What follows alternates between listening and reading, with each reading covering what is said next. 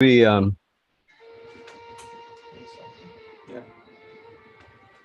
Maharaj, maybe you can stop the recording for now.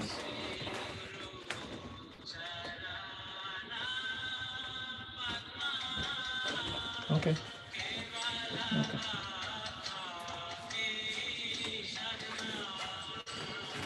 I'm okay with that. I have one question. Should we just mute that and use this as a speaker? So we don't have to sit there. I'll have to sit there. You have to be there? Yeah. Then let's go here one time? Yeah. But look hard.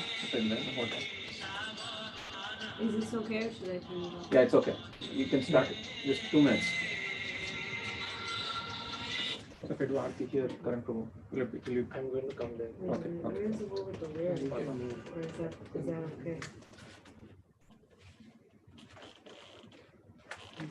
okay? Keep playing? okay. So I should be restreaming.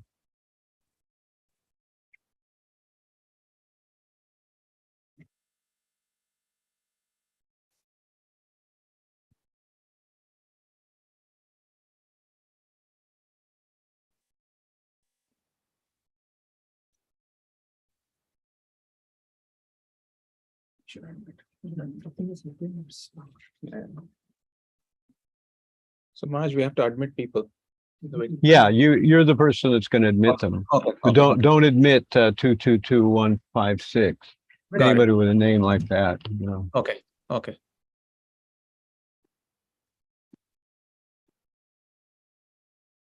Okay, so here I'm going to start the official Zoom here. You want to turn the camera on for this one? I spotlighted you. You can start. Okay, Mark. good. So, Hare Krishna, welcome to our Zoom for Janmashtami and for Vyasa Puja. Today we're going to be doing various devotees hearing their Vyasa Puja offering. But before we get into that, I want to start off with a little segment introducing 26 Second Avenue. We're going to have a live camera at 26 Second Avenue, and some devotees will be actually giving their Vyasa Puja from 26 Second Avenue. So we're going to roll it here.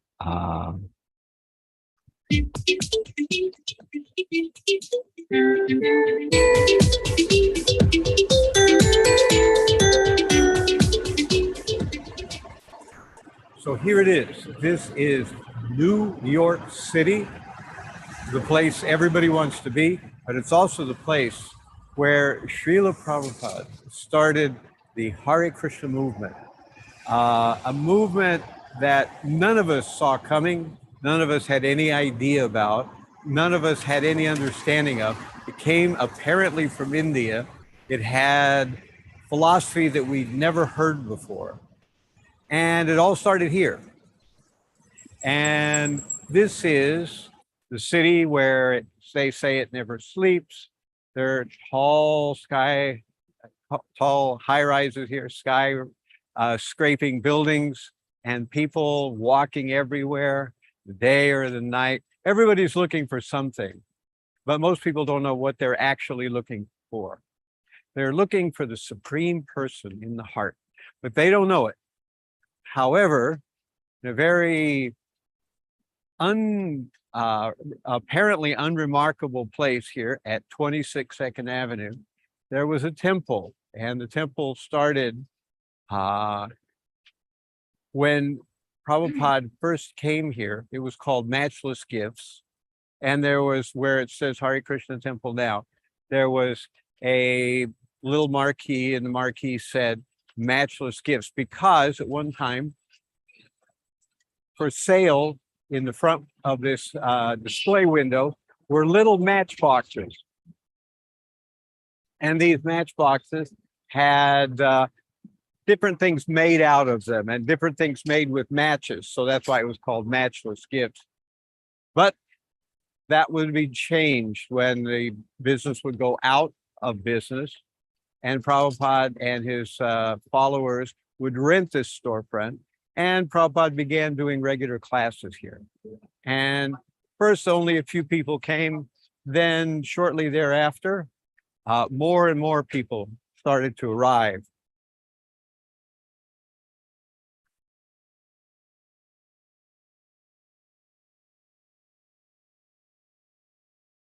And it wasn't long before this one place became more than one place. And we started to see new Hare Krishna temples developing in other locations. Of course, for a while, everybody met here. Then there was a place up the street.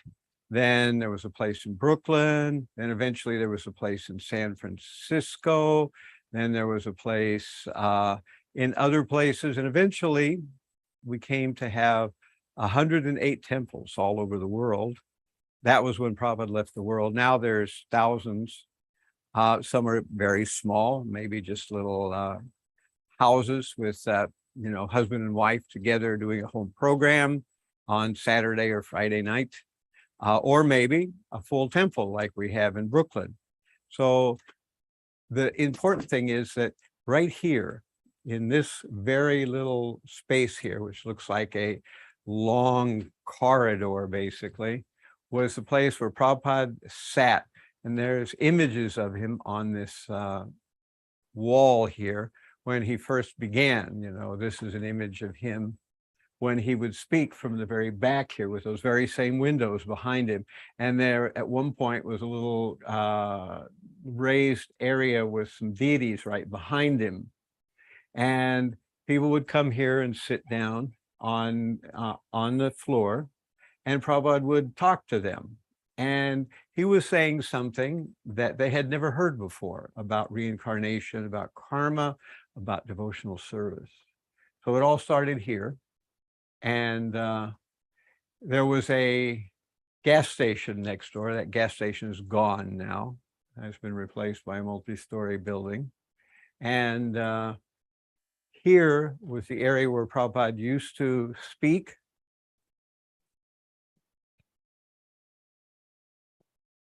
And behind here, through these windows, was a place where Prabhupada actually lived on the second floor here. And he would reside there and eat and sleep there. And then he would come in the back way and come in through this door and then talk to people who were here at 26 2nd Avenue. This was Prabhupada's beginning temple. He had no idea what would come. He envisioned a worldwide movement, but he had no idea how it would happen. But it did happen. And 1 temple, 2, 5, 10, finally 108, now into close to 1,000 or more. And all over the world, wherever you are, good chance if you're near some major city in some part of the world, you are near a Hare Krishna temple. So this is the original Hare Krishna temple. And today we are celebrating Vyasa Puja, which means it's the celebration of the day that Prabhupada came to the earth, his birthday. However, we celebrate it on the lunar calendar, not on the Gregorian solar calendar. So we celebrate it according to when the moon comes around. So that's why it drifts from date to date in each year.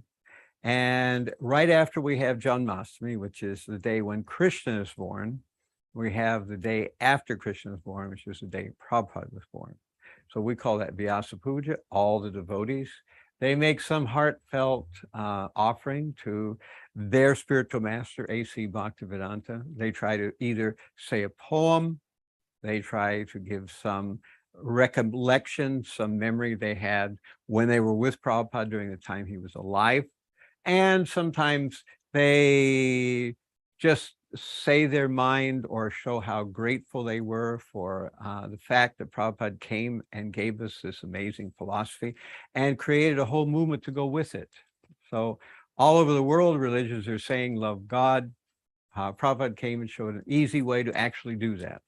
And he established an association of people who would be able to do that. So Vyasa Puja is the day when people who are Prabhupada's disciples, and even those who are not his direct disciples, but are disciples of his disciples, when all those in ISKCON, for one day, they kind of put things aside and they think about their relationship with Prabhupada, and they think about how Prabhupada came into their lives, what Prabhupada did to change their lives, and they try to show some gratitude. So you can come up here and get a close-in shot of Prabhupada, and then we'll move on to the rest of our Vyasa Puja Zoom live cast.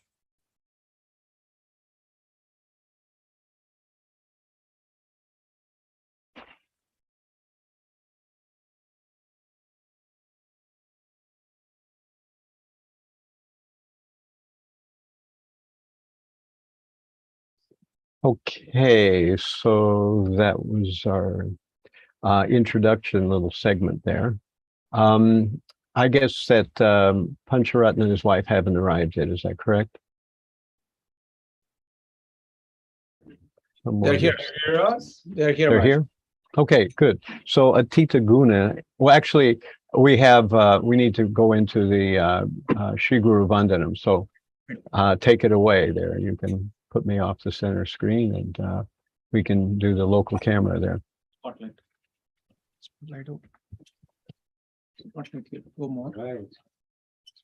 Replace spotlight. Do you have any Madanga players? Or No. people who can keep a rhythm. Speaker. And I can show you a very simple way. Anyone who's willing to. Might be able to fake it. Yeah, that's the process, right? We fake it till we make it. I thought it was all about sincerity. Oh, I'm following that. Sincere faking, Oh, there it is. okay?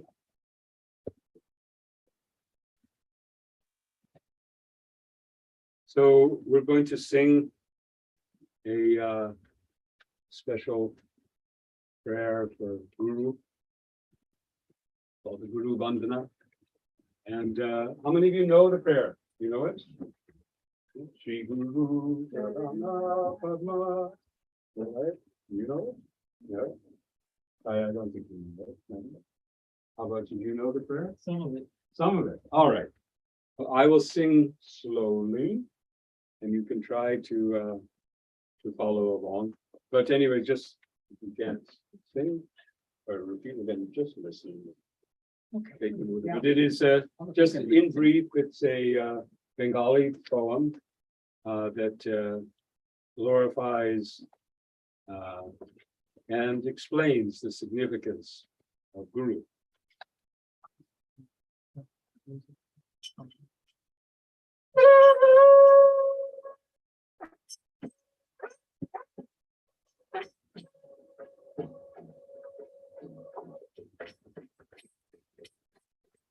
Śrī Guru-Charana Padma Kevalabhakati Dharma Śrī Guru-Charana Padma Kevalabhakati Dharma Śrī Guru-Charana Padma Kevalabhakati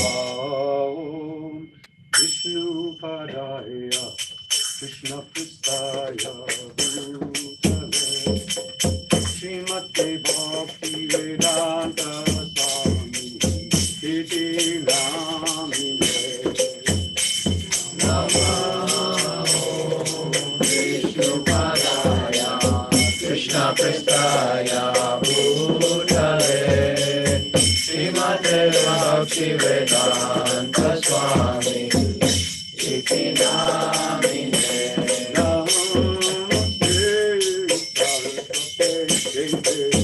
Gauravāṇī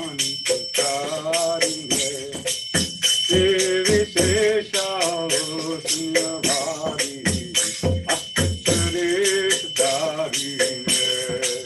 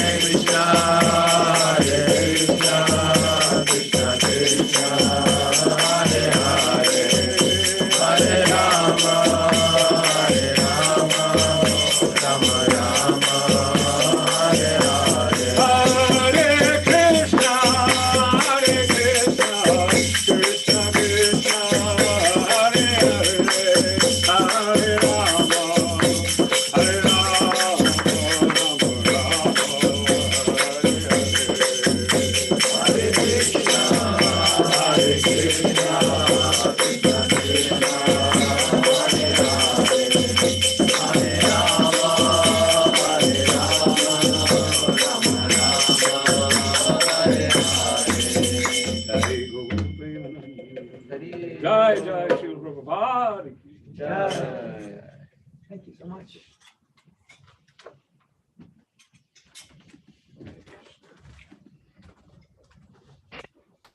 Okay, so welcome to our Zoom World Transcendental Offerings for Srila Prabhupada. We're getting a chance because of the modern technology to actually welcome people from all over the world and have speakers from all over the world. So you got a little taste of 26 Avenue there, which is where we've got one set of cameras. I'm in a different location, and we have people coming in from a lot of different places. So please, I'm hoping Krishna will be merciful upon me, and Srila Prabhupada will appreciate what we're trying to do here is pull devotees together to give kind of a different type of Vyasa Puja than usual, to hear from different voices. So our first speaker that we have lined up on our agenda here is Atītaguṇa, who is there at 26 Avenue. If someone could have her come up to the chair there and speak, and you can put the spotlight off me again and put it on the 26 Avenue chair.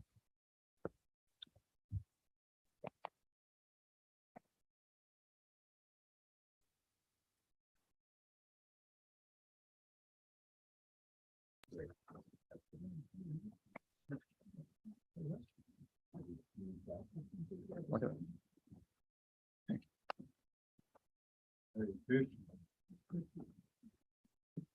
See, check the microphone on.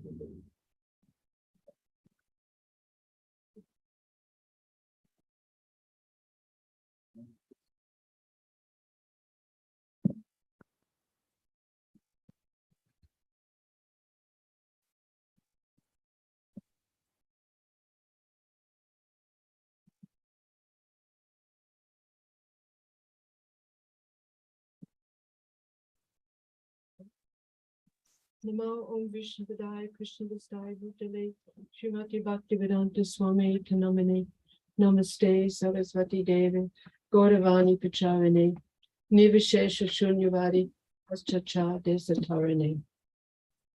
My dear beloved spiritual master, Guru Maharaj, Srila Prabhupada, please accept my most respectful obeisances in the dust of your lotus feet on this occasion of you celebrating the Vyasa Puja of 126th anniversary. As a few years ago, our resident sannyasi, Chandrasekhar Maharaj, wrote, "Saints like you do something amazing, quite beyond our bounds. Our master has called, and each hears his voice in a different time. A rare swan can bring out the timeless from the past." As you said to us, Srila Prabhupada, in 1976, so if you're engaged, satatam, always in kirtan, then you are safe. Maya will not be able to touch you. I am now living in the New York temple, with the emphasis being on going out every day on Harinam, Sankirtan, and book distribution. The Vaishnava community here is strong and sincere. Everyone has one goal: to serve you, Srila Prabhupada. You would be pleased at the dedication and strength of the devotees here. There is enthusiasm and happiness on every devotee's face, especially in the early hours of the morning at Mangalati. The devotees are dancing and jumping in ecstasy. To dance and chant joyfully is a real medicine for the material disease. The whole world can be united by this process. Lord Chaitanya and Lord Nityananda introduced this simply joyful process. It is especially potent when we chant with firm faith and conviction. You must be smiling with great pleasure at these transcendental activities in New York City and all over the world. Srila Prabhupada, you are my real shelter. You are with me every day of my life. You are the teacher by example. You have given me faith that I may attain Krishna Prem at some time. You have given us a straight talk about this crazy world. As you said, preaching is also not difficult because you don't have to manufacture anything. Everything is there. It is Chaitanya Mahaprabhu's order. Our first duty is to read your books in a proper mood, to remain steadily fixed in Krishna consciousness. It is wonderful to approach them with inquisitiveness, enthusiasm, and a prayerful attitude. Your transcendental Bhaktivedanta purports are ours to take as gifts from you with gratitude. Your books contain everything we need to know to get the spiritual strength to overcome the urges of the senses and the restful mind. Life is meant for God realization and not sense gratification. I want to be full of yearning to please you. Thank you so much for giving us the opportunity to participate in this preaching of mission of Lord Chaitanya. Our prayer is always to serve you and become more dedicated to your mission.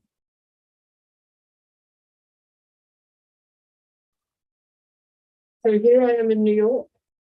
We will go to your first temple, 26 Second Avenue tonight. A very small storefront where your chanting and preaching first started. It is a truly holy place where 56 years ago, you started the International Society for Krishna Consciousness. Now there's chanting and centers in every country of the world. Srila Prabhupada, savior of the world, died, the worthless servant of Atītaguṇa DD. Yeah, Yes, so okay. So I was thinking, because I was lucky enough to meet Srila Prabhupada personally, that maybe I could share some of his pastimes. When I first joined in New Zealand, on hearing the Srimad Bhagavatam class, the speaker would often talk about spiritual desire. So I wanted to test it. I was just new. I didn't want to embrace everything without some substantial knowledge behind it. So I decided to go to the top. I wanted to be personally initiated by you, Srila Prabhupada. So in 1976,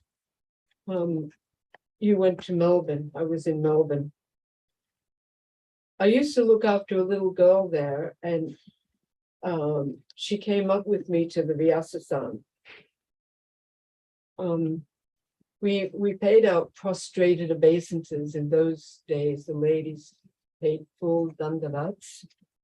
So we paid them, and then the little girl went up to Srila Prabhupada. She was about 4 years old, and said, Srila Prabhupada, does that mean I'm initiated now? And he said, no. So in those days, in 1976, Srila Prabhupada's secretary would pick out the names. So when we went up there, Srila Prabhupada said, all right, your name is Anita. And then he said, no, it isn't. We don't give that name. We don't give that name Anita to anyone. It's not a Vaishnava name. Anita means without a path. And we Vaishnavas have a path. So I'm going to call you Atītaguṇa. And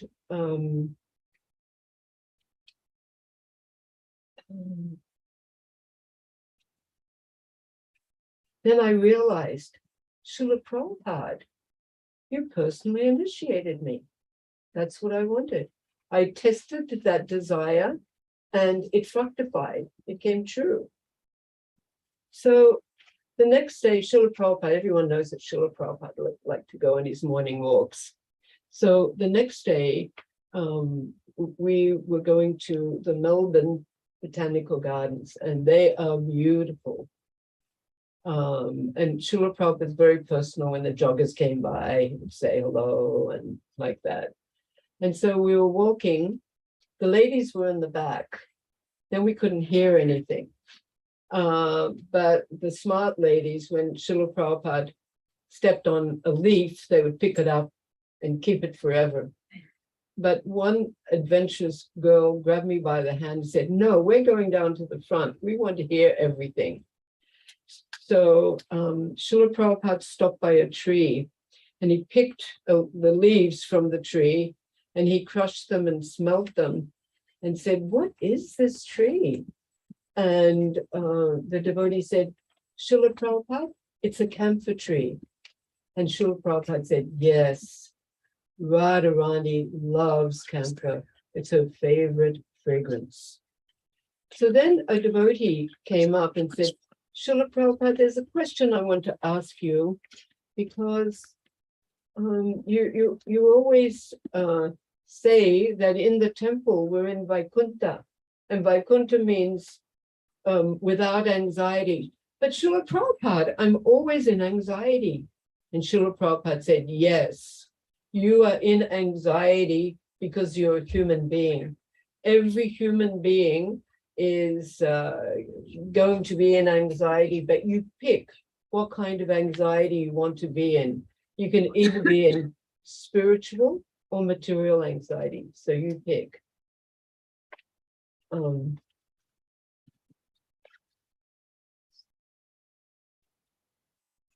So he was saying, if you are not in anxiety, you are zombie.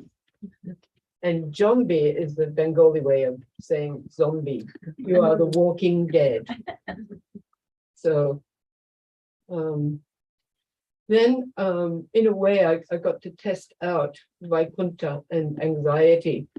When we got back to the temple, one Mataji said, Atita, I want you to wash Srila Prabhupada's cloth. Will you do that? I'm like, yeah, I'll do that. And then I thought, I want to do something special for him. I want to make his cloth smell beautiful. And in those days, I was the Pujari assistant, actually called as Pujari assistant. And so I was able to get my hands on pure sandalwood oil. So I'm like, oh, I put pure sandalwood oil all over Prabhupada's clothes and make them smell beautiful. So that's what I did. I sprinkled all this sandalwood oil on Srila Prabhupada's cloth. And then I put it in hot soapy water and washed it and washed it and washed it and rinsed it, put it on the line. And then when it was dry, I ironed it. So I started ironing it, and there was lots of oil on the cloth. And I'm like, what am I going to do? I can't get Prabhupada cloth with oil all over it, even if it smells beautiful. So I went to the householders. In those days, 10% were householders and 90% were brahmacharis and brahmacharinis. And actually, Prabhupada said there in Melbourne, in a few years, it'll be the opposite. And everyone's like, no, we believe everything Prabhupada says, but not that. That is not possible. So anyway, I went to the householder house and asked for money to get some potion to get the oil stains out. So I just squeezed it and squeezed it and squeezed it, and tried to get all the stains out. So then I washed it in hot soapy water again and rinsed it. And then I wasn't able to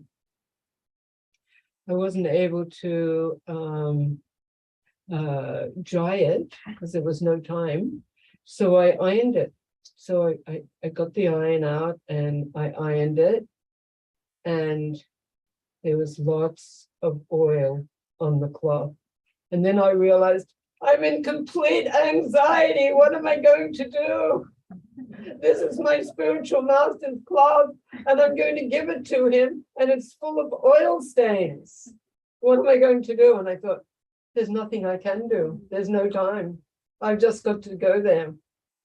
So I went to Srila Prabhupada's quarters and gave the cloth to Hari Sori Prabhu, and I went, Hari Sori, I'm very, very sorry, but there's oil stains all over the cloth and I couldn't get them out. And he said, oh, don't worry about it. There's always oil stains on Prabhupada's cloth because he has a massage and he has the oil on his body. And there's always stains on his cloth. Don't worry about it. So I couldn't believe it. It was such relief, you know.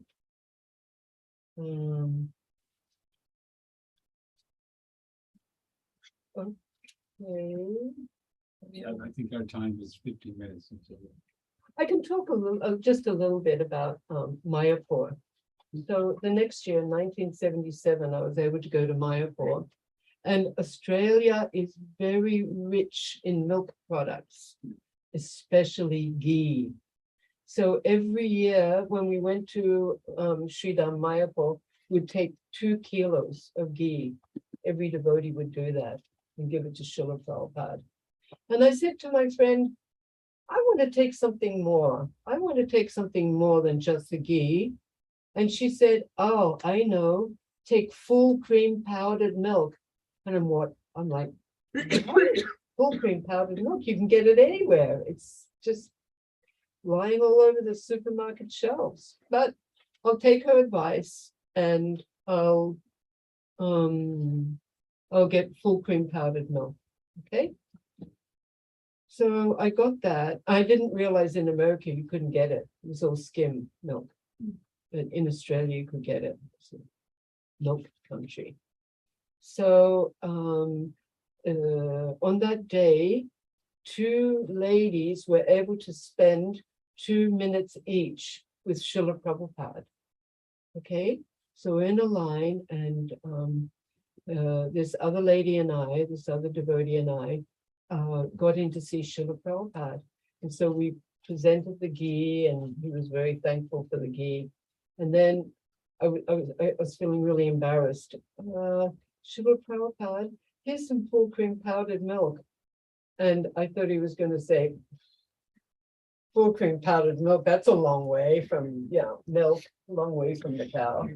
And then his eyes lit up. His eyes lit up. And he said, fantastic. Tell my cook to make all my milk sweets out of this. And I just felt like my human life was worthwhile. And before, he was just spending 2 minutes with each couple of ladies, but this time he spent a half an hour, and he spoke about cow protection and how we must look after the cows, how very important they are. And I guess my life changed after that. Just wanted to keep being with Srila Prabhupada. And I just thought my human life was worthwhile and pleased my spiritual master. Hare Krishna.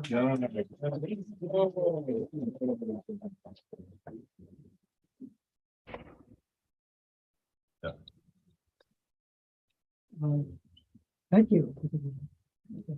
Wonderful reminiscences. Thank you.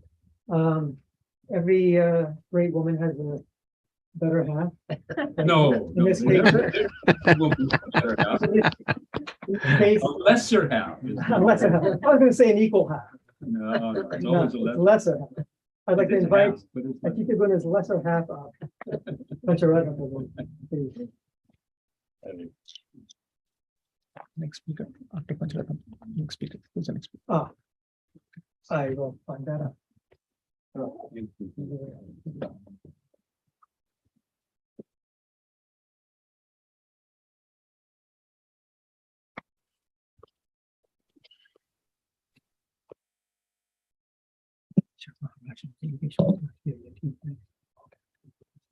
So, Hare Krishna. Can you hear well enough?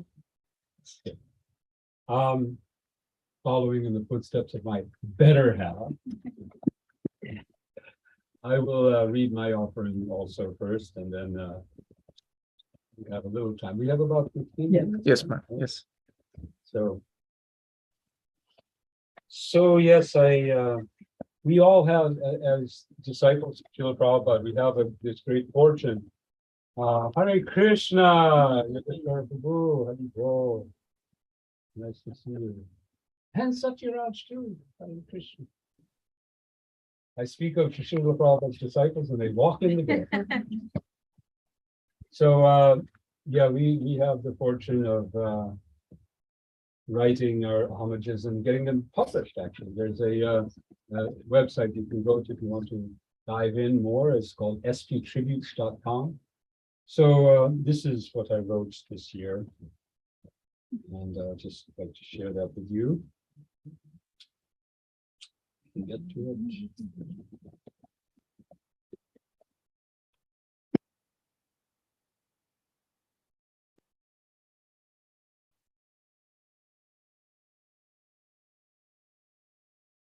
to it.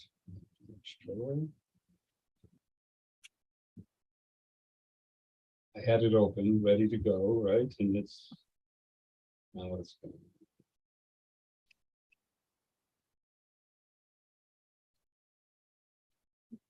So give me a second. We have this program this morning also at the Prahladananda Mandir.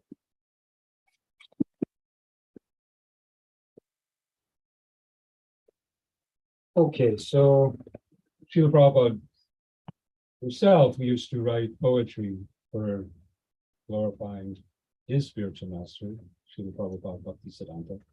So attempting to do the same, to read a poem.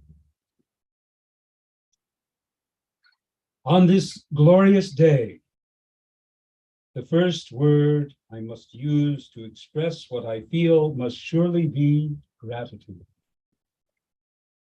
But still this word falls far short of the truth of the simple fact that I owe everything to you.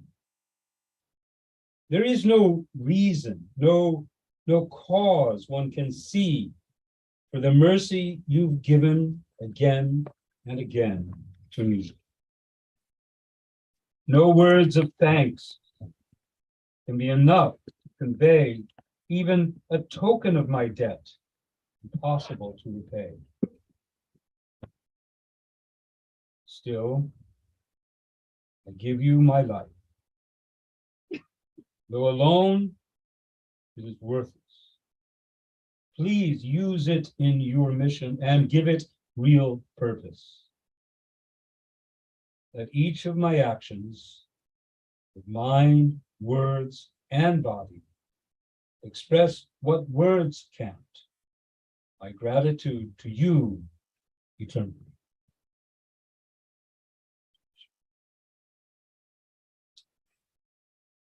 Again, following my good wife's example, I'll share some of my experiences with Srila Prabhupada that have informed my life in many different ways.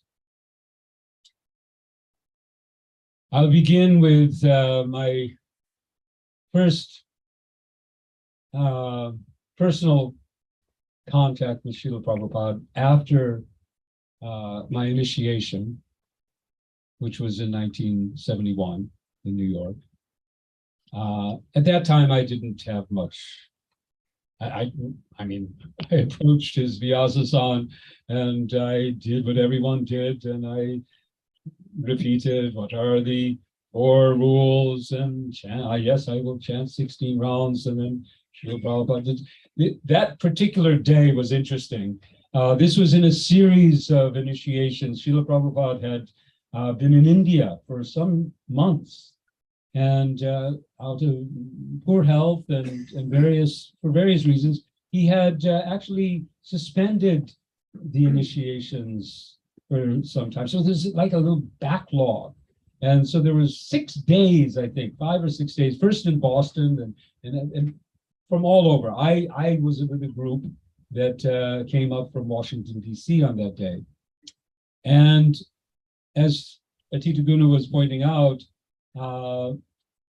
after some years, Srila Prabhupada used to give his secretaries or others the responsibility for selecting names.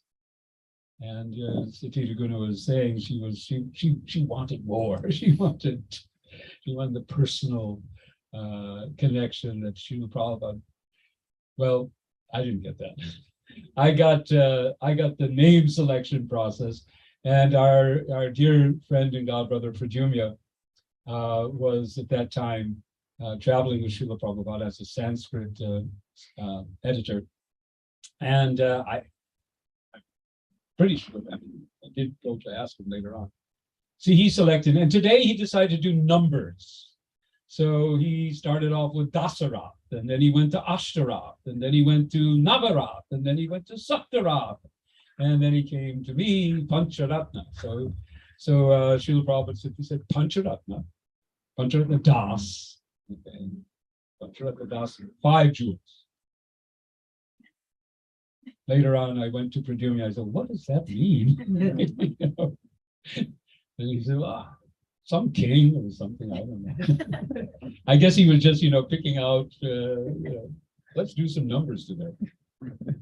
Anyway, so I didn't have any other exchange. But the following year, I was very fortunate to have a generous mother who donated the substantial money to get what today would be considered to be a toy, which was portable video equipment. This was reel to reel. This wasn't. I mean, you can fit in a 1/8 of an inch here. What took this much, this big here, and this big here, and this much there, of a video camera. And so, anyway. So I was thrilled. I got to tape Srila Prabhupada's lecture. And there was one wonderful feature, aside from the fact that this is, much less expensive than film, is it was silent. The reel-to-reel just, had made no noise. And Srila Prabhupada was a bit sensitive during his speaking to click, click, click, clicks of cameras and movie cameras or still cameras. But I could sit there behind my viewfinder and just watch. And I have to admit that I'm told that my videography was pretty poor because I love to zoom in. I like to try to catch the motion of a hand or the expression. So I spent a lot of time zooming in and out, and later a real photographer told me, well, that's not the way you're supposed to do it. So anyway, afterwards, I was really thrilled, and I was allowed to come and show off my new toy for his service. And we brought the equipment to his room. I still remember the desk that he was sitting behind is there in our Brooklyn temple. You can go there and see it. So I set it up in front of there. Now, this particular time, Srila Prabhupada in his talk, he often, nowadays we don't do this so much, but in those days, he used to sing before speaking and sing. There would be kirtan. He would call for kirtan after his talk. So he had done so, and there was a devotee, I don't remember who was leading the kirtan. It could have been one of our famous Vishnu Jans. But in any case, maybe halfway through or some, Srila Prabhupada began to he took over the lead of the kirtan, and he was leading the kirtan. enthusiastically banging on his gong and just leading an amazing kirtan. And I was there videoing, I was taking the video. So now I'm presenting this to Srila Prabhupada, and he comes to this place, and I look and I see that Srila Prabhupada is looking, and he's just clapping along and chanting with the kirtan. I was taken by his mood of absorption in kirtan, not in himself on the screen, but on the kirtan of the holy name. Taya, you forgive me for mentioning, this is Taya sitting here. She lives there. She mentioned when we met just last week, I think it was. Yes.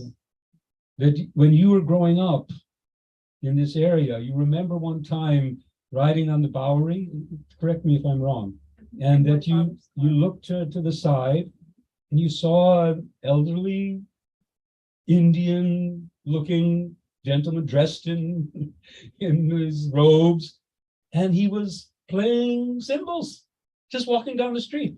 Yes. And I this is just another, we were reminiscing today. There's a wonderful book by a god sister of ours, Mula Prakriti, who's interviewed many of the many people who knew or Srila Prabhupada before he came to America. And there was one who related how in Vrindavan he used to observe, I think he was quite young at the time, he used to observe that quite frequently Srila Prabhupada would leave his residence, his small little place, and I think it wasn't in Radha Damodar, it was in the other temple. And he took his danda with some and a pair of kartals, and he would go out to the other side of the Jamuna, which is the river that Vrindavan is, which is a sandy bank. There's nothing there. And he would plant his danda in the ground, and he'd just sing and dance around the danda. So his attachment to kirtan was the first impression I got of Srila Prabhupada. Since Atītaguṇa spoke also about Mayapur, I'll just say a brief thing that is important for us here in this room particularly, since we are here in New York City. I served from 1971 till in the New York City ISKCON Center at the time in 439 Henry Street, where Satyaraj and Yogeśvara, you were there too for some time. And then we moved to 55th Street, Manhattan. And we had just moved in 1975. And in February of 76, I went to Mayapur, as I had done the year before, with the intention of going before the main group of devotees so that I could return when they were there and make sure that things were all right, because I was kind of a manager. But when I got to Mayapur, they needed tremendous help. They just didn't have manpower, and I was asked to help out to the organization of the festival that was arriving. So I got involved, and I got into many different services, and this was noted by the leaders of the project there. And when our GBC came and with the rest of the devotees, they approached and they said, "Can you stay? We need people, manager type of people. We have so much to do." And Madhavisa Maharaj Prabhu, it was just the fresh. He had just come in to be the GBC and temple president. So he said, "Well, I really, I don't feel qualified to make the decision. We should go and ask Srila Prabhupada." So we did that. We went to his room. And in that meeting, although I have to admit it's not seared in my cortex that I can pull it out and just visualize it, but I did remember it to the extent that it was written down and so on. So I believe this is true, what I'm about to say. Srila Prabhupada was in an interesting mood. He appeared to be disturbed by the state of the world, particularly in India.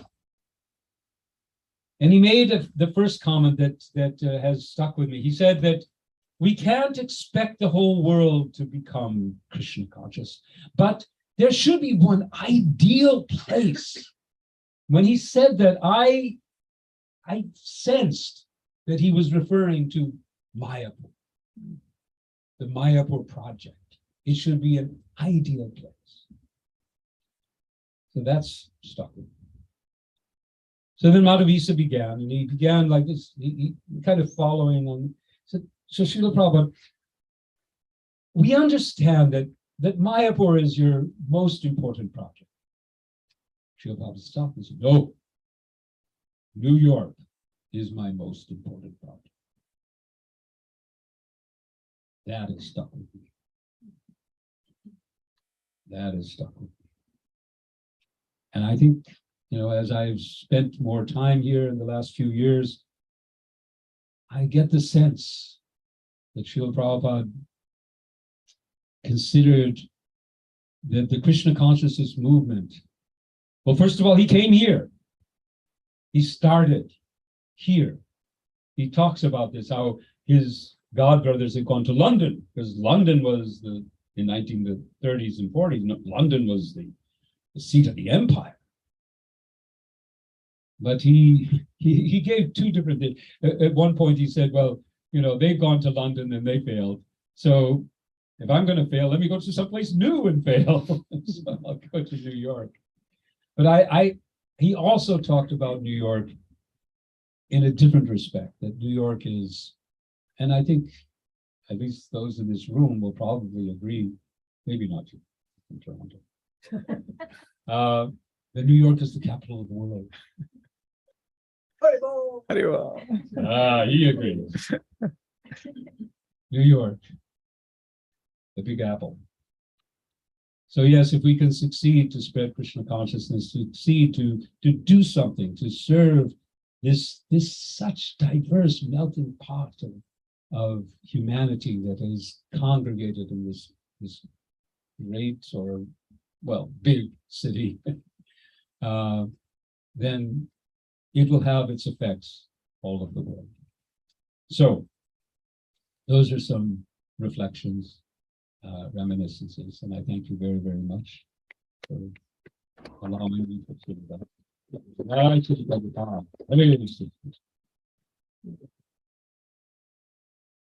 Thank you so much for that. So, By the way, I just want to apologize for my wife and I have promised to also go over to the Bhakti Center at some point. So if you see us going out, it's just that we have to go there and then we'll come back. yeah, the disciples of Srila Prabhupada were quite amazing. They've worked and struggled for years, going through austerity and sacrifice, the likes that the rest of us have no idea of. I never had to sleep on a concrete floor. I never had to take cold baths. I never had to go through my days with just like a little bit of rice, a little bit of dal twice a day or something. On behalf of everybody, I thank you. And they're running around, sharing Srila Prabhupada. They were in Brooklyn before. Then now they're going to Bhakti Center. Yogeśvara, just at Bhakti Center now. We're also doing Chandrasekhar Maharaj has organized this whole thing. We thank you very much.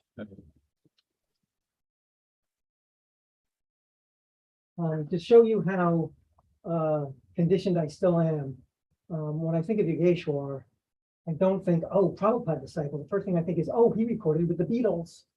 And then I think, oh, Prabhupada disciple. So I'm still working on that. Hopefully by next year, I can turn that around. So Yogeśvara, please come up and share your premise.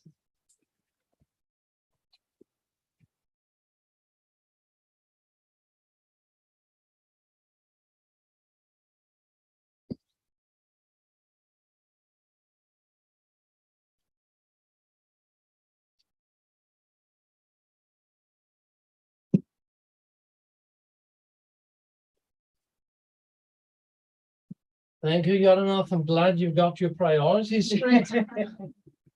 Best things first, after all. Hello, nice to meet you all. My name is Yogeśvara, or Hey You, as my wife calls me. And it's been my privilege to serve in Prabhupada's movement for the past half century or so. Seen many changes over that time. And whenever I've been asked to speak at a gathering like this to honor Srila Prabhupada, my first thought goes to the people in the room. I know that there are a few who met Prabhupada. I'm guessing that most of you never did, because you weren't born yet, for one thing. Often what I'm asked to talk about is what it was like to be with him. What was he like as a person? So I'd like to make, I don't know how. 15 minutes. So I'm going to speak just briefly about one point that I would like you to know, understand about him. And then would you kindly think about things you'd like to know? If there's anything that you'd like to know about Prabhupada from someone who had the privilege of spending many months with him, be prepared to ask me. I'm here for you, so I'd like to be able to address the points that are of interest to you. Is that fair? Okay. So the one thing I'd like you to know about Prabhupada is that he came to teach. He was a teacher.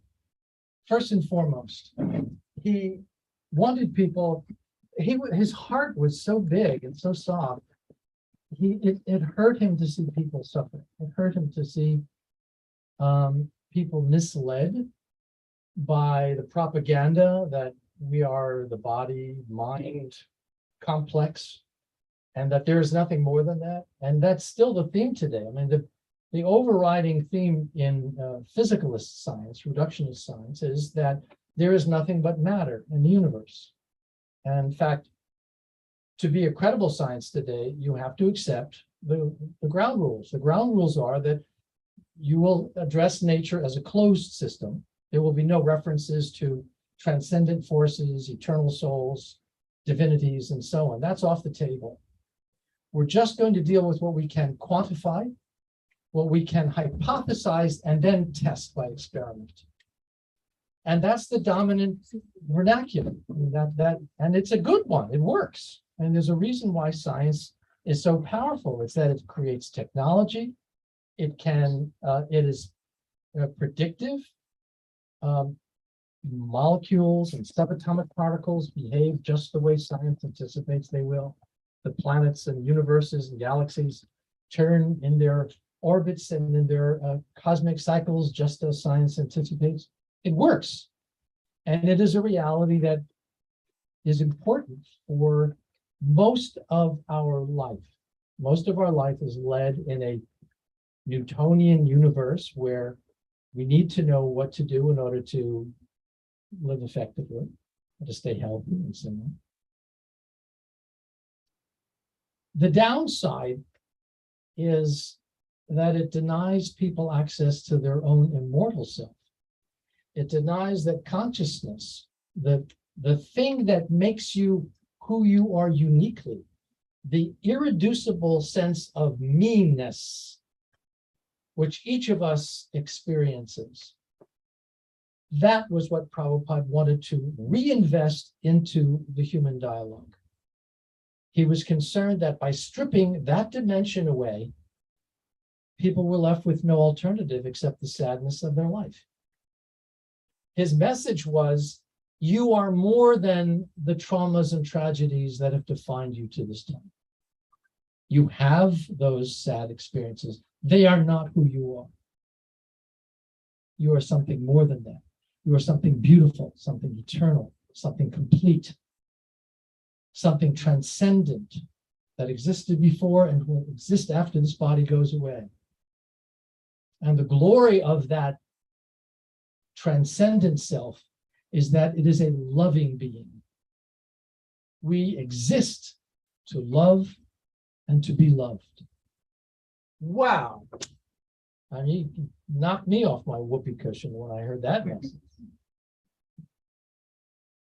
And if there's one thing that I would try to convey to you is that every moment with him was a learning experience. There wasn't anything that transpired in Prabhupada's company that didn't have some valuable takeaway.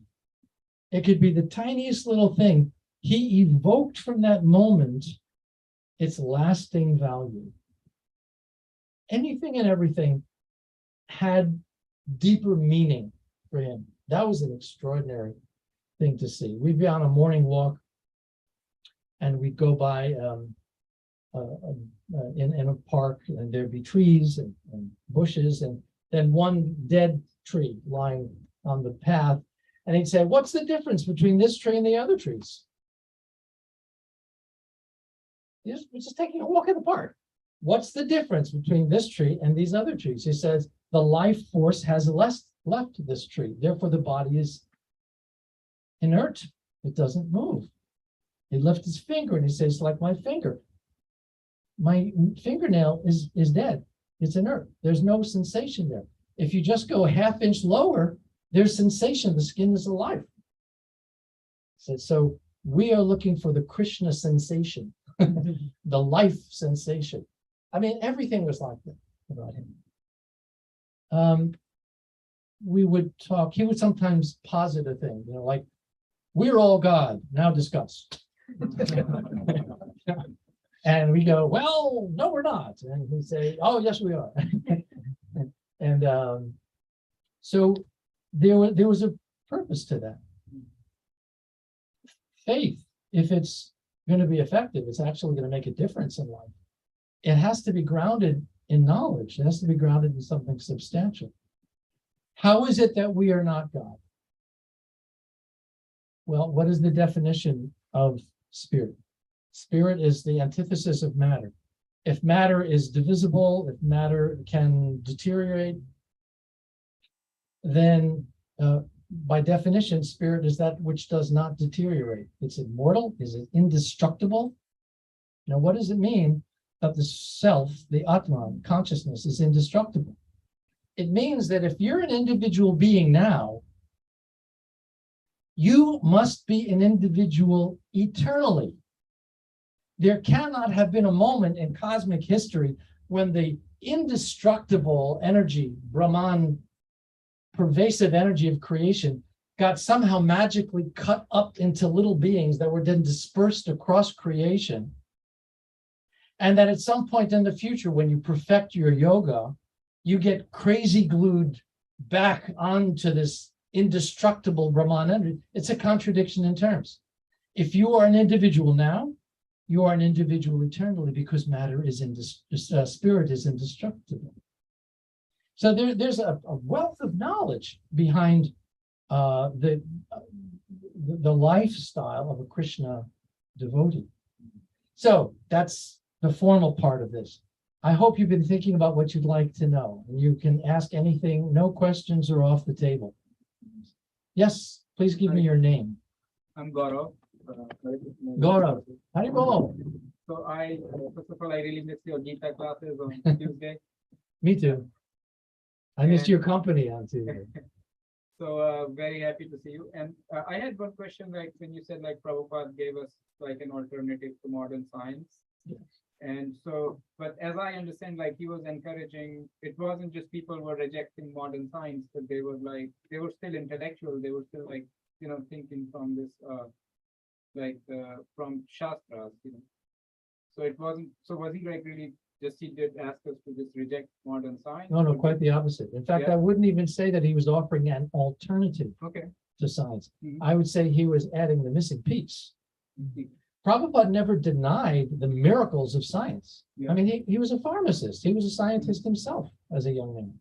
He understood what science was capable of doing. Okay. And he encouraged us to make use of technology in Krishna's service. There was never any antithetical feeling towards science. That's a misunderstanding. Where he had a problem was with those individual scientists who, out of ego, pride, whatever, dared to claim that their knowledge was complete, because that was doing harm to people. To deny people access to their own immortal self is shameful. It's reprehensible. That he had a problem with. But he never had any problem with science. So he respected like scientists. He was so proud of his scientist students. They were his pride and joy. The one project that he gave money to without the stipulation that this should be reimbursed, was the science group. He said, you have an important project. And it was interesting as well. He said, our worship of Krishna, that's our own internal business. That's not your job. Your job is to establish the non-material nature of consciousness, that life comes from life, not from matter. That was critical to him. Any thinking person, that's the starting point. What am I? So he wanted us to be able to offer a substantial answer to that, backed up by study, by research, by science. That's what's called the Bhaktivedanta Institute, based in Gainesville, Florida. Good question. Yeah, thanks for clearing up, because I didn't know he was adding the missing piece. You know, I had this misconception. From Oh, earlier.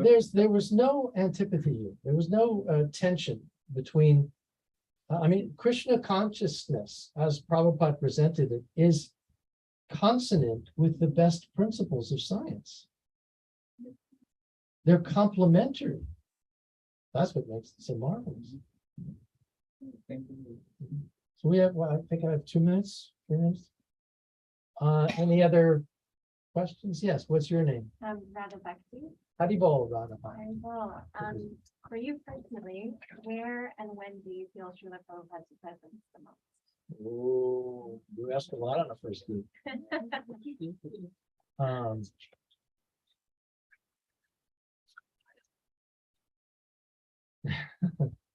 Well, whenever I'm in trouble, first and foremost, it's like, I feel Prabhupada's presence when I slow down, when I get caught up with the business of life, and it's kind of like an automatic pilot. It's sometimes I forget. Well, for a lot of it. But when I slow down enough to kind of step back away from the immediacy of the details, and I go, oh my gosh, what a miracle life is. We're surrounded by miracles. That's what I remember. I remember being on a morning walk with him in London. And we were outside, I think it was Hyde Park or someplace. I said, Prabhupada, what does a pure devotee see when he looks at a tree? I could be a little brazen like that, and ask things that maybe were impolite or whatever. So being the humble person he was, he distanced himself from the question by saying, well, a pure devotee, meaning not me, but a pure devotee, when a pure devotee looks at a tree, they don't exactly see the tree body there. They see that a soul has taken up residence in the tree body. So they're seeing the soul. And they don't stop there. They see that within the heart of the soul, there's the super soul. Krishna is present. So they're not seeing a tree, they're seeing Krishna. That sometimes, when I take a deep breath and look around, out by my home on Long Island, there's some lovely trees and flowers, especially this time of year. And they remind me of him. The first time I met him in Paris, 71, I guess it was. I asked him, what is art in Vaishnav life? How do you define art? And he took a rose from a vase on his desk and he twirled it. And he said, Look at the work of the artist, Krishna. Isn't it beautiful? The symmetry of the petals. And he smelled it, he sniffed it. He said, there are so many fragrances in the earth. How did this flower know to take this one particular fragrance?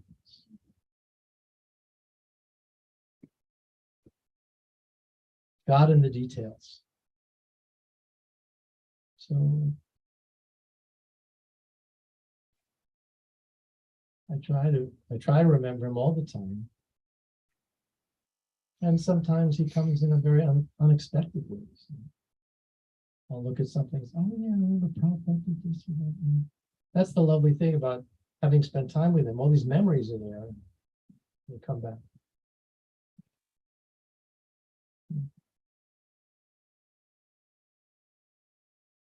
Okay? Yes. All right. Thank you very much.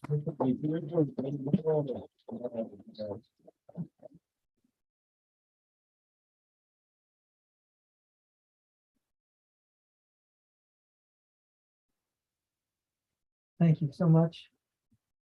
These Prabhupada disciples are so wealthy, and they're so generous. They share their riches. We're going to switch to screen mode now.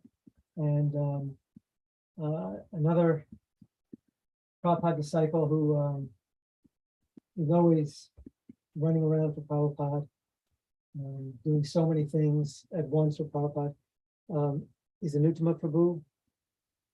Keyed up? Yes, ready to go. Okay, thank you. Anuttamā Prabhu. Hare Krishna. Thank you all for organizing this. It was wonderful. Every once in a while, the camera goes and shows us 26nd Avenue, which is a wonderful for those of us in other parts of the world to meditate upon. So it's nice to see the devotees there physically in the presence of Prabhupada's very first temple. So unlike Yogeśvara Prabhu, I came later. I didn't really have so much association with Srila Prabhupada. I saw him one time when I went to India in 1976. So my appreciation and glorification of Prabhupada is based on a little different mood, which is remembering him through the inspiration and the writings of others about Prabhupada. Particularly, I find that really inspiring. So that's what I touched upon in my offering. And also my concerns you'll see how I feel that those reminders should not just be about specifically Prabhupada's mood and Prabhupada's teaching, although that's essential, but also about what Prabhupada wanted us to do as his followers into the future centuries and moments even now. So, dear Srila Prabhupada, Nama Om Vishnu Padaya Krishna Prestaya Bhutale Srimati Bhaktivedanta Swami Tanamane Namaste Saraswati Deve Gauravāṇī Picharane Nirvasesha Shunyavadi Pashtatara Zatarane. So I'm reading what I had written for Prabhupada. On the back cover of your Bhagavad Gita as it is, we find the words of Mahatma Gandhi, who wrote, quote, "When doubts haunt me, when disappointments stare me in the face, and I see not one ray of hope on the horizon, I turn to Bhagavad Gita and find a verse to comfort me." End quote. Such is the impact of spiritual knowledge and inspiration. It can turn darkness into light and sorrow into joy. I have a similar experience, Srila Prabhupada, and whenever I read about your life, from the many biographies about you, especially Prabhupada Lilamrita, you give me light and hope amidst the darkness. Through these books, I learned many lessons for my life. I learned to see a bit more like you see. Yogeśvara is just talking about how we should see trees, so like that. I learned to see a bit more like you see and to connect with you more deeply as the single person who has molded my life more than any other. I learned of the challenges you faced, the heartbreaks and losses that you overcame, the determination you manifested, and the humility and love that drove you forward. I also learned that as Gandhi faced disappointments, you too faced disappointments. Most trying, perhaps, was when the mission of your beloved spiritual master, Srila Bhaktisiddhanta Saraswati Thakur, splintered. It seemed then that the greatest tool for spreading Lord Chaitanya's movement had been beaten down and lost. How painful that must have been for you. But that didn't stop you, Prabhupada. Instead, and instilled in you even more deeply the desire to write and to preach and to publish. And it instilled in you a resounding conviction of the paramount need for cooperation amongst the Vaishnavas, the Rupanugas, the Prabhupada-nugas, and all the disciples and grand disciples of the Acharya. Studying your life further, we learn that years later, as you built your International Society for Krishna Consciousness to continue the mission of Srila Bhaktisiddhanta Saraswati Thakur, you carried that message of cooperation forward, and you implanted it throughout your society. As stated within the 7 purposes of ISKCON, your society would propagate the values that will achieve real unity and peace in the world. You stated twice therein that your society will bring the members together. Yours would be a society to teach and encourage the Sankirtan movement, congregational chanting. That is, by definition, cooperative chanting. Even your leadership model was based on cooperation. You created the Governing Body Commission, empowered not one man nor one acharya, but carefully crafted a system of collective leadership to be the ultimate managing authority of ISKCON in perpetuity. And you instructed the GBC and other leaders of your society to come together every year in Mayapur to discuss unity in diversity. Those who pray to make whatever is dear to you to be the dearmost to them are always reminded of your prediction that your love for me will be shown by how much you cooperate together after I'm gone. That cooperation is being sorely tested today, Prabhupada. We struggle to stay together, unified under your leadership and the banner of Sri Krishna and Sri Chaitanya Mahaprabhu. But if we read of the pain that you felt upon the splintering of the Gaudiya Math, if we humble ourselves at your feet and ask whatever service we can render you, if we bring your desires into our hearts to replace the urge for power and prestige that may rot there today, we cannot help but see that your desire for a cooperative global society to spread Krishna consciousness must be our primary goal, guide, and most pressing mission. Please bless us to study, remember, and drink more deeply of your examples, Srila Prabhupada. Bless us to see how you struggled for decades to bring the full opportunity of Krishna consciousness to the Africans, to the Europeans, to the Indians, and others across the world. Bless us to see how and why you struggled to bring the full opportunity of Krishna consciousness to the rich and the famous, the poor and the destitute, the black and the white and the brown, and the women as well as the men, regardless of race, religion, gender, or nation.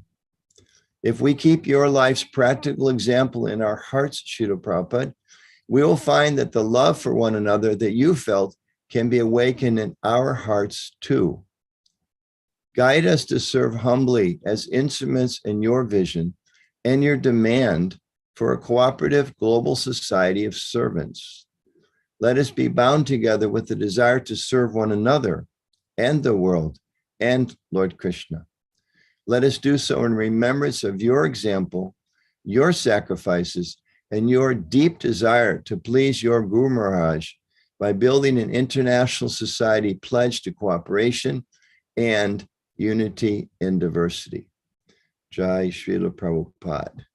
So thank you for the opportunity to share my humble offering with all the Vaishnavas. And I pray that this really special day, I woke up today and was just thinking, this actually is the happiest day of my life, the day that Prabhupada appeared, because how could we be more happy than remembering that he came on this day specifically to help all of us and to give us an opportunity to realize our relationship with Krishna. So there's no day more auspicious for members of ISKCON than this day.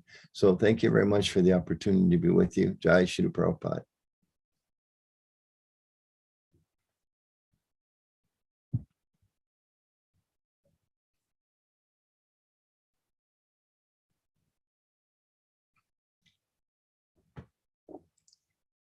So go ahead, go ahead.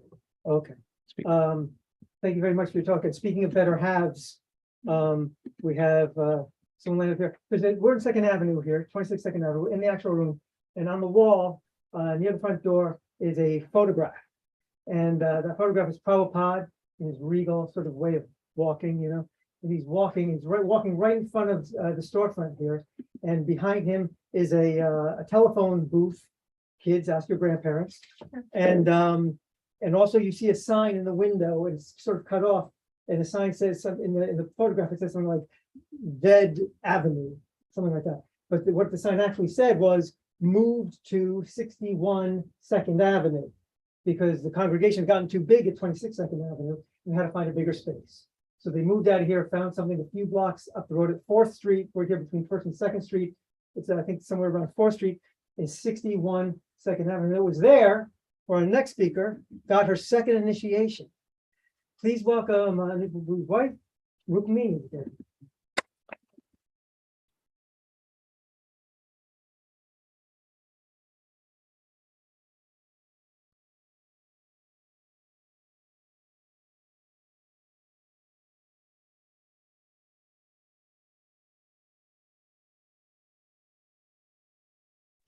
Hare Krishna, thank you so much for this opportunity to glorify Srila Prabhupada.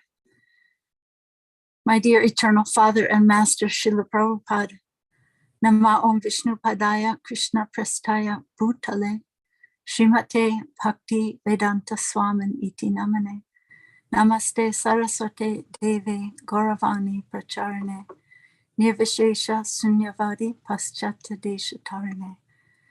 This year, 2022, is the celebration of the 50th anniversary of Sri Radha Govindaji's arrival and installation in New York's Brooklyn Temple on Henry Street, where I was serving as Pujari at that time.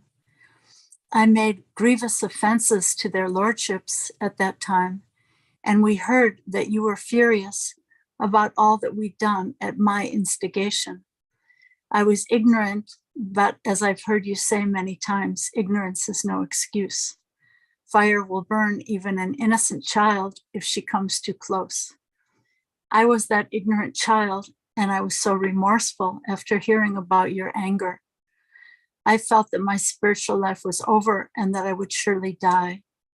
I wrote you a letter expressing my grief and shame. But your compassion and forgiveness surpassed my comprehension and imagination.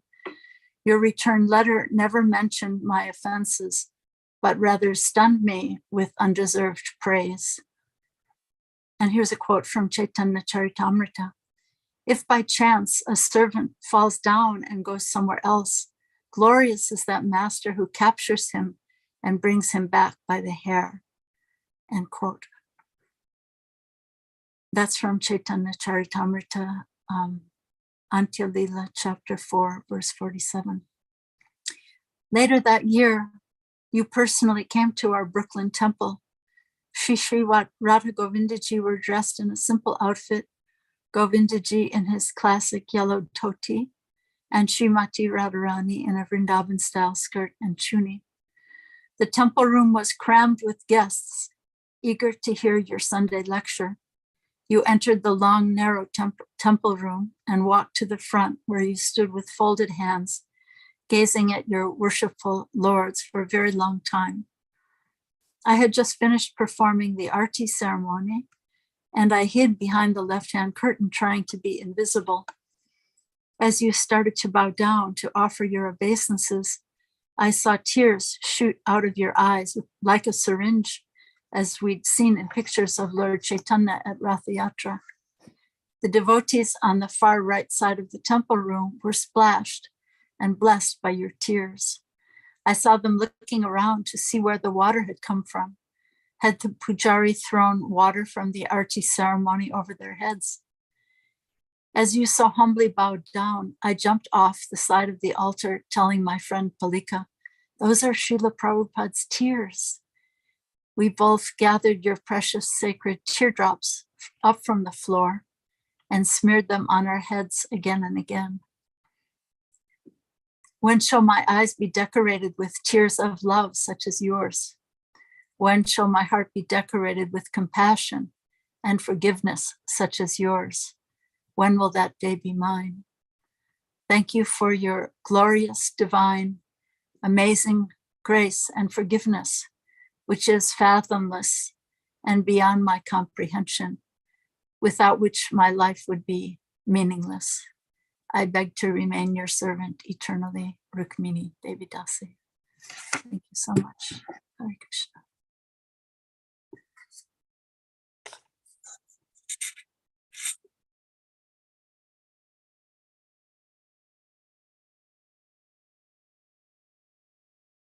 Community. Next up is Kṛṣṇarūpā. And there she is. Thank you, Kṛṣṇarūpā Devi.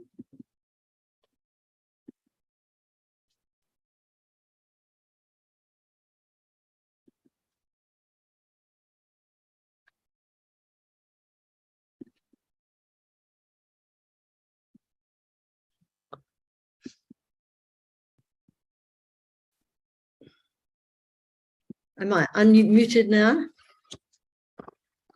It's terrible for me to be muted. Anyone who knows me that I like to talk. So please accept my humble obeisances, everyone. Jai Srila Prabhupada. First off, I'd really like to thank Chandrasekhar Maharaj for, again this year, asking me to be part of this august group of devotees and the opportunity to glorify Srila Prabhupada. And here in Australia, of course, we had Vyasa Puja yesterday. So it's even more fortunate for me that I get the glorifications yesterday to hear and be immersed in Srila Prabhupada, and then again today. And I've been listening, from quite early. I joined the group when Atītaguṇa, my old friend from Mayapur, was speaking. So it was very wonderful. And I just would like to say a couple of things before I read my offering. And of course, I was in Mayapur in the early days, in the pioneer days. And I remember when the devotees from Australia would bring their cans of ghee. And for a couple of years, they actually bought huge buckets of ghee in the yellow buckets. And we were always so astounded about the ghee, because in India, especially in those times, you couldn't get pure ghee. It was just maybe some buffalo ghee concoction. So it was something that was very joyful to get the ghee for Prabhupada. And I also remember seeing Pañcaratna Prabhu for the first time, and we were there in Prabhupada's room having darshan, and this young gentleman from New York, Prabhupada was asking him to give a report on New York. So these two old friends of mine, we go back a long way, and they're very, very wonderful devotees and very inspiring to me. And yesterday, when we were going through all the different Vyasa Puja offerings to Prabhupada, it was a very interesting experience that I noticed more this year than in previous years. And usually on Srila Prabhupada's disappearance day, of course, it's, very painful for all of Prabhupada's disciples, and there's a lot of tears. But I noticed yesterday we had a lot of Prabhupada disciples had come to the temple at New Govardhan, and everyone was getting so overwhelmed. We were all crying. And one devotee was saying that actually this movement is a movement of the heart. And of course, in the very early days in ISKCON, some of my godbrothers and godsisters may recall this, we were very focused on ourselves. It was, our spiritual life, our service to Srila Prabhupada, our service to Krishna. And if some devotees fell by the wayside, they were blooped and not really people you wanted to associate with. And it's taken a long time for us to turn that consciousness around. And I remember listening to a lecture, last year, a lecture of Srila Prabhupada's, and it was in 1967, I think, way back. And Prabhupada was saying that we are a family, and when a member of our family becomes ill, we must care for them. But we didn't really absorb that so much, or at least I didn't. And it's only in the last maybe 10 years that we've become much more aware of Vaishnava care and, looking after devotees. And then the wonderful Yogeśvara Prabhu came online. Now, Yogeśvara Prabhu does not know me. He would not remember me, but I remember him. And I had gone to New York with Haristanu and Madri to collect for Mayapur. It was the first time I had been out of India for practically almost 10 years, and we landed in New York. So it was astonishing. This was 1979, so New York was a pretty heavy going place, and we were collecting on the streets. And then at one stage we went to Philadelphia. I think it was Philadelphia, and Yogeśvara Prabhu was the temple president. And he was so welcoming to us. And in the morning before we went to the airport to start our fundraising, he would actually make us a warm breakfast. And I even remember what it was. It was like big chapati wraps filled with, sabji and paneer, curd. And he would make that for the, 3 or 4 women that were then going to drive to the airport. So I wanted personally thank Yogeśvara Prabhu. This has stuck with me for decades and decades, how kind he was and what an amazing devotee. So thank you, Yogeśvara Prabhu. It was very, very wonderful. And, one of the main one point that Yogeśvara Prabhu made was about when he asked Prabhupada, what does a pure devotee see when he sees a tree? And I had a similar experience in Prabhupada's room in Mayapur. I didn't ask the question. Someone else had asked Prabhupada. I never asked Prabhupada questions. I was too scared of Prabhupada. It was very much awe and reverence for me. But this devotee asked Prabhupada, Srila Prabhupada, what does a pure devotee see Krishna?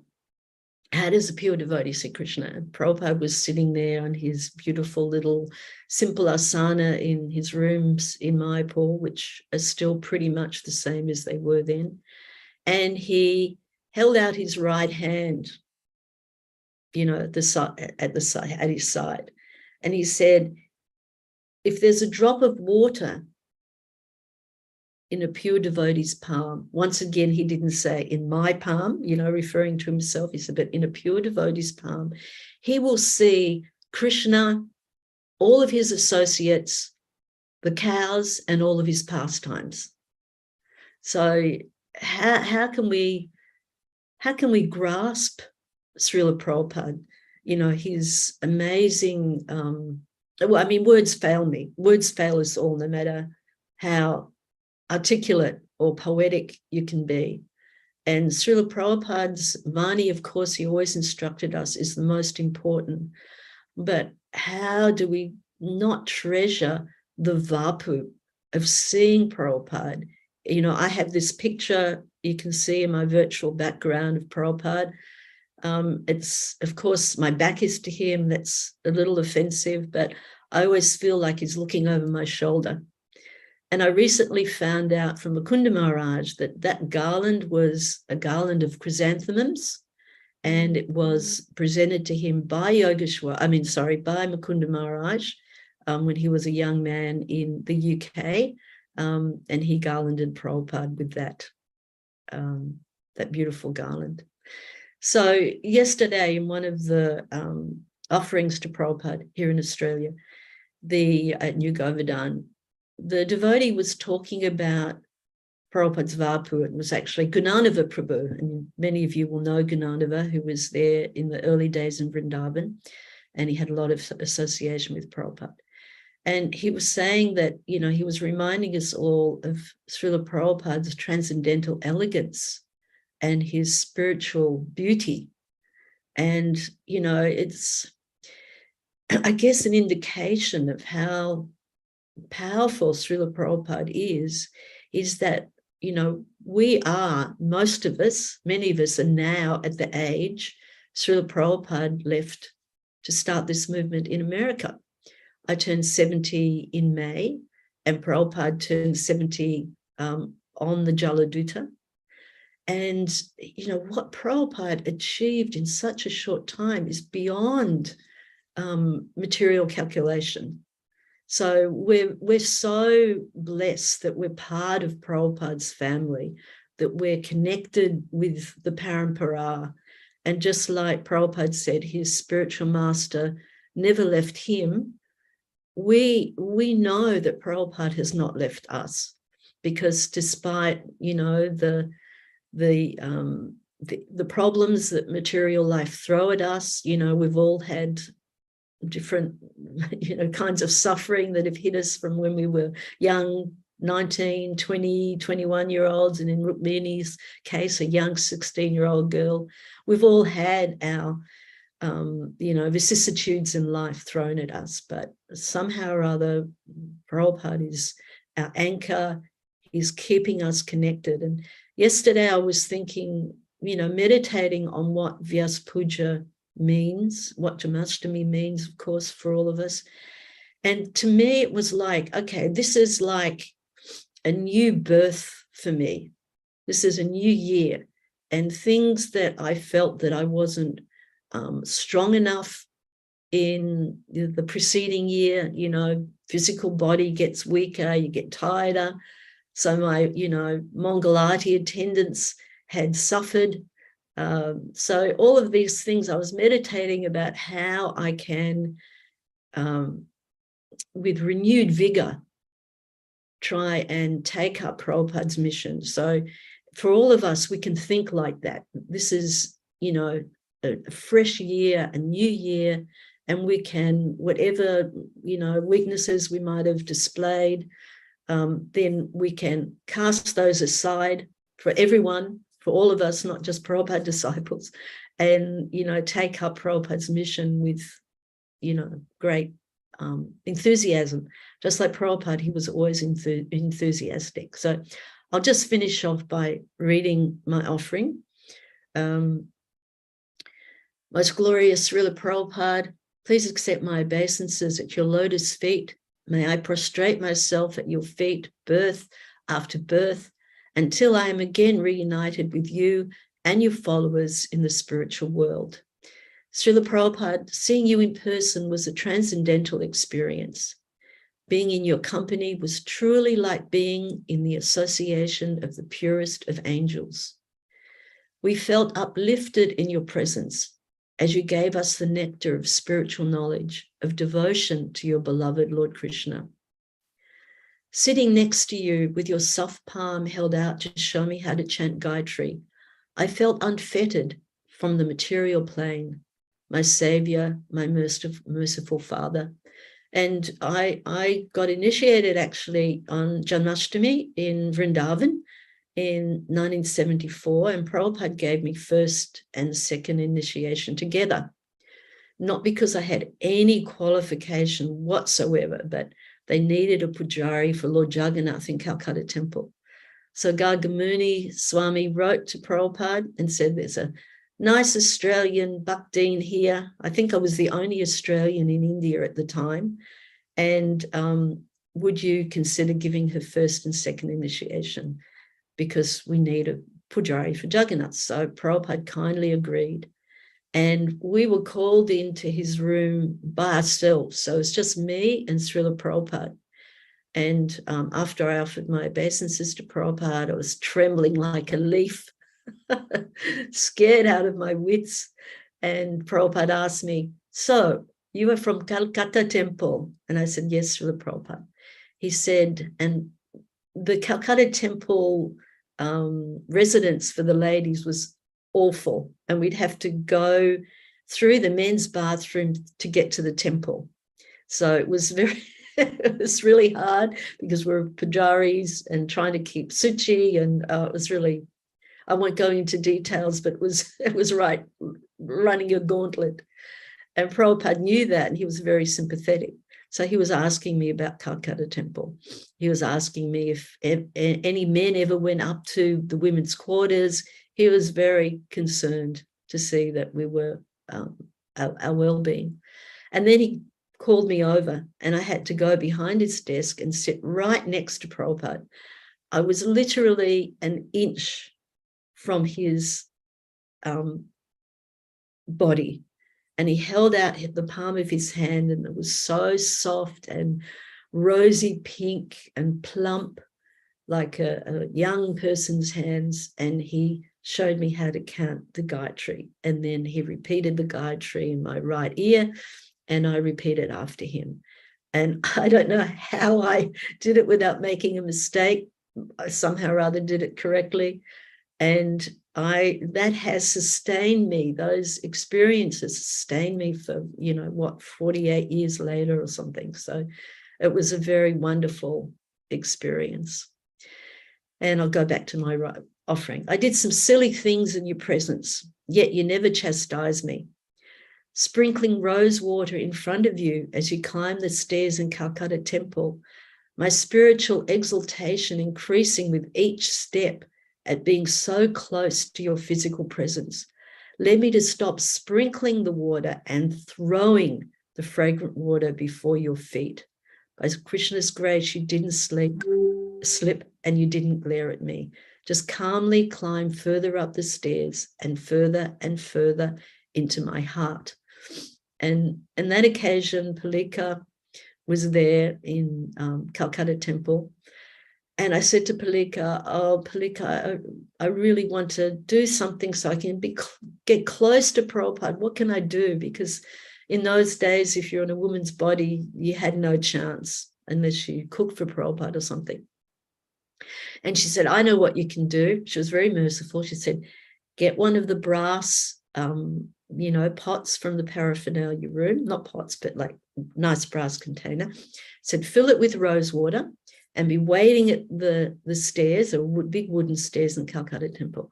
Be waiting at the stairs, and when Prabhupada arrives, run up a couple of stairs and then sprinkle the rose water in front of Prabhupada as he walked up the stairs.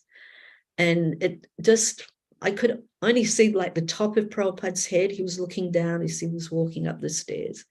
And that was really the first close proximity I was able to get to Srila Prabhupada, and it was just amazing. And those little sprinkles became like huge palmfuls of water.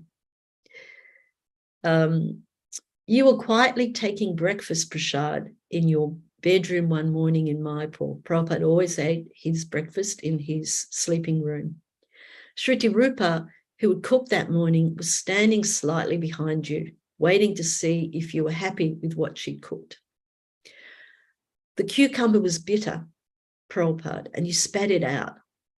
Have you not tasted this? You asked. Should I taste it first, Srila Prabhupada, before you? Came the incredulous reply. Yes, he said. I was stunned, and so was the cook, to think that the cook would taste something before they gave it to Prabhupada. And being as quiet as I could, I was cleaning the same room at that time, swabbing the floor more and more slowly so I could be in your divine presence that little bit longer. You didn't chastise me, but the same day you later declared as a general instruction that all cleaning must be done early. One day, I had a small katal bag I'd embroidered to give you, Srila Prabhupada. I wanted to please you. I wanted to get noticed by you. But when my god sister handed it to you, Shruti-Rupa once again, with me peeping over the shoulder, you said, what is this? Holding it up like he couldn't figure out, what is this thing that I'd made? Internally, I laughed at my foolishness. Prabhupada, you read our hearts and our minds. Thank you for that lesson, because I was wanting praise from Prabhupada, and Prabhupada knew. I wanted recognition, and Prabhupada knew. So he didn't give it to me, but he gave me a very, very powerful lesson. I could list many small incidences like this, but what I really want to do by giving these examples was that despite being charged with such responsibility by Krishna, you always had time for insignificant devotees like myself. When you looked into our eyes, we knew that you truly knew us and how we had suffered birth after birth. And now we have found you, or you found us. We hold fast to you, Srila Prabhupada, the savior of the whole world. Jai Srila Prabhupada, Hare Krishna. Thank you so much. Thank you for those beautiful reminiscences. Thank you. At this point, let's see if Ravīndrasvarūpa Prabhu is available. Yes. He is there. Okay. Here we are in Manhattan. Ravīndrasvarūpa Prabhu is in the opposite end of the state from us in upstate New York. Okay, now we got sound, huh? Yes, we do. Maharaj. Thank you, Maharaj. One second. Hare Krishna, Vanchakalpatrubhyascha, Kripa Sindhubhyevacha, Patitanam, Pavanebhyo, Vaishnavebhyo, Namo Namaha. I'll just read this homage I wrote. It's fairly short. Nama Om Vishnupadaya Krishna Prasthaya Bhutale, Srimati Bhaktivedanta Swami Namane, Namaste Saraswate Deve, Gauravāṇī Pacharane, Nirvishesha Shunyavadi Paschacha De Satarane.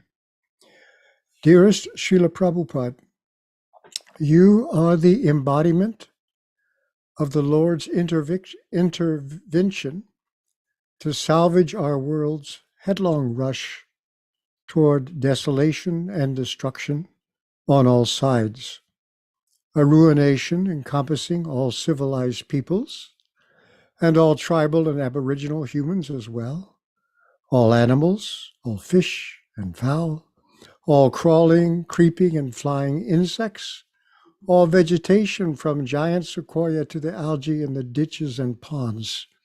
Even the lifeless minerals are ravaged.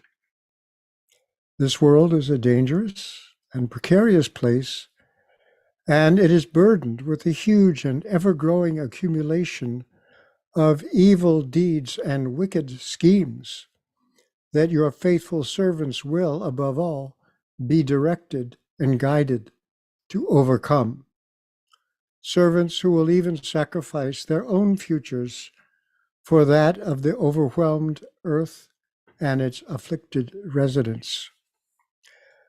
Like so many others, I myself am ever in need of constant repair, refurbishing, and revival by the ever vital and robust potency of your own work, your precious legacy to the world.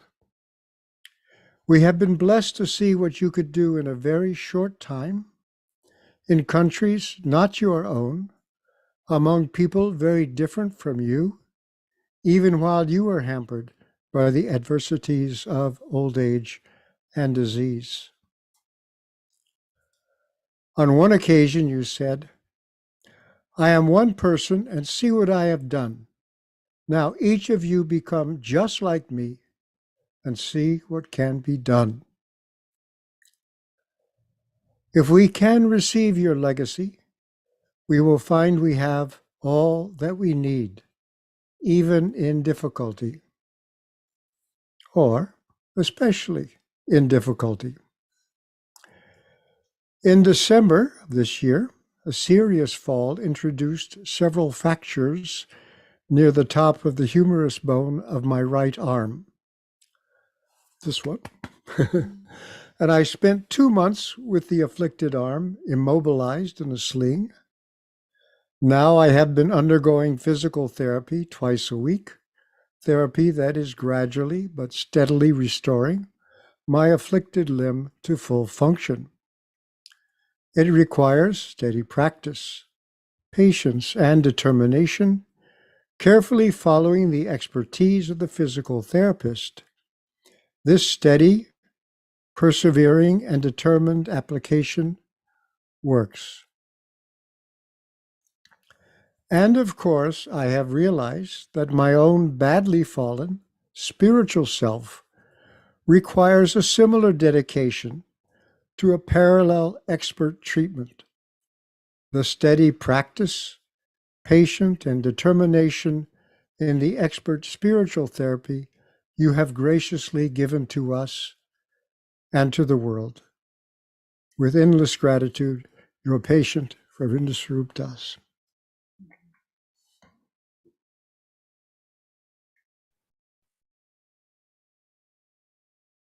Thank you very much, Maharaj. Just hearing your homage to Srila Prabhupada makes me miss your writing all the more. Thank you for joining us here at Second Avenue. Now we'd like to hear from, go from upstate New York to Gatorville, Gainesville, Florida. If Kalakaṇṭha Prabhu is ready. Yeah. Hare Krishna. Thank you. Hare Krishna. Wonderful to be with you. Thank you very much for arranging this, Chandrasekhar Maharaj. Great event. I'm actually in Tucson, Arizona, and we've been participating in Vyasa Puja ceremonies all day from early morning until now. And it's truly wonderful, auspicious day, and wonderful to share with so many beloved God brothers and God sisters. In the many years we've been together serving Prabhupada in this movement, we've seen so many machinations and social developments throughout the world of ISKCON.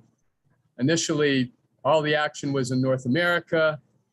India was like Timbuktu, and the devotees like Pañcaratna and Kṛṣṇarūpā Prabhus, Atītaguṇa Prabhu, who would go there, were real pioneers. And the temples in the West were flourishing, the temples in India were embryonic, and things sort of flip-flopped over the years now, so that in the West we're regrouping and India is booming. So there's naturally this dichotomy East-West, and Srila Prabhupada's greatness is that he could so easily bring the two areas of the world, these two divergent cultures, together under the banner of Chaitanya Mahaprabhu. But this year for my Vyasa Puja offering, I was focusing on those days before Prabhupada came to the West, the sort of reception that he got initially there. And it's in the form of a poem, so I'll read that for you. Dear Srila Prabhupada, please accept my humble obeisances. All glories to your divine grace on this auspicious occasion of your appearance. Your teachings and example inspire us on and on. Thank you for your courage and for all you have done for people all over the world.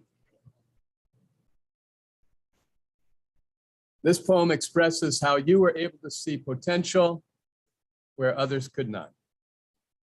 The sadhu and the skeptic.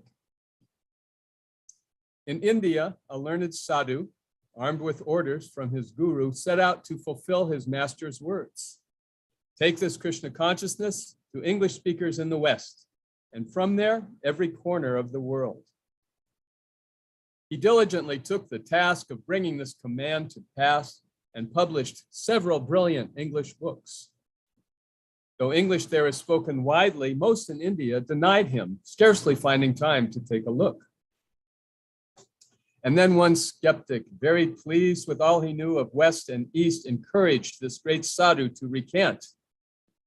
If people here have no interest, what of the people in the West? And yet, the sadhu countered, they can chant. You've never sailed, the skeptic claimed. If you go west, you'll have to change and give up wearing robes for wearing pants. And once you reach a Western port, you'll have to eat with knife and fork. Not me, replied the sadhu, but they'll chant. The people there, the skeptic claimed, are really more or less insane. Are you aware of how they rave and rant? They smoke and drink and misbehave. How can such lowly souls be saved? No matter, said the sadhu, they can chant. Their sense of truth, the skeptic cried, is microscopic in its size. Their past and current pious deeds are scant. Their outlook is most negative. How can they take what you can give? No matter, said the sadhu, they can chant. If you expect, the skeptic roared, such people to observe the 4 essential regulations, they just can't. They're sinful to their chromosomes. Most likely they'll say, just go home. No matter, said the sadhu, they can chant. They're carnivores, and sexually they have no sense of decency as they sit idly by and smoke some plant. The gamble you propose to take is therefore just a huge mistake. They'll change, replied the sadhu, when they chant. Much better that you take your stand with people in our sacred land for whom the Vedic culture is extant. In India, the sadhu smiled, the people follow Western styles. They'll join in when the Western people chant. His next point made the skeptics start. Lord Krishna lives in every heart of every person, elephant, and ant. He is the friend of everyone, regardless of what they have done. To reach him, all one needs to do is chant. Goswami Rupa has decreed and done so quite emphatically that preachers never need be hesitant. The Vedic rules and paradigms will manifest in course of time for one who thinks of Krishna and just chants. And finally, the sadhu said, my guru's promise fills my head. He said, Gauranga's movement will enchant. If he likes, Western boys and girls and all the people of the world will gain Gauranga's blessings as they chant. The skeptic scoffed and walked away. It's useless, he was heard to say, to teach the Gita in a land of sin. One's birth defines one's purity and chance to reach divinity. And no one ever heard from him again.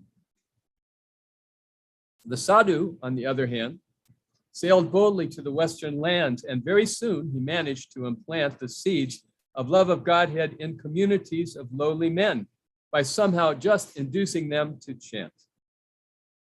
The sadhu's legacy is such that even now the lowly, touched by his ecstatic words, feel love of God. And in this dark and dreadful age, they reach the sacred Vaishnav stage and sing out, Jaya Srila Prabhupada.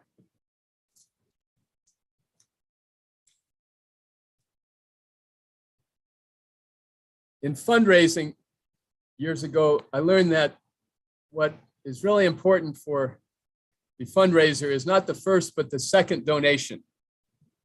If someone gives a one-time gift, that's great. But if they give again, that means they have really bought in and you have captured their heart. So similarly, our amazing first generation of devotees from Srila Prabhupada's personal presence were all graced by his vapu and by this inspiration that just permeated our society in his presence physically. But now that we're speaking in his absence, we're teaching Krishna consciousness in his physical absence. The enthusiasm of the successive generations is truly inspiring. The young men and women become attached to Srila Prabhupada just as the first generation did. That's when we know that this movement is really taking root. So I thank you today, Srila Prabhupada. This is my life and soul of your service, and your service to try to find those young men and women, discover the Brahman on every street corner, as you once said, and to share with them the great gifts that you have bestowed on us, Krishna consciousness. Hare Krishna. Thank you very much. Thank you, Kalakaṇṭha. It was wonderful. If you liked the poem he recited, I should bring your attention to something. 22nd Avenue, we don't have there's no central community on 22nd Avenue. Bhakti Center is right on the other side of the block, and we support them, and they support us. Prashad will be served over there on our behalf after this event. So we sustain this place, we maintain this place by donations that devotees give.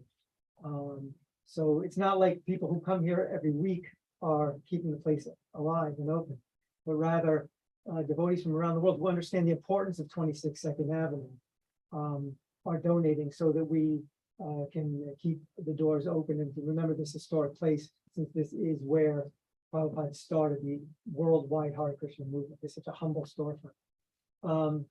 So I bring that up now because if anyone is interested, you can sign up to give a monthly donation, as Kalakaṇṭha was talking about. If it's the second time, that means they're really committed. So we welcome those. You can go to Kṛṣṇanyc.com/donate and sign up. Or of course, one-time donations are more than welcome. The reason why I was segueing this from Kalakaṇṭha is we have a few books for sale in the back of the room. If anyone is interested, please let me know. We have I'll Build You a Temple by His Holiness Jayādvaita Swami. Tells the whole Jew story, the amazing story of building a temple. We have Bhakti Shakti, which is a great book by Prahladananda. She did, was it, I'm blanking on the name of her first book, Wise Love. Wise Love. Two great books. We have Bhakti Shakti. It's especially, that book is particularly good for people who are sort of interested in Krishna consciousness, don't know much about it. She's very clear. She speaks a contemporary language to people. And Bhakti Shakti deals with the feminine aspect of God, right? So especially if you have any friends who are like, feminists, or like, why is religion so patriarchal, get a copy of Bhakti Shakti for them, because it really explains how the highest conception of God for what we do is feminine aspect. And finally, we have copies of a book that Kalakaṇṭha wrote called The Wrath of God. It's actually, if you look at the cover, it says The Wrath of God. And since we don't sort of, our relationship with God is not his sort of awe and reverence and, thou shalt not kind of mood, but rather a more playful, loving kind of mood. So wrath is crossed out and wrath is put in place, the wrath of God.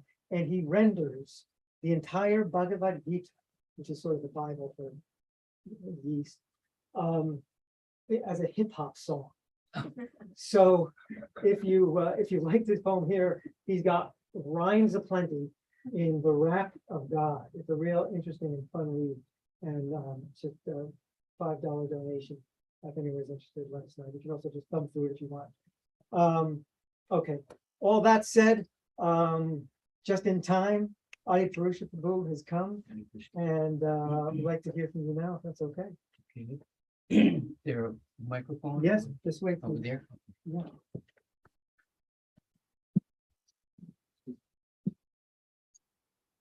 We're passing out. Well, there's different kinds of love. Thank you, Father. I don't know if this helps the broadcast. Yes, yes. Hare Krishna. You can hear okay? There are different kinds of Vyasa Puja offerings. Sometimes people speak about Śrīla Prabhupada. Speaking in the third person, which is fantastic. How wonderful is Prabhupada? Can everybody say how wonderful is Śrīla Prabhupada? How wonderful is Śrīla Prabhupada. There are Vyasa Puja offerings there. To Śrīla Prabhupada. Śrīla Prabhupada, you're so wonderful. Can everybody say that? Śrīla Prabhupada, you are so wonderful. In the Krishna consciousness movement, Śrīla Prabhupada is encouraging us, and the Vaishnava literature is encouraging us to awaken our love for Krishna, about a personal relationship development.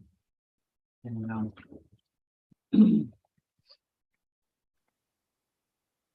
the opposite of that, it's less personal or impersonal, right? So, one time, older godfather Bhakta Bhavana, he asked Śrīla Prabhupada, Prabhupada, do we have to specifically desire pure devotional service? I said, yes. You have to specifically desire pure devotional service. And then this other devotee said, Prabhupada, we see that you want us to be Krishna conscious. Prabhupada said, no.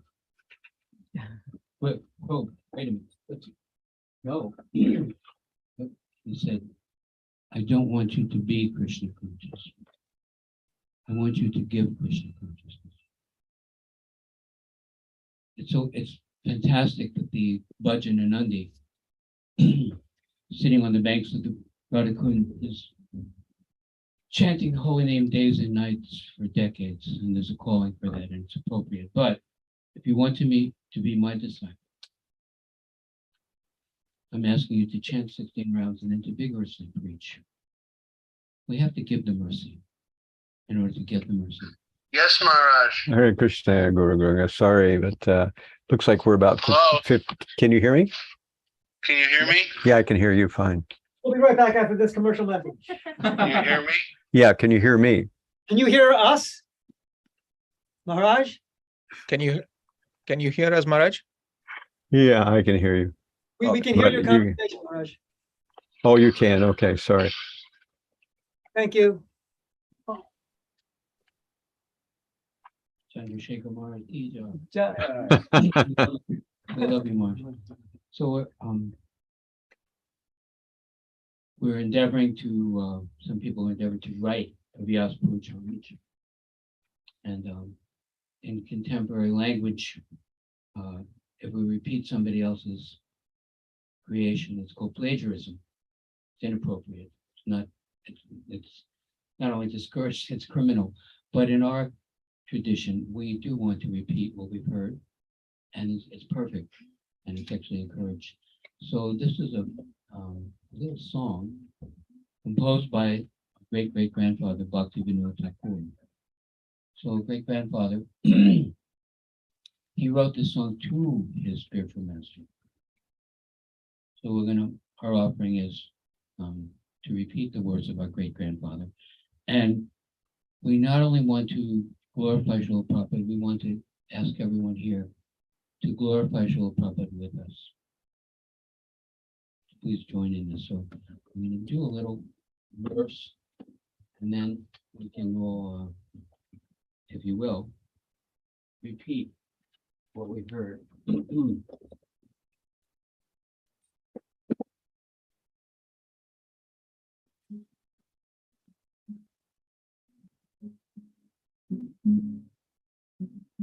I'll do it first.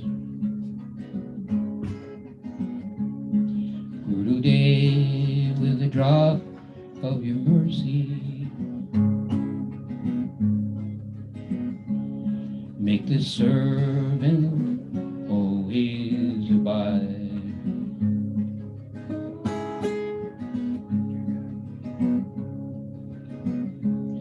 Grant me strength in adversity, cool my soul that burns with pride. Great-grandfather's offering this to his spiritual master, so please say this, and we're going to concentrate on the feeling behind it, not just the words. Ready? Gurudev, with a drop of your mercy, make this servant always abide. Grant me strength in adversity, cool my soul that burns with pride. Let's do it again, a little louder, a little deeper feeling. Gurudev, with a drop of your mercy, make this servant always abide. Grant me strength in adversity, cool my soul that burns with pride. Let's keep going a little deeper. Feeling.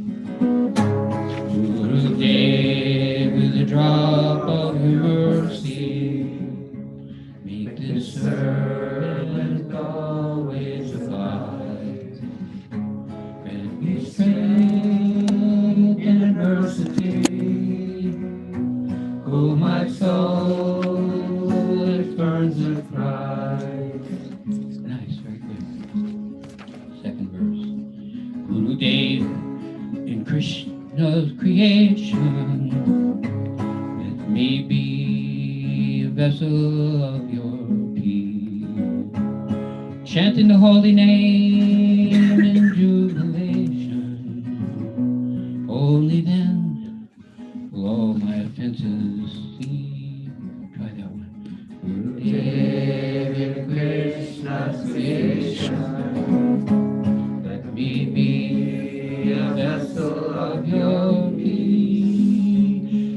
chanting the holy name in jubilation.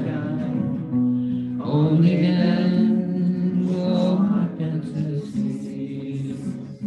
One more time. Please. Gurudev in Krishna's creation, let me be a vessel of your beauty, chanting the holy name in jubilation. Only then will all my senses cease. Great grandfather. Gurudev, I'm fallen and low. Without your grace, useless am I. Waves of tears would surely flow. Without your love, I soon would die. I'm fallen and low. Without your grace, useless am I. Waves of tears would surely follow. Without your love, I should have died.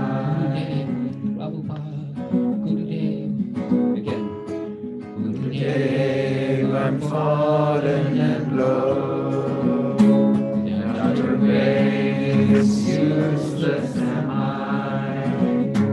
Waves of tears would surely flow. Without your grace, I soon would die. Okay, one more verse. Gurudev, your sweet mercy, please bestow this wretched sinner forever to save. You're a swan, I'm just a crow. Keep me as your beloved slave. Gurudev, I'm fallen. Gurudev, your sweet mercy, please bestow this wretched sinner forever to save. You're a swan, I'm just a crow. Keep me as your beloved slave. Ready? Hare Krishna, Hare Krishna, Krishna Krishna, Hare Hare,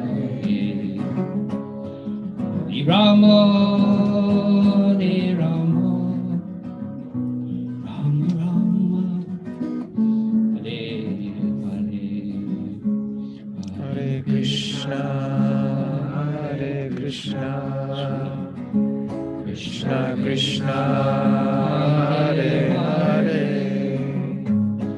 Hare Rama, Hare Rama, Rama Rama, Hare Hare.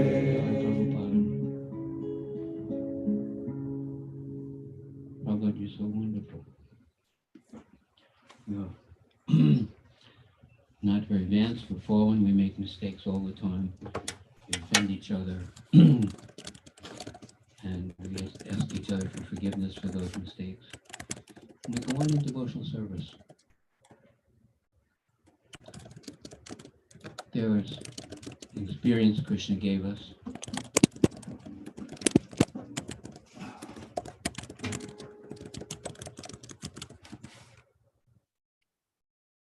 The end of whatever we have to share here. If you find yourself saying, how wonderful is Srila Prabhupada. Prabhupada, you're so wonderful. That's where we're going with this. We may speak about things we've seen. Krishna has given us experiences, but the purport is that Srila Prabhupada has helped us to understand these experiences and help to inspire us to give ourselves in Krishna service, whatever small way we can. So I was in a temple, and there was this really nice devotee, Mālatī. Beautiful girl, beautiful, beautiful smile. Sankirtan book distributing Maharati.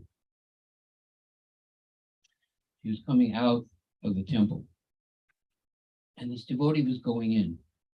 And this is a leadership person, one of my older godbrothers, a fantastic, famous, empowered, mature, respected management person. And as he was coming in and he approached this girl, he got down on his knees.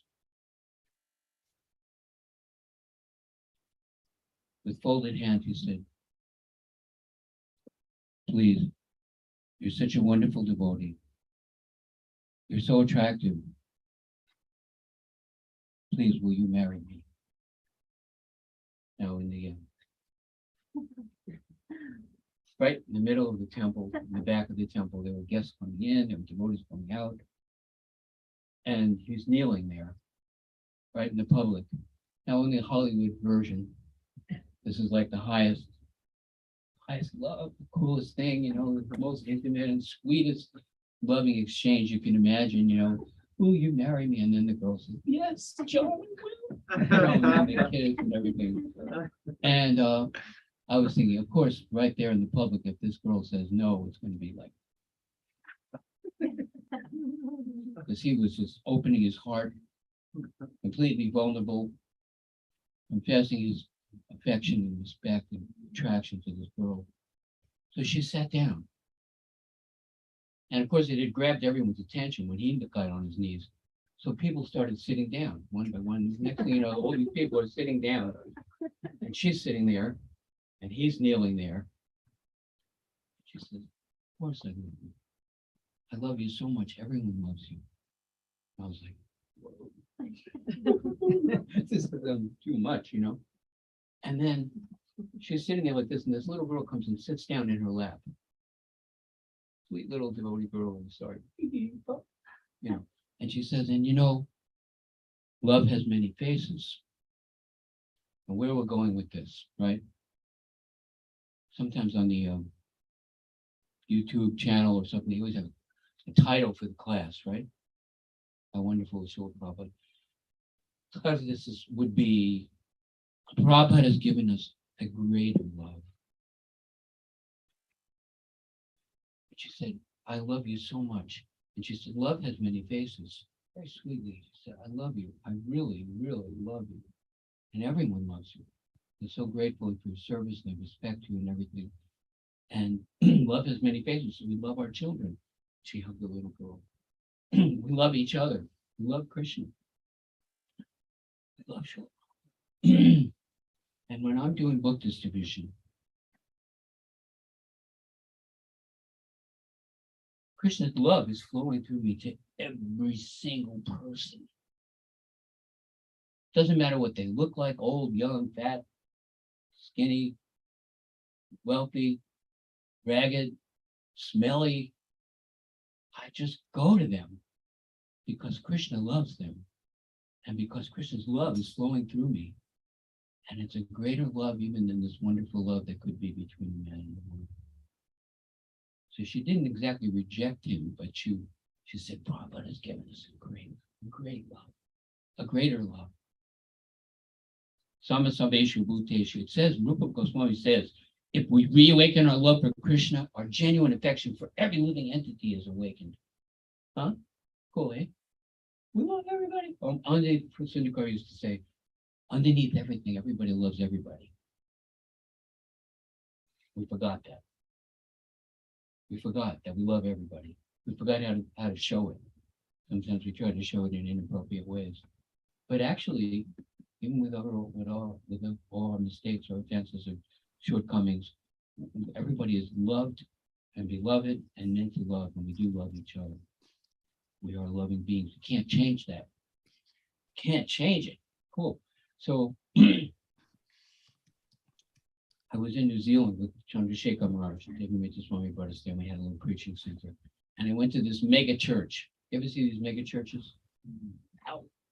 Couple thousand people in a great big amphitheater-like place. And they had this music, you know, they had guitars, they had the keyboard, and they had drums, and, you know, girls with tambourines dancing. And it was like, what music? really praise music, and then the preacher gets up there like a rock star and he goes, okay, we love Jesus. Everybody loves Jesus. Yeah, okay. Oh, Evelyn's here. Evelyn. I told you this years ago, right? Yeah. Peter Pan, we call him Peter Pan. Okay. Evelyn, she's going on the mission. This is New Zealand. They have the Kiwi.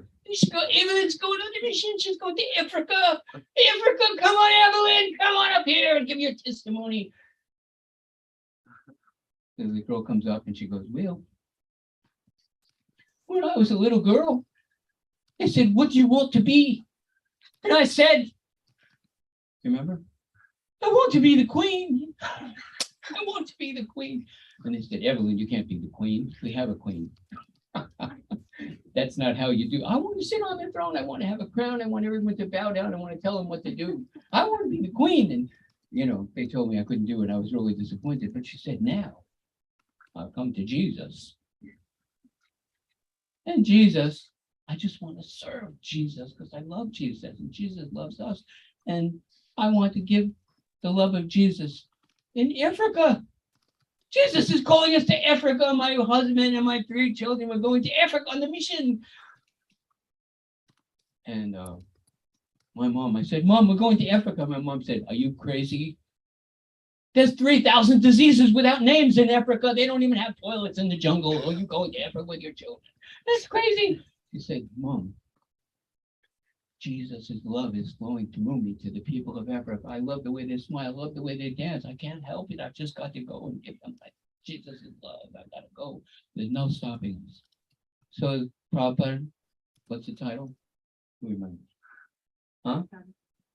Oh, wonderful, Srila Prabhupada. A wonderful Srila Prabhupada. Prabhupada giving us a greater love. Guess what? No matter how much this, marriage relationship is sweet and wonderful and appropriate and pleasing to Krishna and powerful preaching couples we have in this Christian continuity and so pleasing to the Lord, that there's a greater love. We're called to that. It's normal. And we can do that. By the mercy of the spiritual master. So Bhaktivedanta Swami is calling for the grace and the mercy of the spiritual master. We're just going to do that one more time and then Hare Krishna. And then we'll try to keep these things not too long.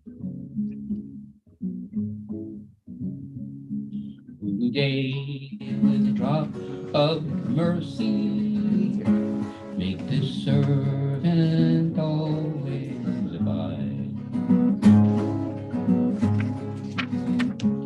Grant me strength in adversity. Cool my soul, burns with pride. Ready? Gurudev, drop off your mercy, make this servant always abide. Grant me strength in adversity, cool my soul which burns with pride. Gurudev, creation, let me be a vessel of your peace, chanting the holy name and jubilation. Only then will all my offenses cease. Ready? Gurudev, Krishna's creation, let me be a vessel of your peace, chanting the holy name in jubilation.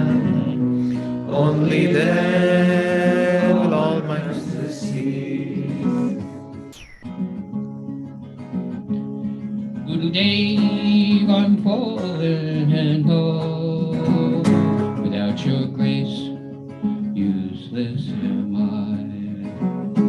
Waves of tears would surely flow.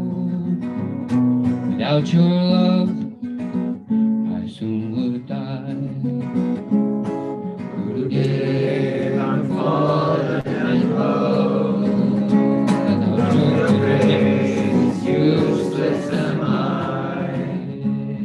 Tears of tears would surely flow. Without your love, I soon would die. Today, your sweet mercy, please bestow this wretched sinner forever to save. You're a swan, I'm just a crow. Keep me in your beloved slave. Please bestow this wretched sinner forever to save. You're a swan, I'm just a crow. Keep me as your beloved slave. Hare Krishna, everyone. Krishna, Krishna, Krishna, Hare Hare. Hare Rama, Hare Rama, Rama Rama, Hare Hare. Hare Krishna, Hare Krishna, Krishna Krishna, Hare Hare. Hare Rama, Hare Rama, Rama Rama, Hare Hare. Jai Prabhupada, you're so wonderful.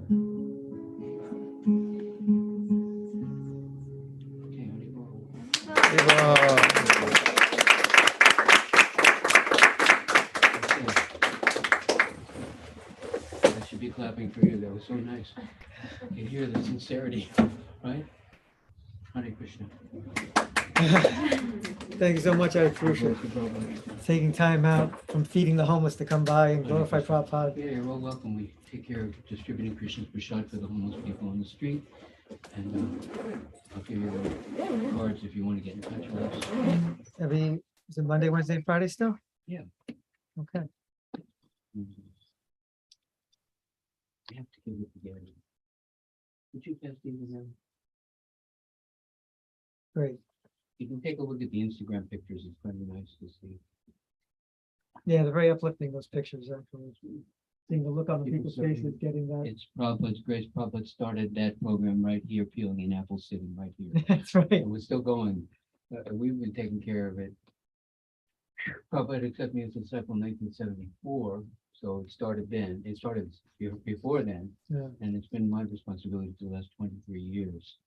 We've done 23 years without missing a day. Talk about grace. I mean, it's not by my ability. That's grace. Hare Krishna. Hare Krishna.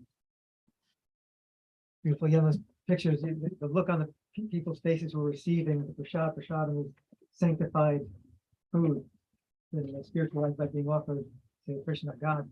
And also the look on the people's faces who were giving, the devotees who are giving it. The look on their faces, they're so joyous. Krishna's love is flowing through them. It's flowing through them. You can see that they love giving it as much as the others love receiving. Thank you. Okay. You are excused. Thank you so much for stopping by. So another great friend of New York is coming up now. I can start right straight on the morning. See you here. Come on, Peter Pan, you gotta let go of him sometime. Another great friend of New York, Gauranga Prabhu. But he was singing Guru Gauranga. Guru Gauranga. I said Guru Gauranga Prabhu. Please share with us.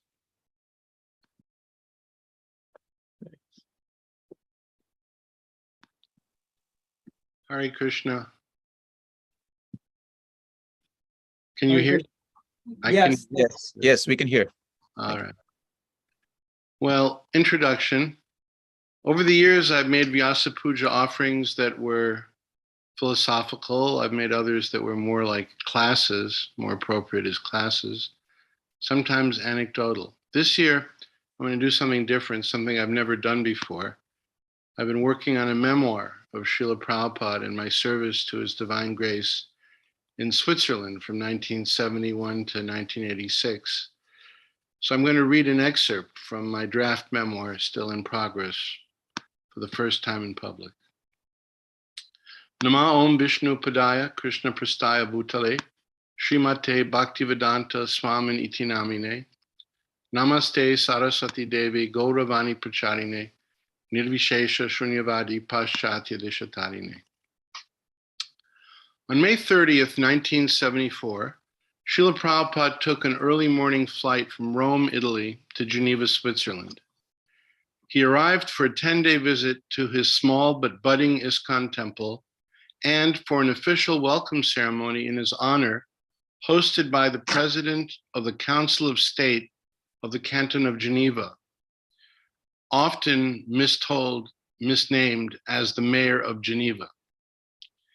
This event took place in an ornate ceremonial room in the Palace of Government in Geneva, in the same room where Pope Paul VI, the first non-Protestant religious leader to be officially received in the city of Calvin, took place 5 years earlier. Nearly 1 year after Prabhupada's June 1974 visit to Geneva, it was once again time for the annual pilgrimage to the Mayapur Vrindavan festival. I was scheduled to fly to India with 2 other Swiss devotees and had booked our Air India flight from Geneva to Calcutta with a stopover in Bombay. When our overnight flight landed at Santa Cruz Airport in Bombay in the early morning hours of March 19, we were mercifully processed through Indian passport and visa control without a hitch. We collected our bags, exited the one terminal airport, and hailed a waiting taxi. As our taxi swerved and bounced along the streets of the Villa Parla neighborhood of Bombay on its way to Hare Krishna land in Juhu, I settled in for the short, bumpy ride and acclimated myself to the sights, sounds, and smells of India's largest metropolis. As our taxi approached its destination, it slowed to pass through the gate of the Hare Krishna land compound. Suddenly, I thought for a moment that I saw Srila Prabhupada. But how could that be, I thought? It must be a wishful vision born of travel fatigue. As it turned out, it really was Srila Prabhupada. He was walking briskly out of the Hare Krishna land compound on his daily constitutional, followed by a gaggle of devotees. I could not believe my eyes, nor my good fortune. Unknown to me, Prabhupada had arrived from Tehran just a few days earlier on his way to Calcutta and was staying at Hare Krishna land at the time.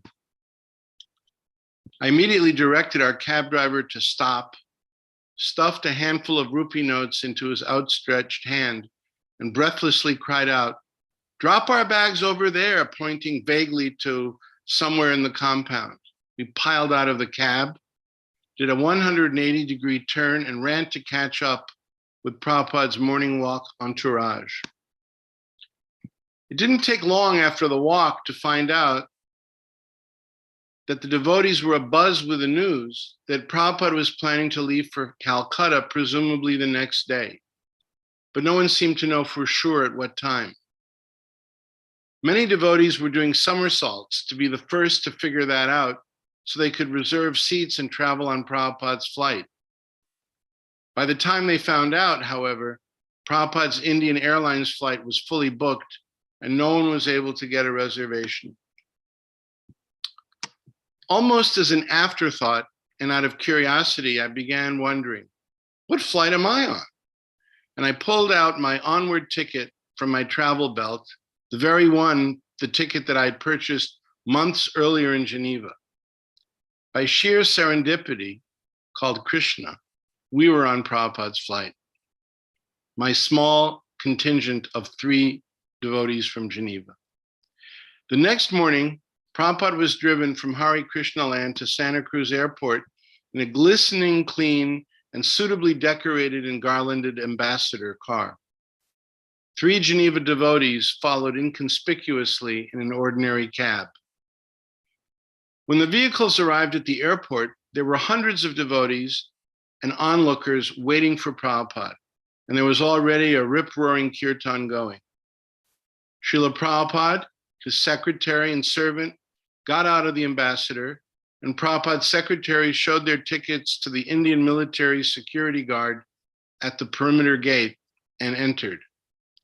A few devotees tried to sneak past the checkpoint by following closely behind Srila Prabhupada's party, but were turned away by the security. No ticket, no entry, but my small Swiss contingent had tickets and followed Prabhupada right in.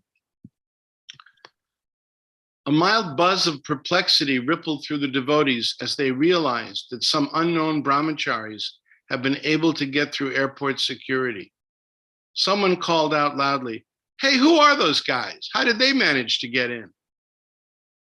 Once admitted inside the terminal, my small Swiss contingent got in line for check-in. As we waited to check in for our flight, we could still hear the roaring kirtan outside the terminal, the beat of the mridangas, the clanging of the kartals, and the euphoric cadences of the chanters. We made our way to the airport waiting room. Srila Prabhupada was already there with his secretary and servant.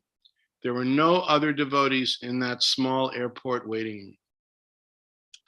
I didn't really know how to feel about my good fortune at that point.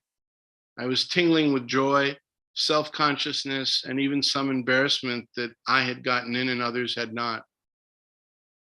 I quickly decided that my top priority was to be on my very best Krishna conscious behavior. Since we were in such close quarters with Srila Prabhupada, I thought that he might notice me, and I sure didn't want to look like I was in Maya. So I resumed chanting my unfinished japa and found what I thought was an inconspicuous spot along the far wall of the waiting room where I could pace back and forth chanting japa quietly. Every time I would turn to pace back, I would try to steal a glimpse of Prabhupada to see what he was doing. Prabhupada was calmly seated on an ordinary cushioned waiting room bench with his hand in his bead bag chanting softly.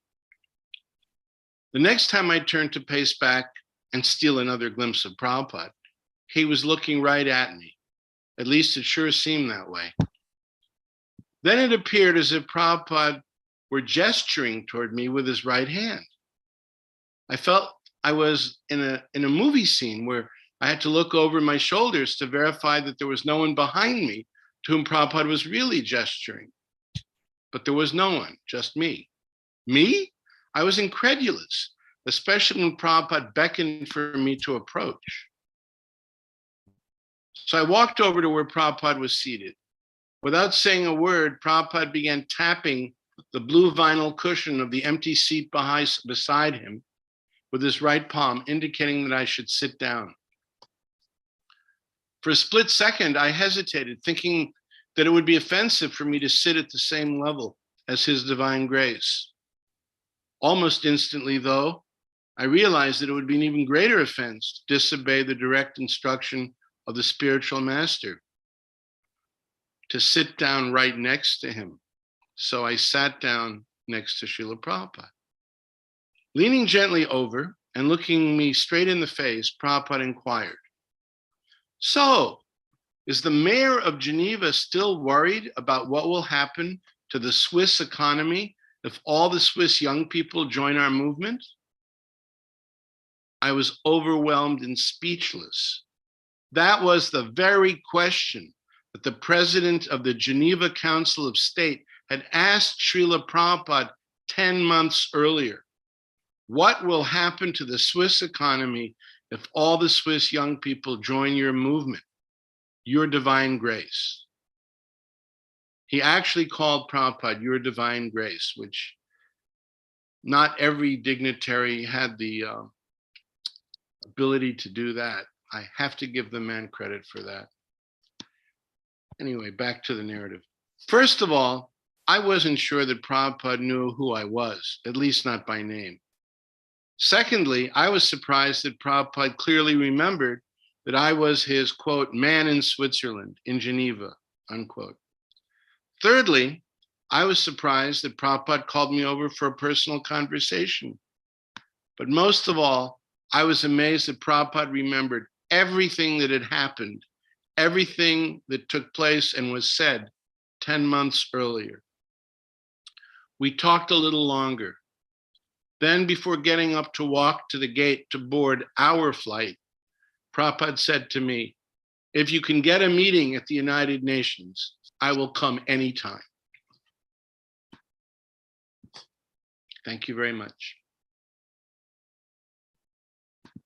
End of excerpt.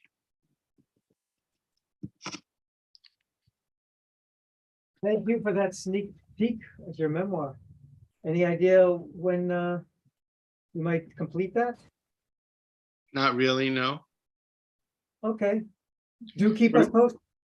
For me to really make progress, I have to withdraw from everything that is the day-to-day of GBC, ISKCON, and all that, because I can't focus unless it's a big deal to like isolate yourself that much. I find that writing is a mystical power that I'm not sure I really have it, but it comes from discipline. And so hopefully sometime before I give up this body, I'll finish. I hope that you do too. Thank you for sharing it. Hare Krishna. All glories to the assembled devotees. Jai, Jai.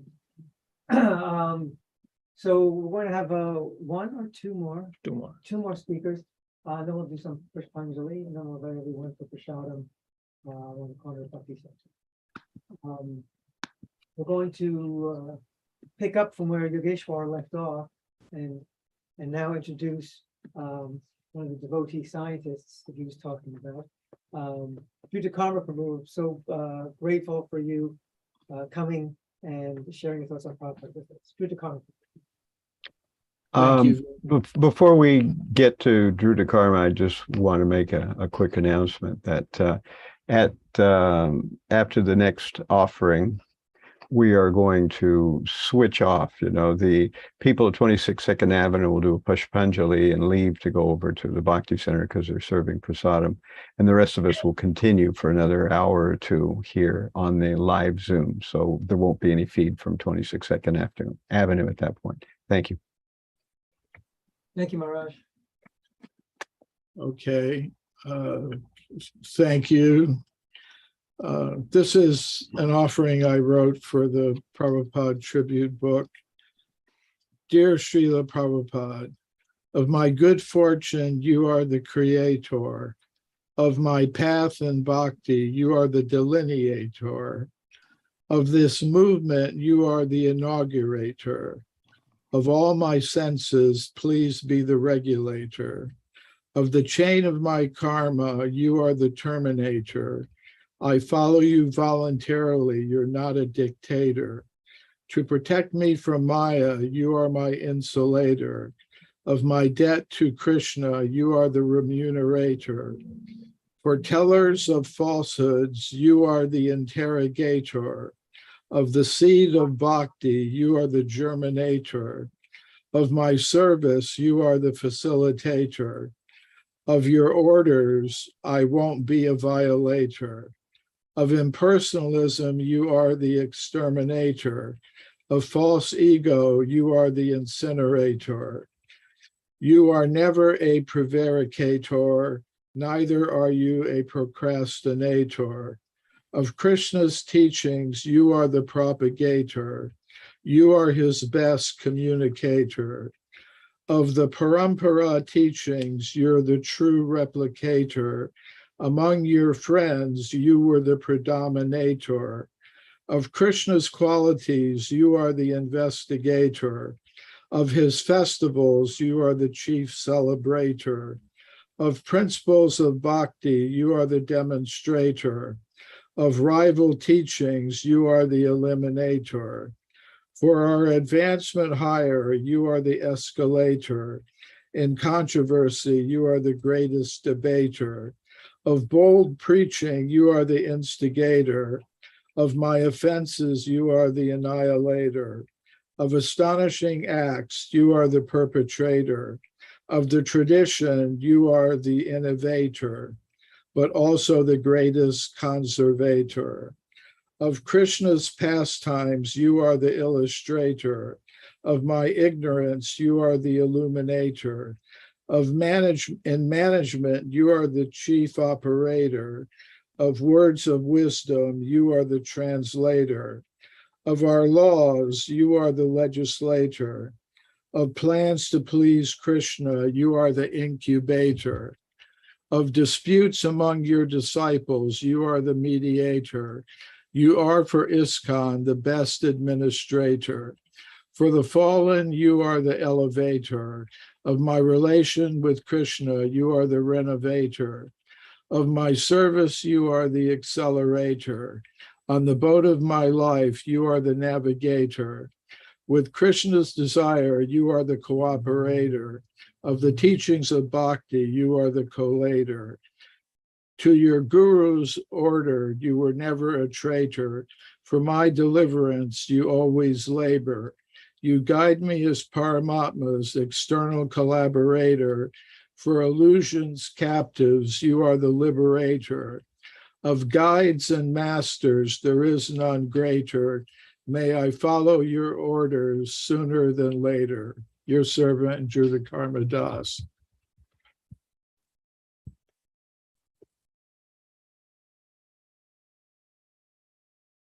Well, that was a little amazing. Thank you so much. You're quite the narrator. That was wonderful. Thank you. Okay, we are going to move forward. So are we not sure if Satyanarayana is here? He's not here yet. Not there yet. Chandrasekhar Maharaj, who should we do next?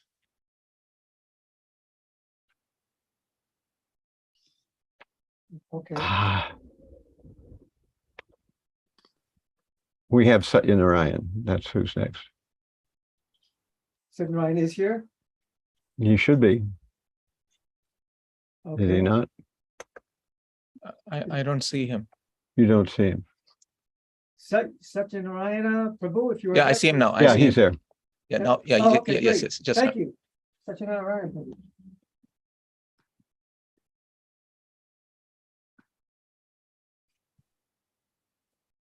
Can Hare we? Krishna. Is it possible to make him able to show images? I'm gonna see if I. Yes, Maharaj, I can do that. Okay, you're gonna give him permission to share his screen. Yes, he Thank should be you. able to share his screen, Prabhu. Thank you. So are we, is Drutakarma Prabhu speaking now? He just finished. Wow, that's good timing. How many wonderful Vaishnavas are here? Well, we have 37 on this Zoom, and there's about 10 or 15 on some of the restreams. So there's a couple of other YouTube channels where it's being live streamed and a Facebook channel where it's being live restreamed. Okay, then let me get right into it. Pañcaratna kripa sindhuvya paritanam pavanebhyo vaishnavebhyo namo namaha. I'm humbled to be in such an incredible, august group. I was hoping just to speak a few moments to you and to an offering to Srila Prabhupada, who often like to hear reports of what was happening with his books. So I was hoping to do that for Arabic book distribution, if that's all right, and possibly show some photos of what's happening. Dear Srila Prabhupada, ever since you made your statement on November 9th, 1976 in your room in Vrindavan, that anyone who preaches in the Muslim world, for that person, you would take the dust from his feet and put it on his head.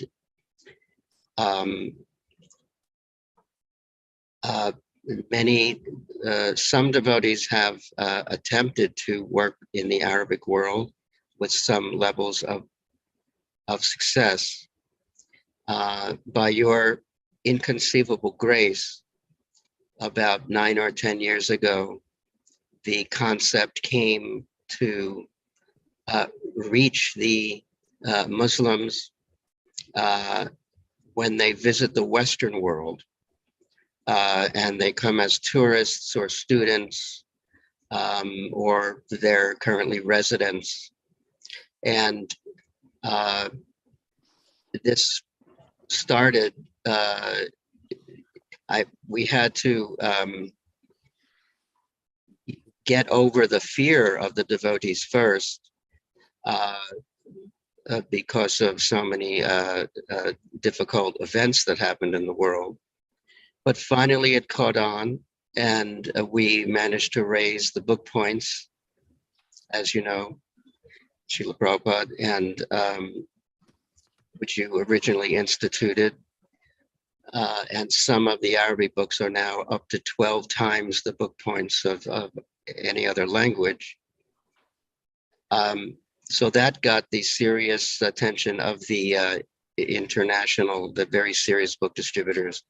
So in the past 9 years or so, there's been distributed worldwide about 200,000 Arabic books. And we have proof in different ways that those books get back, pretty much all of them get back into the Middle East. I wish I had more than 10 minutes or 15 minutes. I could explain how we have that proof. But one example is that we get letters in Arabic asking for more books, letters from the Middle East, because my email address is on the back page of every Arabic book. But just recently, the Srila Prabhupada, I spent about 6 weeks in Europe, a tour of the UK, France,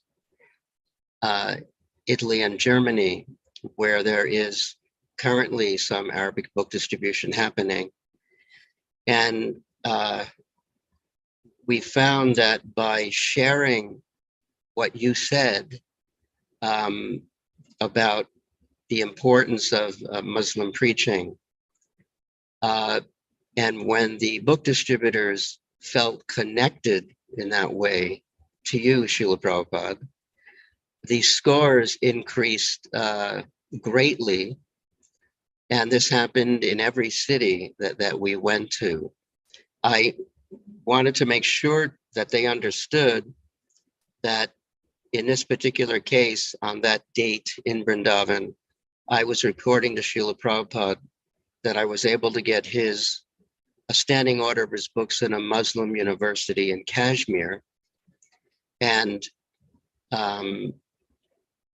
then he, a wonderful thing happened in front of me. He got very excited just with the word Muslim, and he made that statement.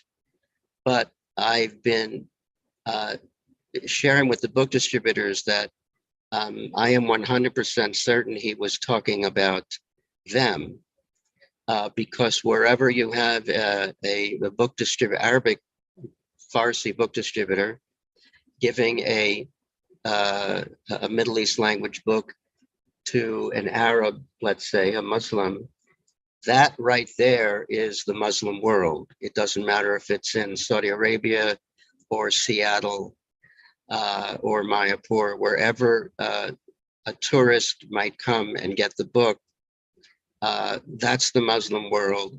And that is the blessing Srila Prabhupada gave, which to my understanding, I don't know practically anything that he wanted.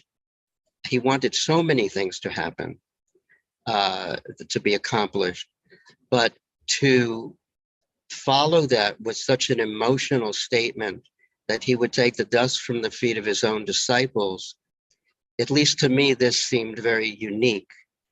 And fortunately, the distributors, tended to agree with this. And I just, wanted to show a few images here if I can get things working right.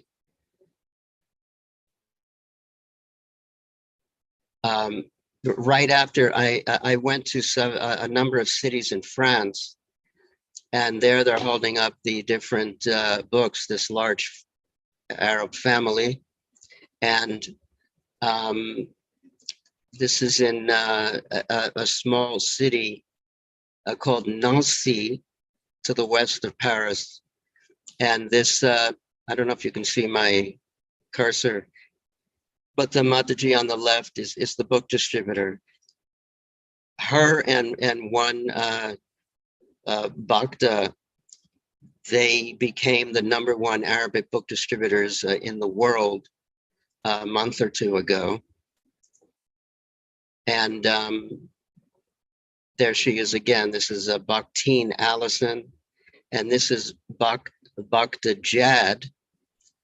And we noticed there was kind of a miracle happening. The word Jad, and there were other book distributors we saw on the World Sankirtan newsletter in the Arabic sections that had very unique names like Samir and like that. And when my Arabic book translator from Lebanon saw that, he said, "Do you know what you're looking at?" I said, "What?" He said, "Those are Arab names," which means that the book distributors in Germany, France, they are meeting the Arabs who are becoming devotees, who are then becoming book distributors, who are distributing books in Arabic while they're preaching in Arabic to the Arabs. And that's probably why they're becoming the best book distributors. Who could explain it better? In fact, this Bhakta Jad here, who's gave the perfect questions, perfect answers to this child, the parents paid for it. He even knows Quranic verses which support that he said, and he's giving me the references. But one floored me. He said that the Gita is mentioned in the Quran, and he said, "I'm going to prove that to you." But these are just examples of your mercy, Srila Prabhupada, because all that had to happen was that they needed to feel connected with you. And so now I've been working closely in France with Janananda Maharaj, who also distributes Arabic books in Paris.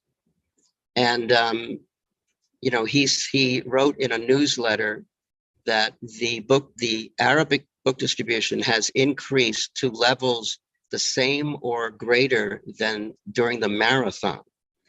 And it was just a few copies before. So that is the power of your mercy, Srila Prabhupada. We have, this is happening not just in France, but if I can do this.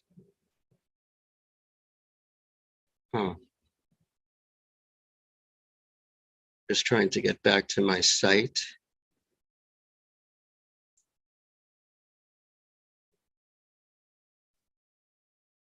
I mean, this is after, in Germany, the same thing is happening, in the UK.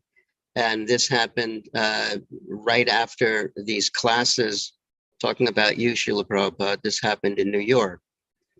And it's increasing daily, I'm told. So this is all 100% your mercy. Srila Prabhupada.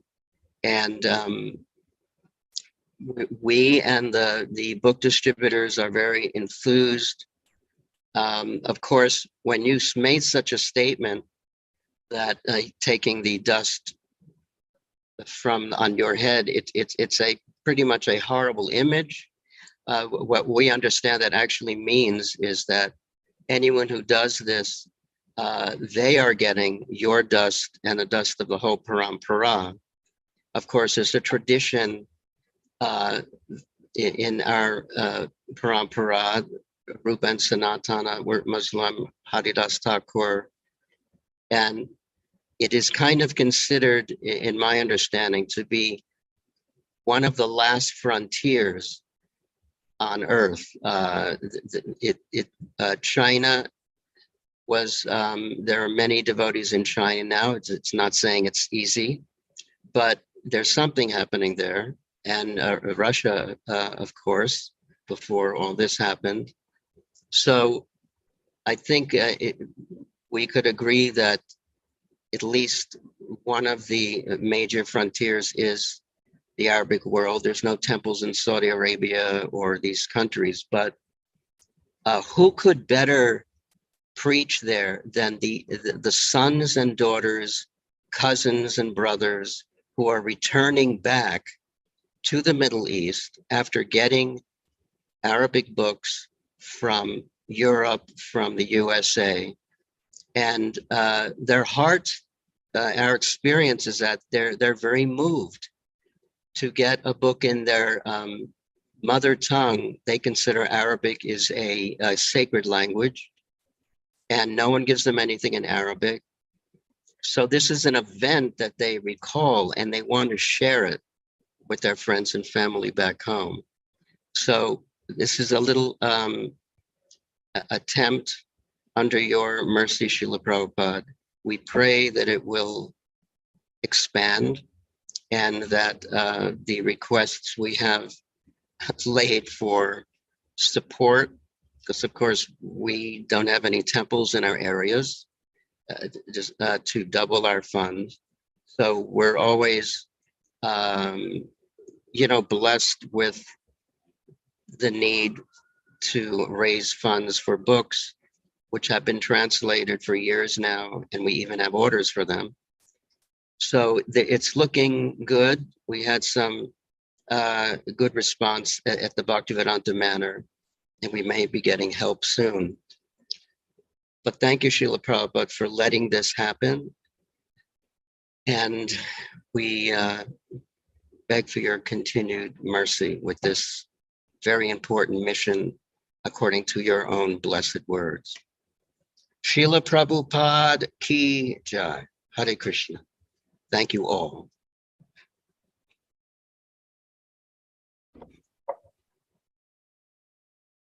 Okay, so our I don't know if there's supposed to be a discussion or something, but I just I wanted to move on because there's many speakers here.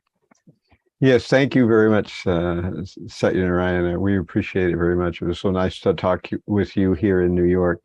So our next speaker is Brahmatīrtha.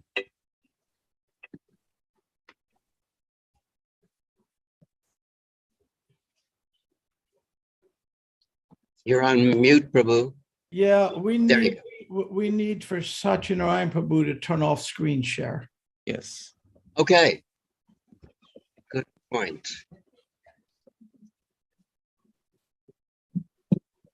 Okay, thank you. First of all, my respects to Srila Prabhupada and all of you, and I see many friends here, including Satyanarayana, and it's so inspiring to hear what he does in the Arab world. One time, Dayananda told me that Prabhupada said to him, because he was going to be based in Saudi Arabia, and he says, "What can I do? They won't even let me bring a Gita in the country." And Prabhupada said, "Just being there is preaching. It's such a difficult field." So what I thought I would do in the few minutes is I would reminisce a little about some adventures with Prabhupada through telling a story or two and talk about the future. So we'll begin with reminiscing some stories. As Satyanarayana mentioned, now Perfect Questions is in Arabic and 58 other languages. So that was a shocking occurrence to me, which I still get quite shocked by, but it demonstrates one aspect of Prabhupada that's so important. And that is, no matter how weak we were, or mixed desires, material desires, whatever we had, if there was a little piece of sincerity, Prabhupada grabbed it and ran with it. And when I met Prabhupada, I accidentally did the formula. I inquired submissively. I was feeding refugees. I rendered service. So even though without going into the embarrassing details, which are in the book anyway, I wasn't a fit candidate. But Prabhupada would see that little sincerity and fan that spark in a way that no one else could. And that's our mission. And one reason I took up the ISKCON Resolve service is because I had a personal problem. And well, many problems, some of you might say, but at least one. And that was, our vision is Samadarshana. Prabhupada goes over and over, talks about when he was asked in an earlier talk, what do you see when you see a tree? I think Yogeśvara brought that up. Prabhupada would see the spirit soul and the super soul, see it all. What do we see? We see a tree. And so Prabhupada could see deeper. We would say the face is a mirror of the mind. And I certainly witnessed that with Prabhupada. And as time allows, I'll tell another embarrassing but specific story on that. So Prabhupada had that, well, let me go on. We'll get to the story. After I got back from India, I didn't get initiated for several years. I had wanted to, I was chanting, following, that wasn't the issue. But for various reasons, I wanted to be fixed in a particular circumstance. And some devotees really got on my case. Now, in the early 70s, getting on your case is really getting on your case. And the way they would get on my case is, Prabhu, what's wrong with you? Are you screwed up? You're really messed up. You know it, don't you? I mean, it was kindness and love. No, it wasn't any of that. It was just telling me how messed up I was. Now, others weren't like that, but if some were like that. And I started thinking myself, I am a messed up person. I was doing service, I was following, and I was thinking, what do I do? What's wrong with me? And then Prabhupada came to New York. And when he'd come to New York, I would often get to pick him up at the airport. But this time I just stayed low key.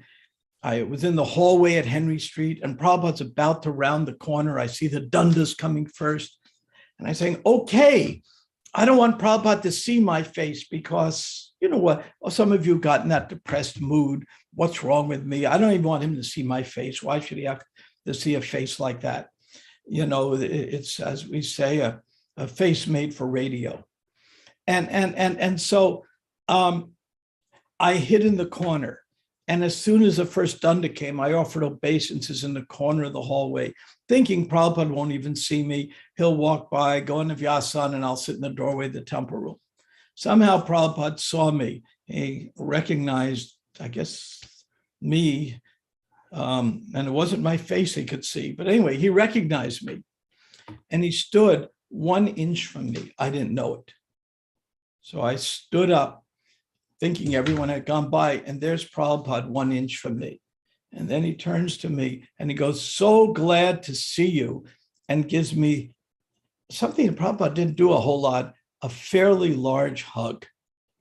That was how I knew at that moment that I was doing the right thing. And without saying a word, Prabhupada gave me his blessing. Then a few years later, I'm about to get initiated.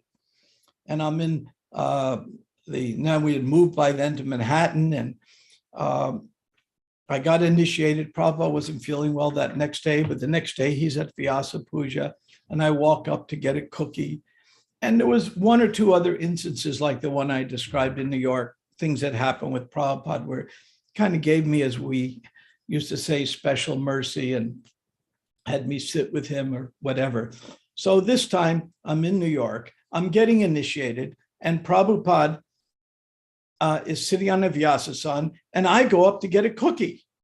I'm thinking, "Prabhupada, look, it's me. I'm Brahmatīrtha now. I'm your disciple." And Prabhupada's going to say something to me.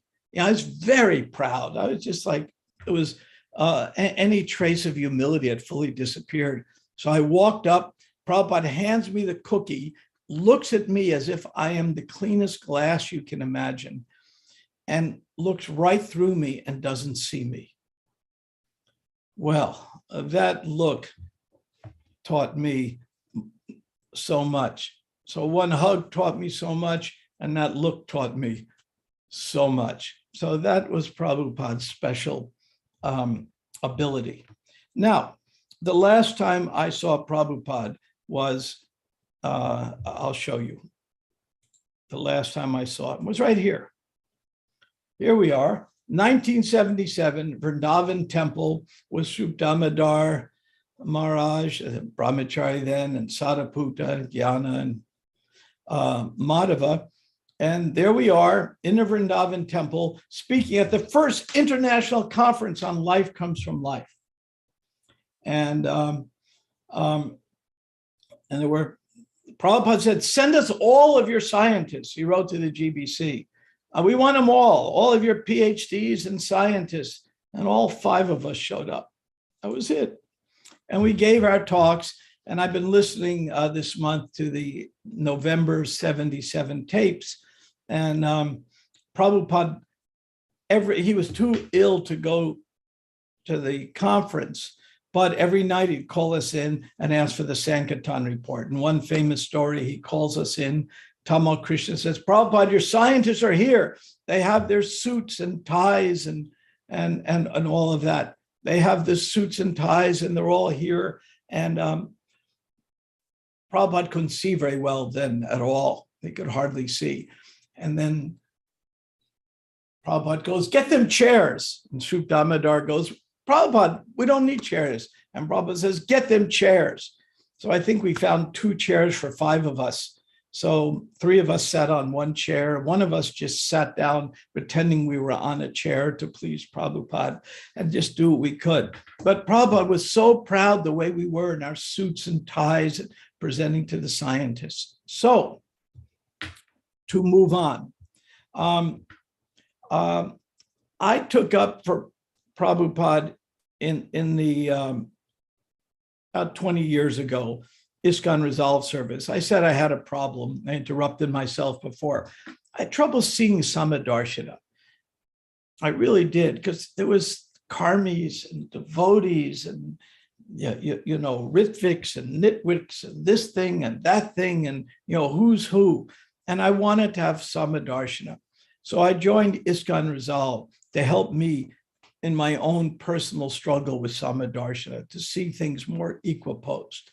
It worked for me. It worked very well. And I mediated for 20 years for ISKCON Resolve complex cases. And now I announced to the GBC last Wednesday that I'm finishing up my last case. I'm just going to become a mentor. These are hundreds of hours of service, each one. I said, now it's time for me to move on, be a mentor. Why? I'll show you why. because when we formed a science conference in 2019, the Bhaktivedanta Institute, and we put out the same letter Prabhupada put out, send us all your PhDs and your scientists. Here's who showed up, 50 of us. Now we have 75 working with the BI.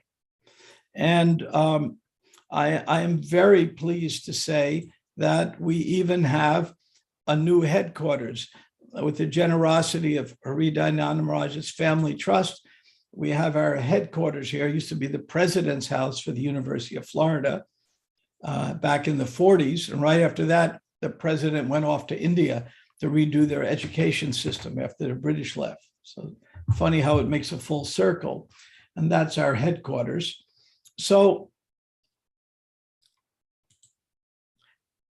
I tell this story because as the generation of Prabhupada disciples were aging out, as Borajan expressed it to me, the age of tears has begun.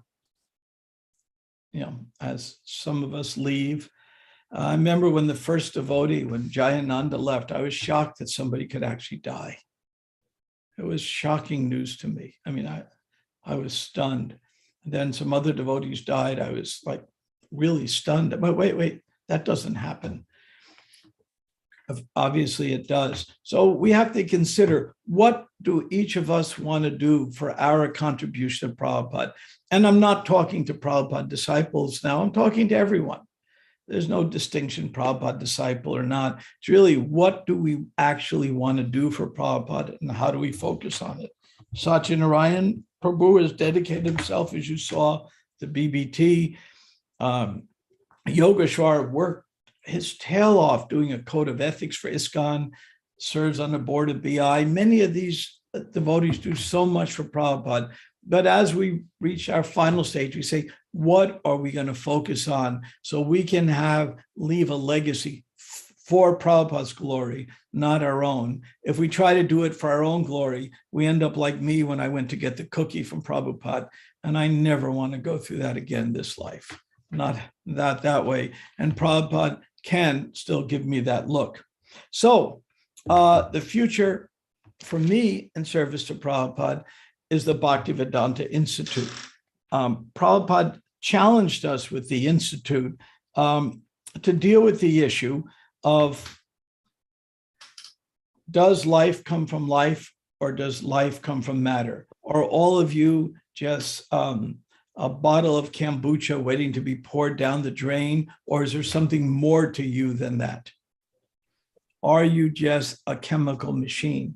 And Prabhupada was horrified by the idea that we're just chemical machines. And he wanted us to, at the BI, to establish through science and philosophy, using both, that we are more than just chemical machines. So the mission we have at the BI is to establish that. And we do other things, work on cosmology and cosmography and various other fields. But the core of the BI is to demonstrate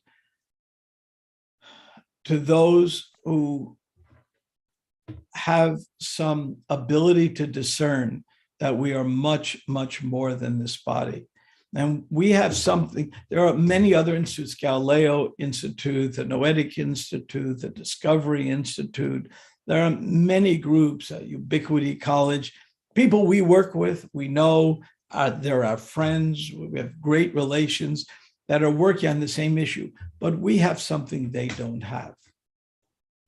The best they can get to, the non-physical, is panpsychism. And we have what Prabhupada has actually given us, which is a deeper understanding of the personal nature of ourselves and the personal nature of the Supreme. And due to that personalism, we have an edge that no one else has. So what we rack our brains out at the BI, how can we leverage this edge we have? We're not necessarily smarter than other people. We don't know science better, but we do have that one edge, and how can we use it? So I told something from the past, gave some remnants, gave some Prabhupada story from New York, because we are in New York now, so I have to give at least one Prabhupada story from New York, and talked about what I would like my future to be for serving Prabhupada. And with that, I'll stop here. And I thank you all for your attention. And it's lovely to be with you all in Second Avenue. My only lament is I'm not there personally, especially as I see on here, so many of my good friends are here. Hare Krishna. Hare Krishna.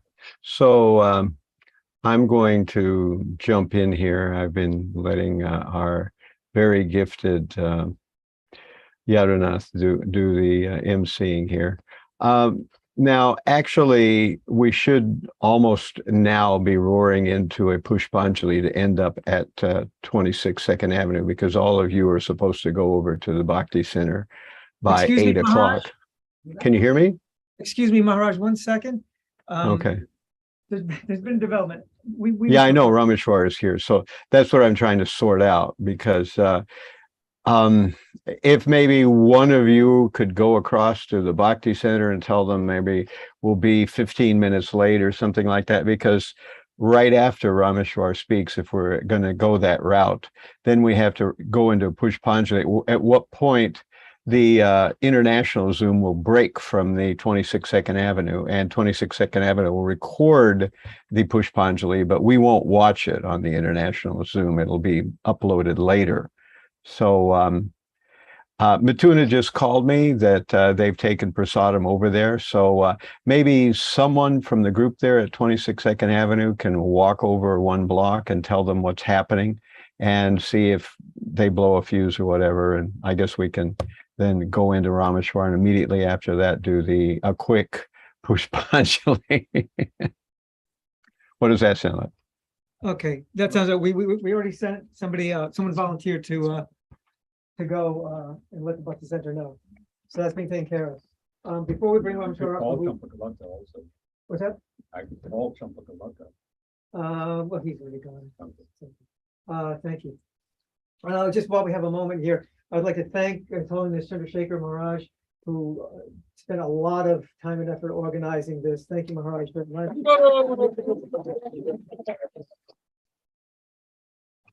like to thank Gaur Kumar, Karen, and Vishal, who are also handling the tech. I'd like to thank Kalakaṇṭha Bhakti and Mangalarti, who helped with the flower arrangements. And I want to thank the devotees at Radha Govinda Mandir, who were just wonderful in helping us to pull this off, making so many arrangements. So thank you. And now, Rameśvara Prabhu, if you wouldn't mind. I know you'd prefer that we cut right to Pushpanjali, but oh, please come up. Yeah. He kept on saying like, no, it's okay. I don't have to speak. We do want to hear from you. I am holding up your program. No. Please, we want to. After you speak, we'll do a quick Pushpanjali. Yeah, please. Try to keep it to 15 minutes. How about that? I won't.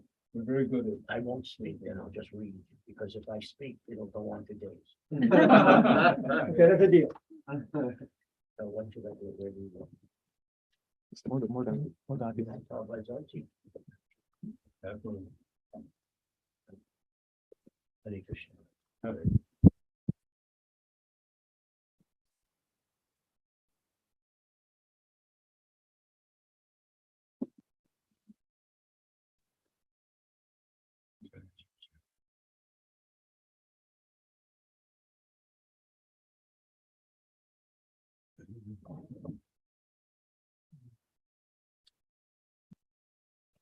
Namo Vishnuvedaya Krishna Krishnaya Bhutale Srimate Bhaktivedanta Swami Prabhupāda.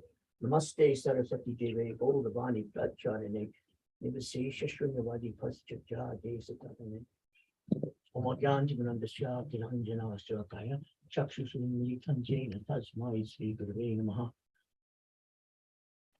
Pañcaratna Jai Shri Krishna Chaitanya, Prabhu Nityananda, Śrīadvaita Gadadhara, Śrīvasa Ādipuruṣa, Hare Krishna, Krishna Krishna, Hare Hare, Hare Rama, Rama Just a very quick reflection. When someone sees something that has been built and literally expanded all over the planet in such an amazing way, it's very emotional to be right here when Prabhupada foresaw not only what exists now, Prabhupada foresaw what was going to come over thousands of years. He could not have said that his books were going to be the law books for humanity for 10,000 years had he not literally seen that happening. So we can't even imagine the future of this Krishna consciousness movement and how Prabhupada, you may have heard this quote, he told me one day at the height of our book distribution, he said, historians will note this period, how through this massive Sankirtan Yajna, we have changed the whole world, the history of the world. Future historians will note this period. Prabhupada foresaw what is here now around the world, but he also foresaw, we can't imagine 10 or 20 or 30 years from now. He's looking ahead thousands and thousands of years. And the seed which contains the unlimited potencies, just like the holy names, Krishna invests all, not just some, all his potencies in each and every holy name. So Srila Prabhupada and Lord Chaitanya invested all their potencies in this seed right here. We're in such a sacred place right now. This seed contained all the potencies for the Krishna consciousness movement for 10,000 years. And it was planted right here. So of course, it's very emotional to just be in Prabhupada's presence at this sacred place. Without a doubt, our movement must unanimously establish this as an international sacred place of pilgrimage for the entire worldwide Hare Krishna movement. This property, this space has to be anointed as important as our main temples are in Vrindavan and in Mayapur and other places that Prabhupada set up as international places of pilgrimage. There is no doubt this has to be awarded. This place, 26 Second Avenue, has to be given that designation unanimously by the GBC. So that's my preamble. We cannot even understand 100 years from now. Prabhupada understood 10,000 years. So I'll try to read this very quickly.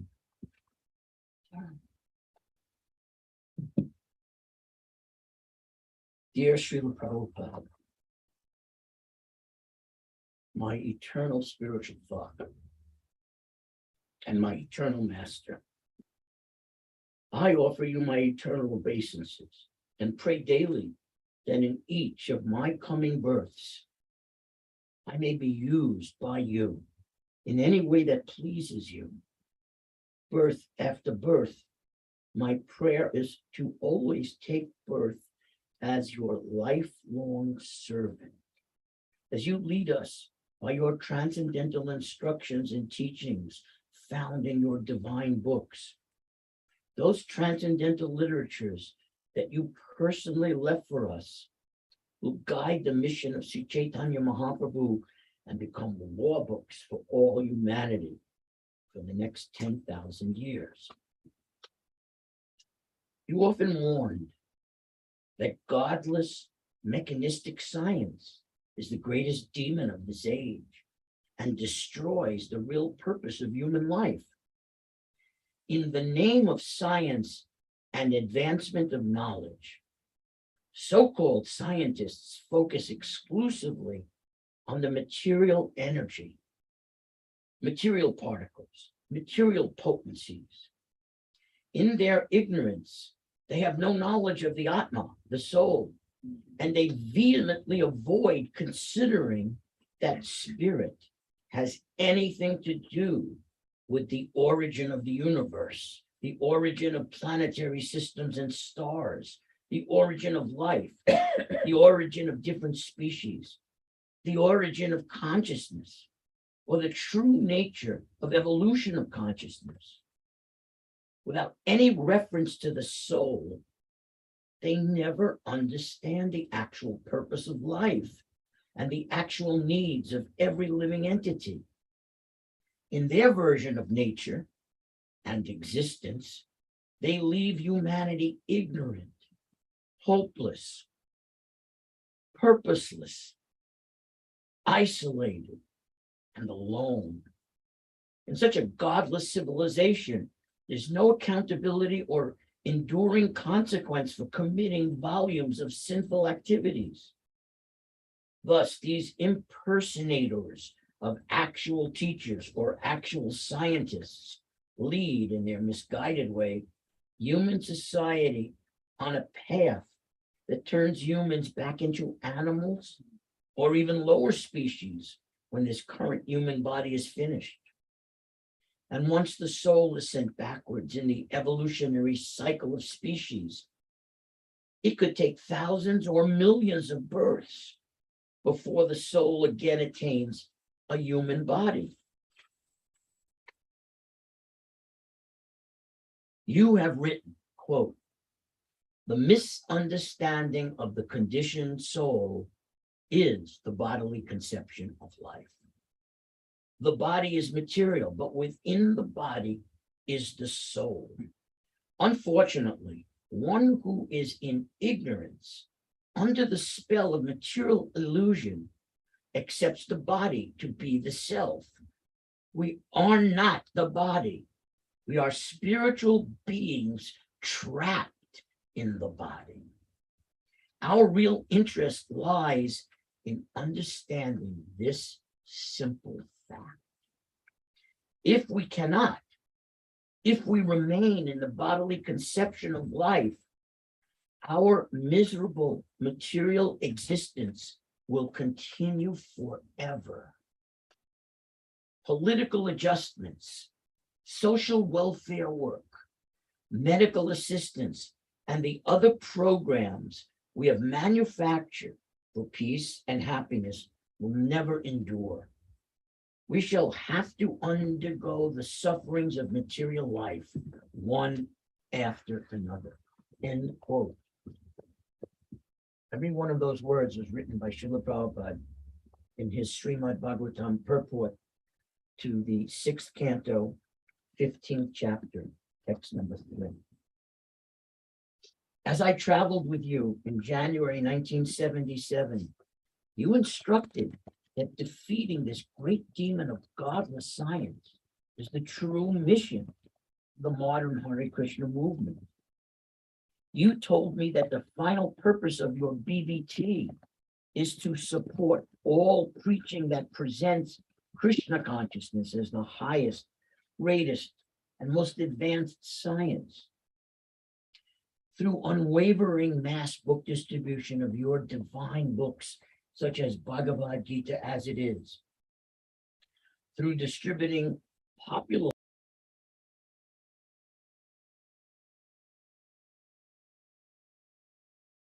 Bhaktivedanta Institute, through scientific exhibitions being planned for your Temple of Vedic Planetarium, through unwavering commitment to exposing the failings of Darwinian evolutionary conceptions in its original and mutated forms. Through unwavering commitment, we can save all embodied human conditioned souls. Srila Prabhupada, I pray every day to be used in this way, to be an instrument for unlimited mass distribution of your transcendental literatures. You once wrote to me that I should not divert my mind for even a moment from this. So I pray to Lord Chaitanya, Lord Nityananda, to Sri Pañcaratna, to Lord Paramatma within my heart, to please cause me to take all my future births in this Sankirtan movement as Srila Prabhupada's humble, eternal Sankirtan and book distribution servant. I remain your most unworthy, aspiring servant, Rameśvara.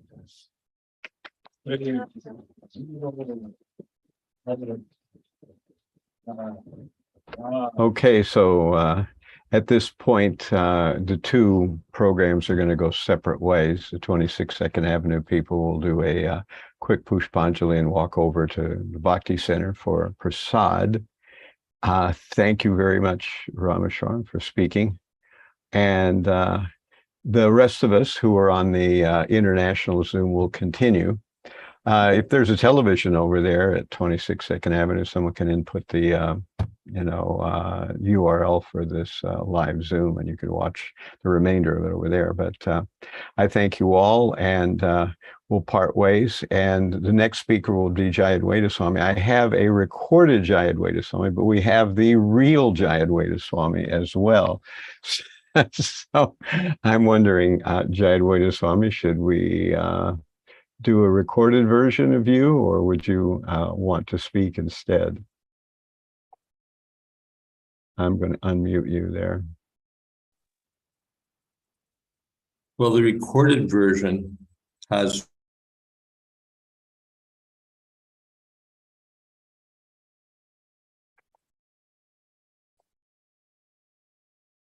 Okay. Are we hearing you now?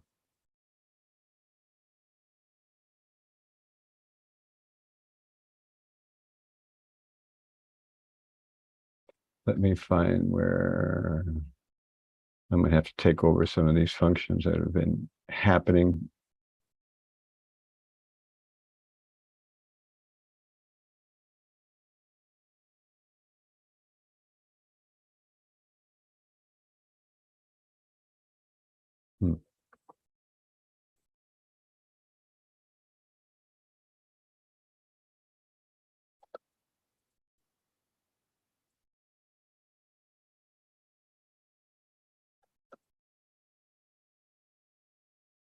It should be, let me try again, see if I can allow you to unmute yourself.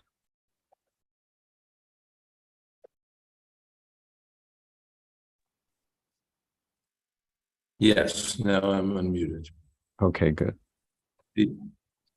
I wasn't expecting to speak. The recording has two other godbrothers on it. Right. I've parted them up into different segues so that they're separated.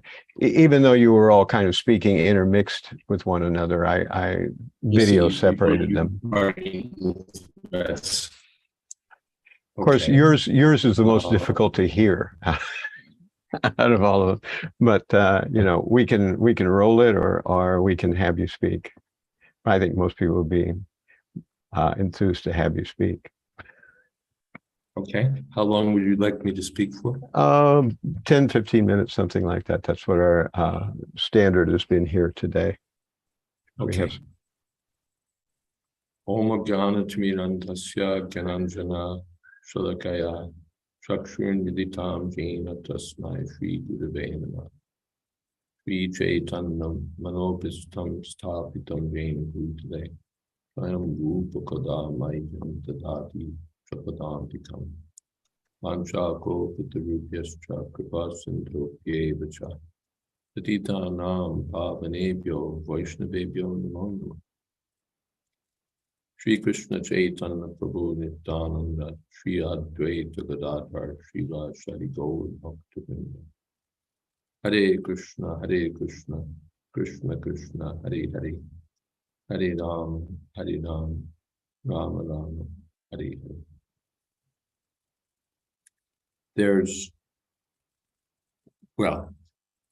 my reflection of late has been on Srila Prabhupada's having given us the holy name of Krishna, and on Krishna's being non-different from his holy name.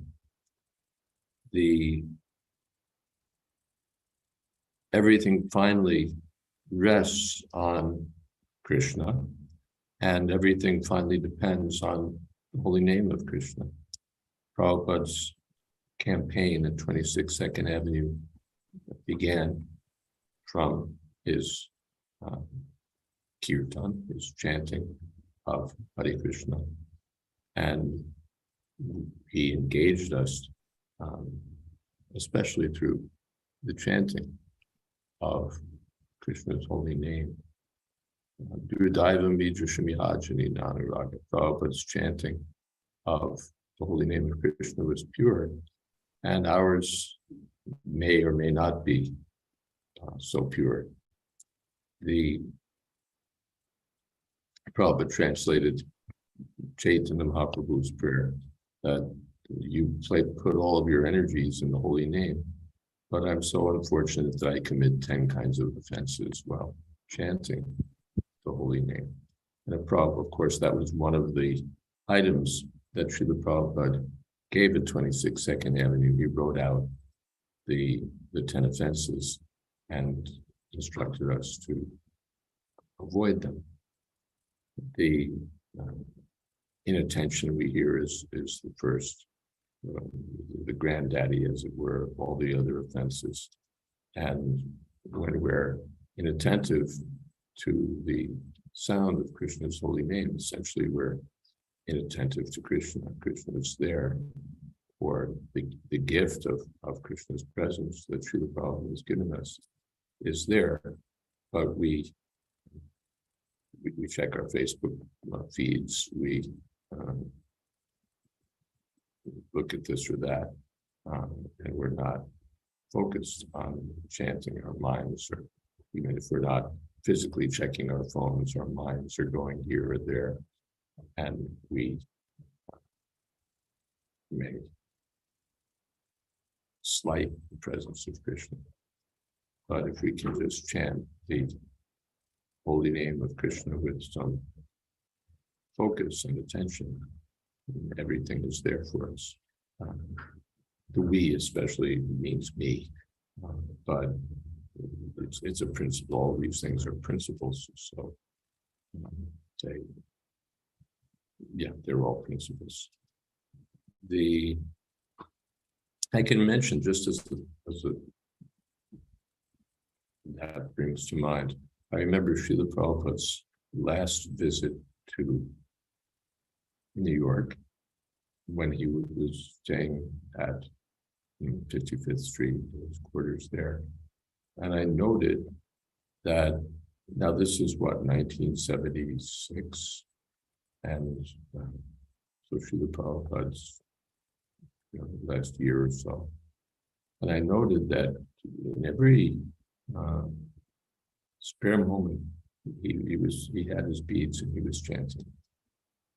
And we will say, well, yes, Prabhupada was always chanting, but in previous years, he was always chanting Hare Krishna. He was always speaking about Krishna. But I noticed that in that final visit, whenever he had a moment, Hare Krishna, he would pick up his beads and chant. And of course, I connect that with his understanding that his life was in this world was coming to an end. And so he was focusing even more on the chanting of Hare Krishna. And I noted it at that time. It was striking that he was that he was chanting, focusing in that way on the chanting of holy name of Krishna.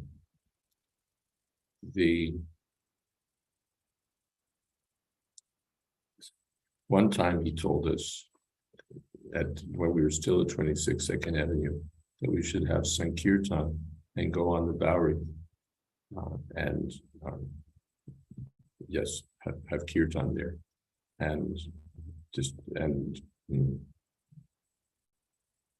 I forget whether he told us to distribute books or take a collection. Anyway, he told us we should chant on the Bowery. So we did. We went and chanted, and we found that even the bums were very generous. They were giving donations, and it was very successful. So that thought of raised earlier about Srila Prabhupada as being Samadarshi, Brahmatīrtha Prabhu raised. Thinking about everyone's welfare, how to reach the highest class of people, the thought leaders of the world. Bless the drunkards on the Bowery, which then was still the Bowery, a low place. I've told this story, but it comes to mind again, that Srila Prabhupada had gone on his morning walk by car and came back, and just as he was rounding the corner at Henry Street, he saw a little boy putting letters in the mailbox. His father was lifting him up, and the boy was putting letters in the box, and Prabhupada was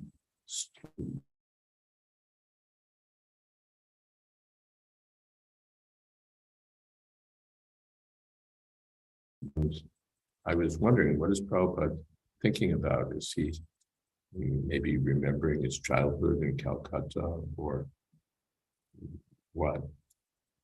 And after the boy had mailed the letter, Prabhupada said, the little boy on his own, he cannot do. But the affectionate father, when he helps, then it is possible.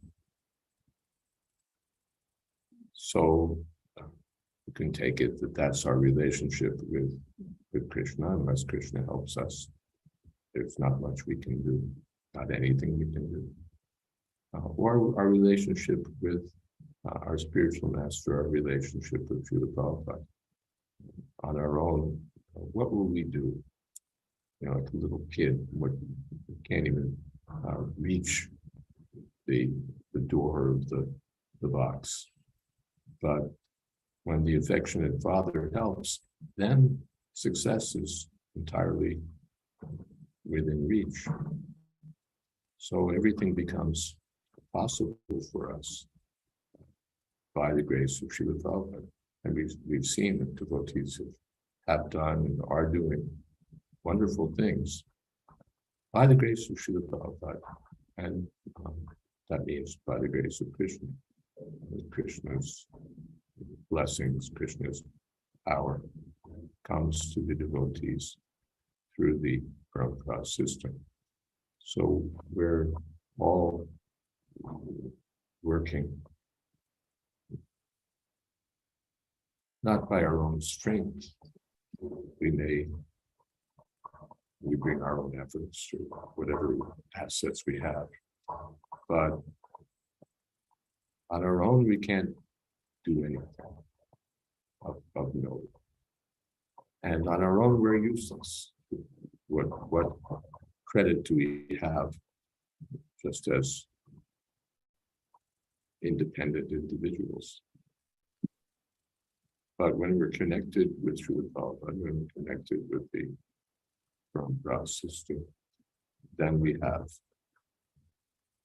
immeasurable, potentially immeasurable power. Krishna can do anything. I remember there was one incident in New York. There was some court case, I forget what it was about. It was minor compared to today's these kind of court cases. I forget whether it was obstructing traffic or some other matter. The devotees were hauled into court. And somebody, I guess a lawyer, made insulting comments about Krishna. And Nanda Kishore, our godbrother Nanda Kishore, who is not particularly eloquent or spoke out, and just lashed the lawyer for insulting Krishna. Just lashed him, and very effectively. And Srila Prabhupada was pleased. Insults to Krishna should not be tolerated. And Krishna had empowered him to speak strongly.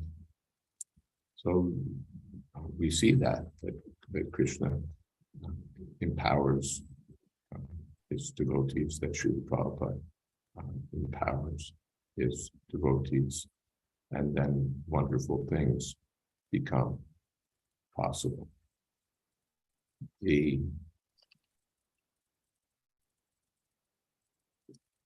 More than just the spiritual master in principle, the acharya in principle, we have to recognize the extraordinary nature of Srila Prabhupada. Now, everyone thinks his guru is extraordinary. Everyone should think his guru is extraordinary. Everyone's guru is extraordinary. But there's Srila Prabhupada, you can say, was super extraordinary. And in our day, or in Prabhupada's day, there was some tussle, some tension, some conflict over his stature. We heard from, we know that his godbrothers, some of them, were not willing to acknowledge Srila Prabhupada's extraordinary position. He was one of the godbrothers, and they took exception to his being called Prabhupada. They were not all delighted that the Krishna consciousness movement was spreading all over the world. Prabhupada even considered some of them envious and said that they were trying to block him. That, of course, is old history, but and not the happiest of history. But I bring it up only to say that now that's old history, because everyone has acknowledged Srila Prabhupada's preeminence. Everyone has acknowledged Srila Prabhupada's preeminence. There's no Gaudiya Math where you can go and they'll say Swami Maharaj was kind of one of the batch. They all must acknowledge, and in some cases are not very happy to acknowledge that Srila Prabhupada was empowered by his spiritual master to do extraordinary things, to spread the Krishna consciousness movement all over the world. I remember Srila B.R. Sridhar Maharaj said that when I think of what Swami Maharaj has done, my heart, my chest swells with pride. Appreciate it.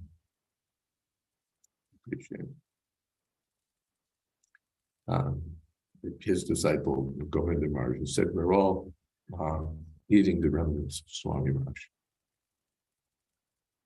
And others also, Srila Narayana Maharaj, so many, Srila Bhaktivedanta Maharaj, all have expressed their admiration for Srila Prabhupada's extraordinary accomplishments. And even outside of the Vaishnavas, even ordinary people, or people who are materially prominent, have acknowledged that Srila Prabhupada's accomplishments were extraordinary.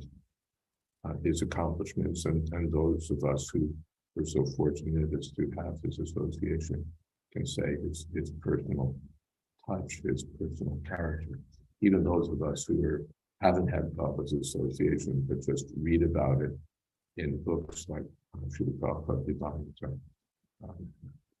see Srila Prabhupada's personal compassion, his sacrifice, his determination, his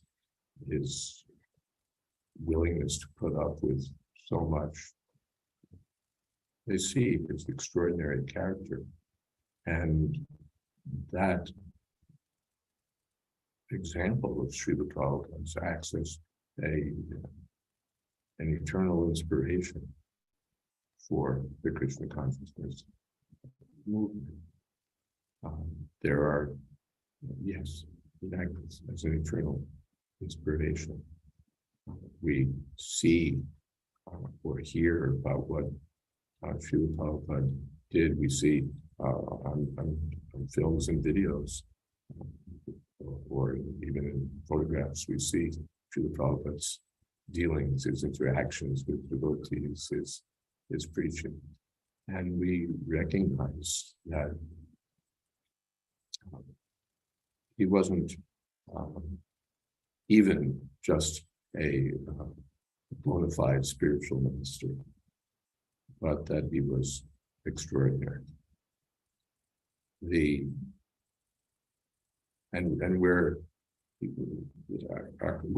sort of churning the butter of that extraordinary character of Srila Prabhupada, his extraordinary merciful nature, and so on. We're all, you can say, drinking the nectar of immortality from the ocean of Srila Prabhupada. And that's our good fortune, which we're meant to share, to distribute with the world, and which devotees are sharing with the world. We heard about the Arabic book distribution. We heard about the activities of Bhaktivedanta Institute, and there's so much more that we can hear about. And all of this manifests Srila Prabhupada's desire, Srila Prabhupada's will, Srila Prabhupada's vision.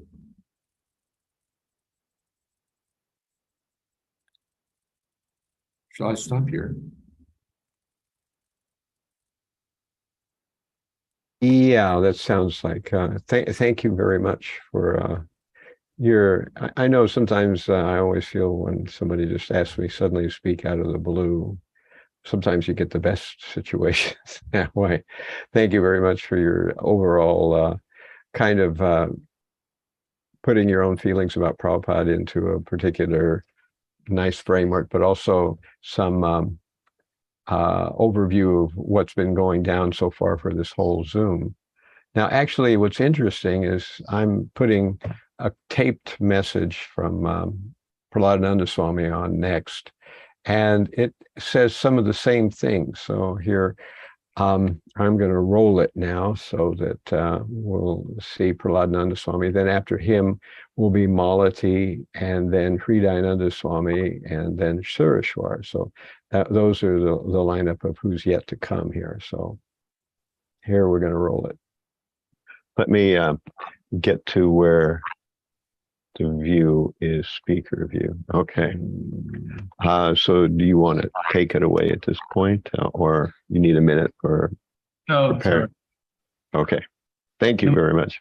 Kṛṣṇarūpā Śrīmate Bhaktivedanta Swami Namane Namaste Saraswatam Deve Gauravāṇī Pracharane Nirvishesha Srinivadi Paskadyade Siddharane. Hare Krishna. The subject of my offering to Srila Prabhupada will be a description of his exalted position and the problems that ISKCON faced and is still facing due to its general misunderstanding of who Srila Prabhupada is and what his position is presently within the movement and within the devotees' lives within the movement. I'll begin with a quote from the Chaitanya Charitamrita. Tanra Chite Krishna Prema Karya Udoy, Tanra Vakya Kriya Mudra, Vigeha Nabujaya. Even the most learned man cannot understand the words, activities, and symptoms of a person situated in love of God. So, underlying practically all the controversies in the past that faced Prabhupada's disciples and devotees is an essential philosophical question. Was His Divine Grace A.C. Bhaktivedanta Swami Prabhupāda, Nityasiddha Mahabhagavat, and Saktavesh Avatar and Sampradaya Acharya, or was he Siddha, pure devotee obtaining perfection in this life, as sometimes he's depicted in even some of his biographies and the memories of some of his followers and disciples. When I first joined the movement let me say that Srila Prabhupada depicted himself as the Nityasiddha Sampradaya Acharya. Therefore, he insisted that his title be the founder Acharya of the International Society for Krishna Consciousness. And whenever this question came up, what is Prabhupada's position? For instance, in a conversation with Sesrup Maharaj and Jayādvaita Swami, and in a morning walk, Jayādvaita Swami asked Prabhupada that, let me see the date for this, it was Mayapur, April 8, 1975. Jayādvaita, they know everything and that they're perfect in everything, but sometimes from our material viewpoint, we see some discrepancies. Just like we think that Prabhupada, because material viewpoint, the viewpoint is wrong, therefore you find discrepancies. Jayādvaita. So we should think that we have the defect. Prabhupada, yes, Acharya is explained. Bhakti Samshanat. Chaitanya Charitamrita Adi 113. One who's preaching the cult of devotional service is Acharya. Then why should you find any discrepancy? Jayādvaita, just see. For instance, sometimes the Acharya may seem to forget something or not to know something. So from our point of view, if someone has forgotten, that is, Prabhupada, no, then. Jayādvaita, and an imperfection, Prabhupada, that is not then you do not understand. Acharya is not God, omniscient. He is servant of God. His business is to preach bhakti cult. That is Acharya. Advaita, and that is the perfection. Prabhupada, that is the perfection. Hare Krishna. Jayādvaita. So we have a misunderstanding about what perfection is. Prabhupada, yes. Perfection is there. How he is preaching the bhakti cult. That's all. In other words, Prabhupada was a perfect instrument for Lord Chaitanya Mahaprabhu for spreading Krishna consciousness. And because of that, although internally he was situated in the spiritual world, but externally he acted appropriately in order to attract people to Krishna consciousness and to help their advancement in Krishna consciousness.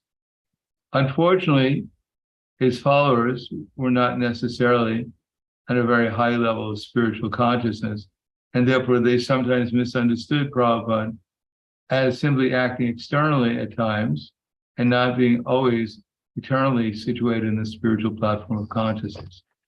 They took his external activities as his consciousness, as a manifestation of his consciousness, rather as his manifestation of Chaitanya Mahaprabhu's mercy in order to teach his followers how to make advancement in Krishna consciousness.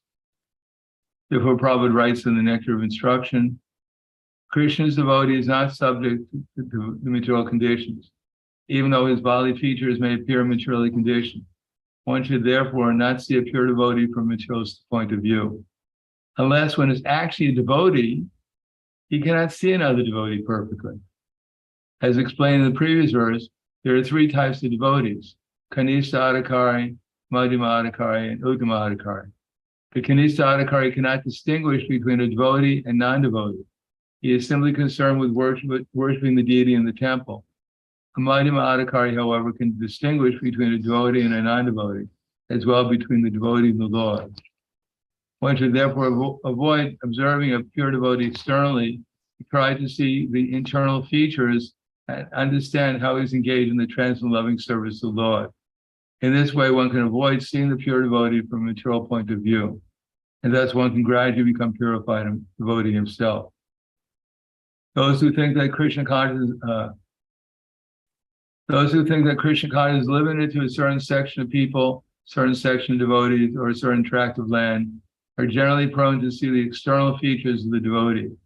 Such neophytes, unable to appreciate the exalted service of the advanced devotee, try to bring the Mahabhagavad to their platform. We experience such difficulty in propagating this Krishna consciousness all over the world. Unfortunately, we are surrounded by neophyte God brothers who do not appreciate the extraordinary activities of spreading Krishna consciousness all over the world. They simply try to bring us to their platform, and they try to criticize us in every respect. We very much regret their naive activities and poor fund of knowledge. An empowered person who is actually engaged in the confidential service of the Lord should not be treated as an ordinary human being. For it is stated that unless one is empowered by Krishna, he cannot spread the Krishna consciousness movement all over the world.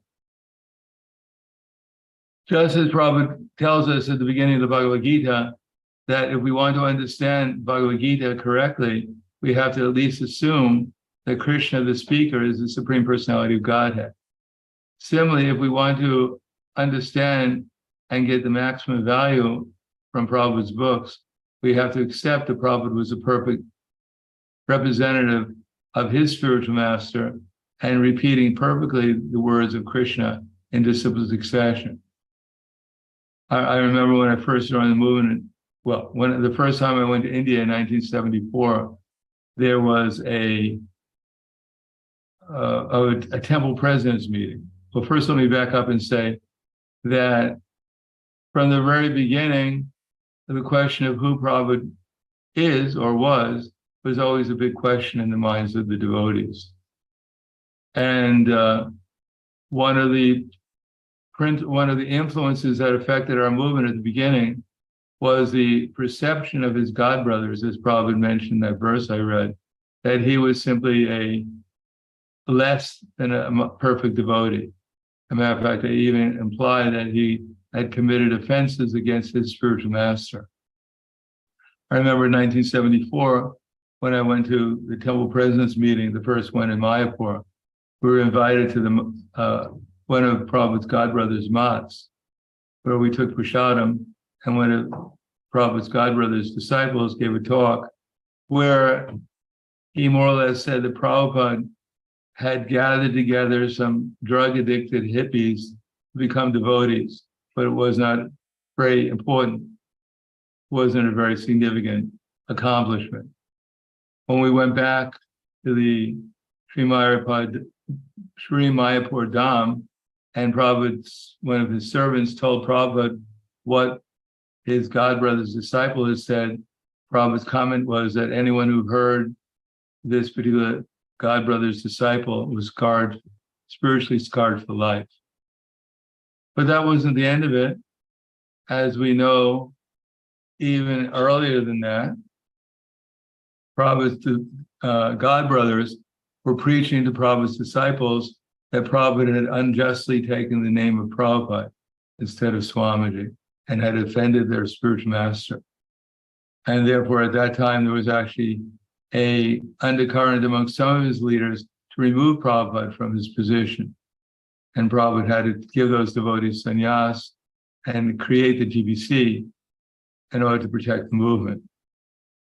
Of course, we know that later on, there were many attempts to discredit Prabhupada and bring him down to the level of just an ordinary spiritual master, as we saw with one of Prabhupada's, not even his godbrother, his god nephew, started to proclaim that he was actually Prabhupada's successor and that he actually had some higher knowledge to give the members of ISKCON than Prabhupada was able to give them at that time.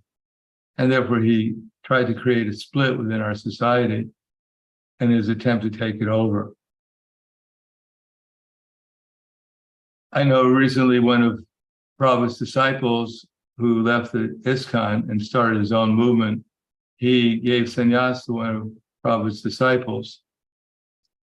And Prabhupada's disciple, who became a sannyasi, he continued to glorify Prabhupada and quote from Prabhupada. But this particular sannyasi, this sannyasi, Prabhupada's disciple also, who had given him sannyas, called him and allegedly criticized him for speaking about Prabhupada too much, rather than speaking about his teachings, this sannyasi's teachings. So this particular sannyasi disciple of Prabhupada, he left that devotee and now is rejoining ISKCON. Now we find that after Prabhupada left, that even the biographies and even the testimonies about Prabhupada are full of assumptions that Prabhupada was less than a Nityasiddha devotee, that he appears to be depressed sometimes, he's a business failure, he has a horrible family life, he gets, but actually this is due to the fact that unless one is actually an Uttamā Adhikari on a higher platform of consciousness, it's very difficult for one to see properly what the exalted position of a Nityasiddha is. And what to speak of when one has ambitions, as the Zonal Acharyas did, in order to take over Prabhupada's position and establish themselves as the new Acharyas in Prabhupada's absence.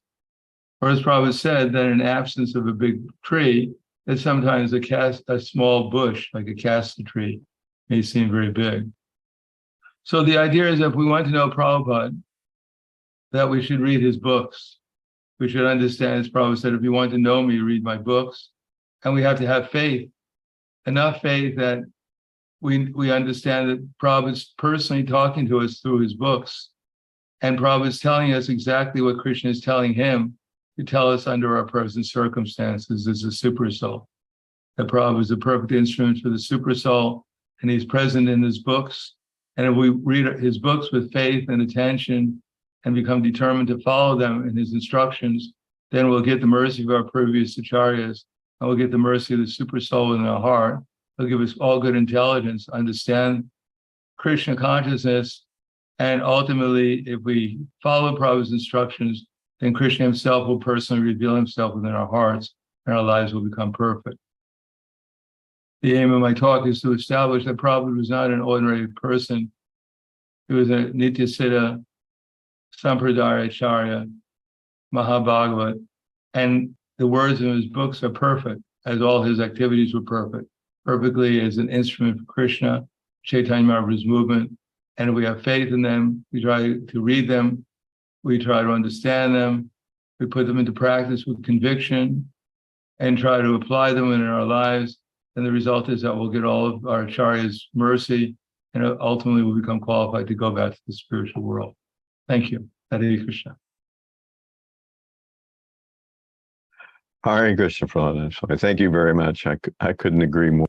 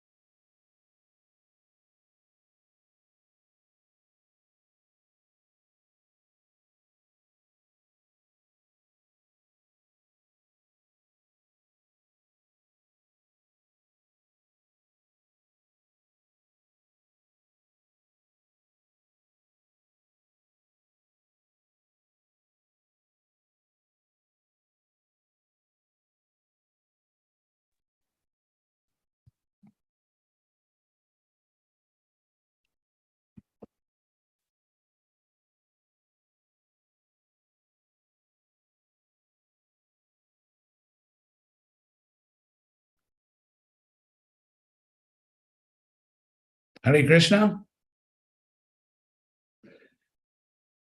For some reason, I can't hear you, Chandrasekhar Maharaj. Now you can. Now you can hear me. I muted myself. Yeah. Right. Yes. Okay. Hare Krishna. So let me.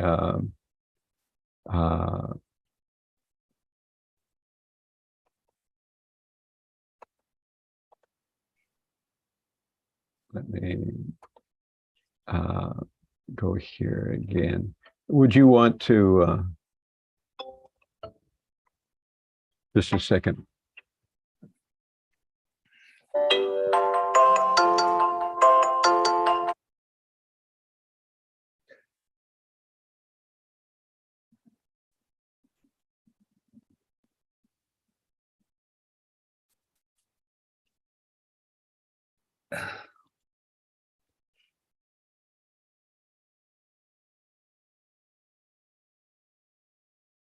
That, that I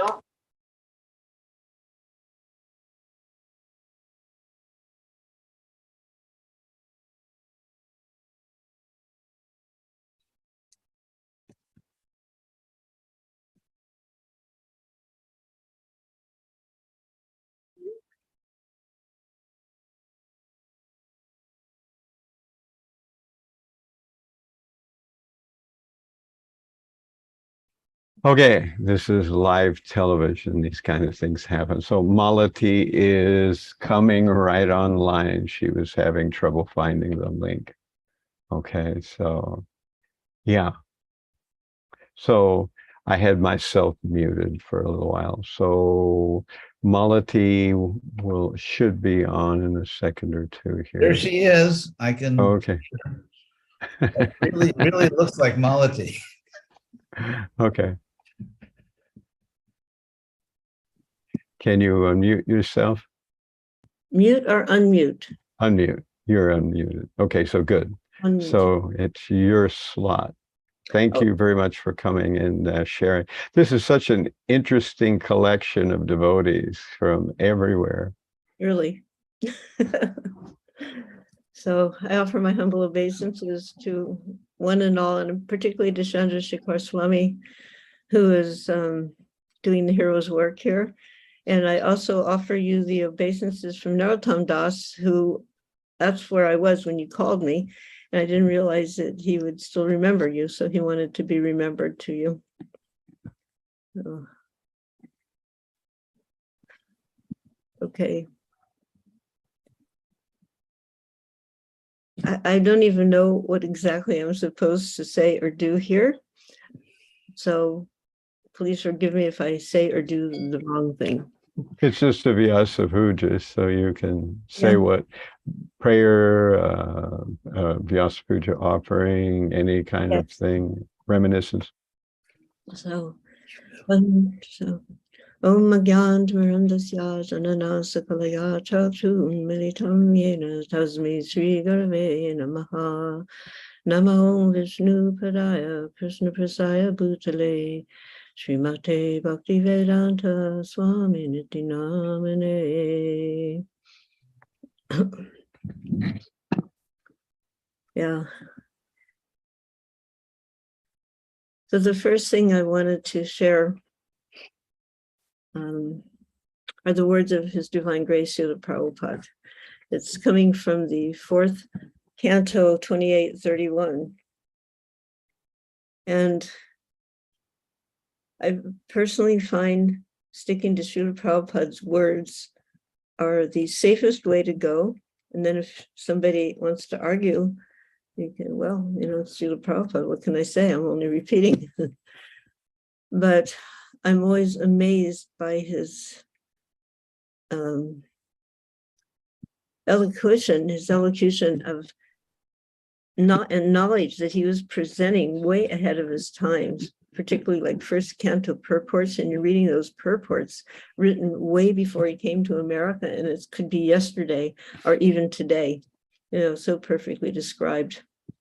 But on another topic here, Śrīla Prabhupada commented, among Vaishnavas, there may be some differences of opinion. I don't think anybody here has ever experienced differences of opinion, right? You know, among Vaishnavas. So he says there may be some differences of opinion due to everyone's personal identity. But despite all the personal differences, the cult of Krishna consciousness must go on. We can see that under the instruction of Srila Bhakti Vinod Thakur, Srila Bhakti Siddhanta Saraswati Goswami Thakur began preaching the Krishna consciousness movement in an organized way within the past 100 years. The disciples of Srila Bhakti Siddhanta Saraswati Goswami Maharaj are all godbrothers. And although there are some differences of opinion, and although we are not acting conjointly, every one of us is spreading this Krishna consciousness movement according to his own capacity and producing many disciples to spread it all over the world. As far as we are concerned, we have already started the International Society for Krishna Consciousness, and many thousands of Europeans and Americans have joined this movement. Indeed, it is spreading like wildfire. The cult of Krishna consciousness is based on the 9 principles of devotional service. And he listed them: Shravanam, Kirtanam, Vishnu, Smaranam, Padasevanam, Archanam, Vandanam, Vasyam, Sakyam, Atmani Vedanam. So this cult of Krishna consciousness, based on these 9 principles, will never be stopped. It will go on without distinction of caste, creed, color, or country. No one can check it. So, Srila Prabhupada's affirmation. So, dear Srila Prabhupada, please accept my eternally offered obeisances at your lotus feet. Please let me serve you day after day, birth after birth. I came upon the following sections after watching a video clip of your post-departure Samadhi ceremony for the first time. It was the first and probably last time I will ever view it. I needed the solace of your living words, and this is what a random search brought about.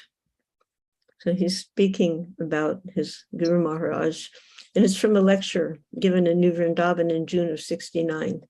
And he said, my Guru Maharaj, when he was selecting articles to be published in the Harmonist.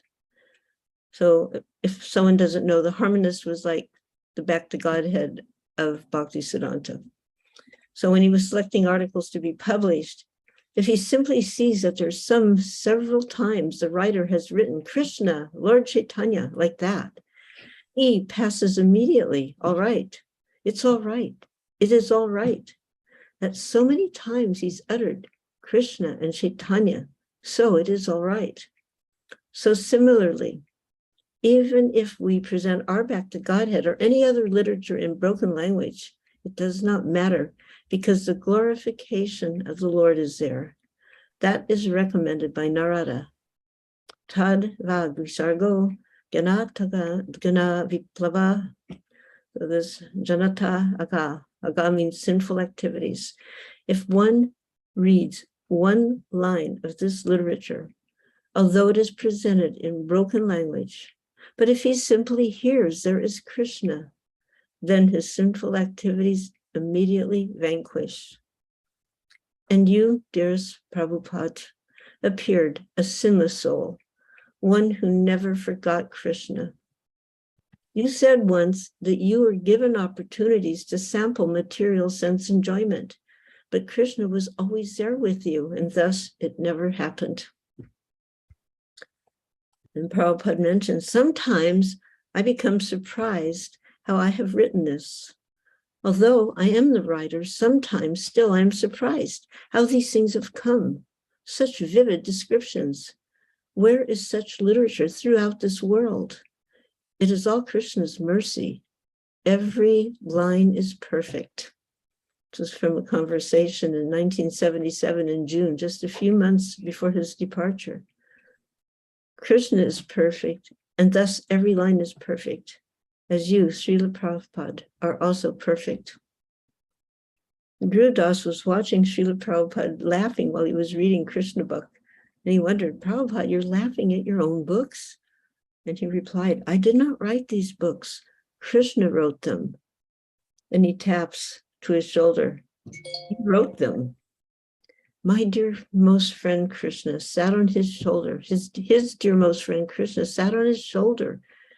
And he spoke to him, just as Arjuna's dear most friend Krishna stood before him and spoke Bhagavad Gita. In a conversation with Tamal Goswami and another godbrother, he asked, do you know that I read my books every day? I learn something new every time. Do you know why? Because I did not write these books. Every time I sat down to write, Krishna appeared and dictated to me what to write. So I'm not writing. Krishna is writing. Srila Prabhupada learns something new every day by reading his own books, because spiritual life is not stagnant. It is ever expanding and ever increasing enthusiasm. When the Supreme Lord speaks, the pure devotee hears with rapt attention, imbibing the nectar with great joy and devotion. When my god sister Danishta asked Srila Prabhupada how could she know him better, Srila Prabhupada replied in 3 words. So the question was, how can I know you better? Prabhupada said, read Krishna book. Yes, we want to know you better, Srila Prabhupada. You've divulged a great secret, indicating as well where we can find you. Maybe cavorting with Krishna and his cowherd friends and the Gopas. All glories to you evermore, Srila Prabhupada. All glories to you, Srila Prabhupada. All glories to you forevermore. Our most beloved Patita Pavana, Srila Prabhupada. It perplexes my mind to consider that the purports you were writing came to you, the perfect, transparent via medium, directly via the Supreme Lord Krishna. Your purports are beyond any value and wealth of all the so-called precious gems found in this temporary world. They are the purest of all touchstones offered to us by you, your fully cognizant, compassionate mercy. I can never fathom this mercy in a billion trillion lifetimes, even by chance, if I make it back home to Godhead, I'll never understand this incredibly sublime pastime of yours. But I have a little shadow doubt due to the gloriousness of this pastime. You're not an ordinary spiritual master. You saved us. And this was confirmed in 1967 in our little San Francisco storefront temple. Krishna dictated these purports to you, and you faithfully recorded them, and you passed them on to us and the entire world. Many gurus and so-called yogis come and they take your money, but they cannot relieve anyone from birth, death, disease, and old age. You alone offer that miracle. Considering these comments by you, how can we accept anything less than your authentic original words? May my head remain bowed at your lotus feet. May my heart beat only for you. And may all people throughout the entire universe become receivers of your compassionate message, checking the reign of Kali and pacifying their burning hearts and minds. Always your Dasi, Mālatī Devi Dasi. Srila Prabhupada Ki Jai. Hi, thank you very much, Mālatī. I had some people working with me now, so now I have to do everything all by myself. Let me. You know how that goes. Yeah, it's there's a lot of technical stuff going on. It was actually quite nice. We had a good team. I was doing practically nothing, just calling people up. But now we're going to move on to Hṛdayānanda Swami, who is calling us from where? Where are you now? I'm in California. Oh, in California. I was there 2 days ago, but I came back to Columbus, Ohio for Janmashtami. I missed you. Yes. Well, we're waiting for you to visit Athens. Yes, yes, yes.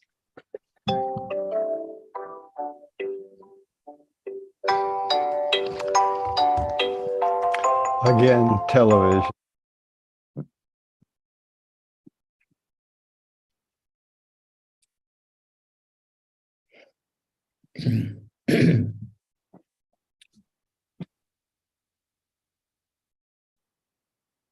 So,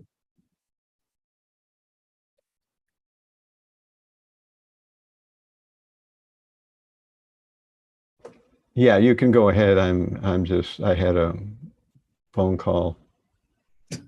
There's lots of behind the scenes going on in this whole project. okay, I'm going to turn my cell phone off. So I'll begin.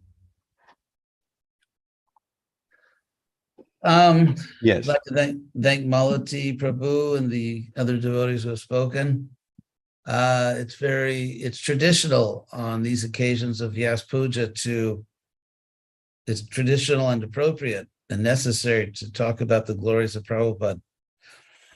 I would like to focus from a different angle, as you know, Prabhupada told us there are many angles of vision, and that is Prabhupada, with all of his good qualities, all of the good qualities of the devas, as that verse in the Bhagavatam said, as Prabhupada is a pure devotee. And Lord Krishna clearly sent Prabhupada at a particular time and place to establish his mission, Chaitanya Mahaprabhu's mission, very powerfully all over the world. Twice in the Bhagavatam, we find the little phrase Deshakala Vibhagavit. The first time is in the first canto, where Bhishma on the bed of arrows is praised as Deshakala Vibhagavit. And then again, when in the fourth canto, when Narada Muni is instructing Dhruva Maharaj, he tells him, in order to serve Lord Krishna effectively, you must be Deshakala Vibhagavit.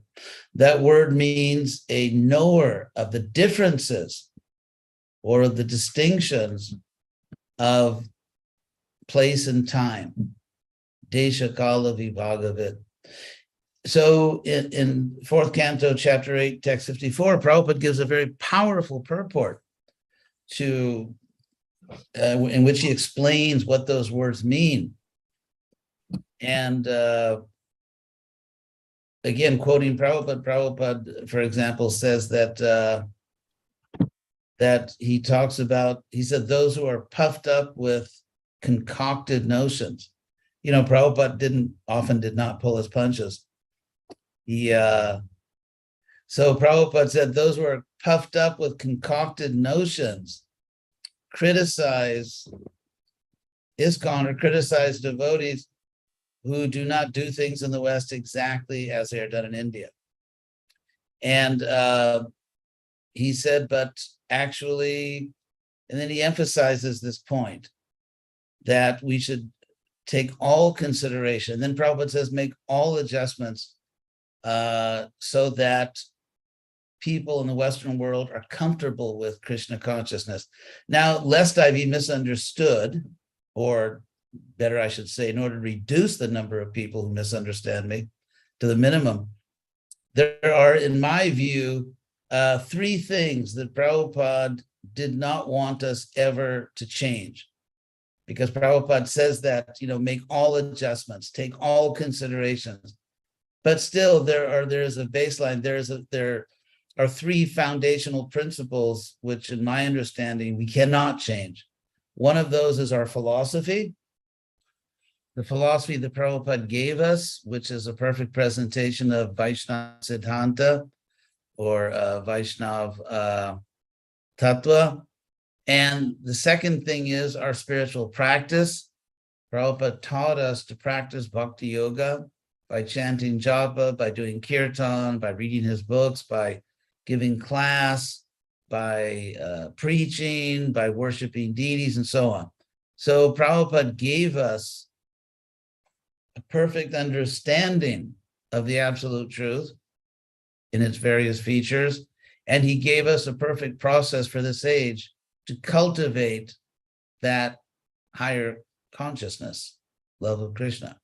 The third thing that Prabhupada, in my view, did not want us to change and was adamant about this, he did not want us to change the institutional framework that he created for Lord Chaitanya's movement in the modern world, in which, of course, he named it ISKCON.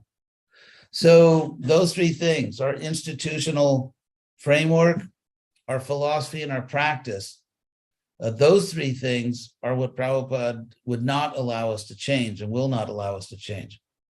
At the same time, I have no doubt, this is my conviction, that if Prabhupada suddenly came back, and we knew that's Prabhupada, and we took him for a tour of his temples and showed him what was going on, I'm sure many things would please him, because there are many outstanding men and women in this movement who are dedicating their lives to Prabhupada's service. And there are many impressive projects. At the same time, it would be silly to deny the fact that in some very important ways, our movement is not as well known, not as much in the public consciousness, not as relevant in public affairs as it was when Prabhupada was here. Now, to some extent, we can attribute that to inevitable historical factors. I mean, remember that Prabhupada was a pure devotee before he got on the boat. It's not that Prabhupada became a pure devotee on the Jaladuta. Prabhupada once told me privately in his room in Los Angeles that there was never a time when he did not know Krishna as his Lord. So Prabhupada personally communicated to me that he's an eternally liberated soul. So I have no doubt about that. At the same time, that Prabhupada, the pure devotee of Krishna, in India, before he came to the West, was not able to make much headway, certainly not to his satisfaction. And we can, of course, go down the line. I mean, Jansi, the League of Devotees, the Back to Godhead sheet, which he personally was giving out in New Delhi till he had a heat stroke. And then, then finally going to Vrindavan on the advice of a friend, producing the Bhagavatam, and then giving out the Bhagavatam to leading people in India, including the Prime Minister.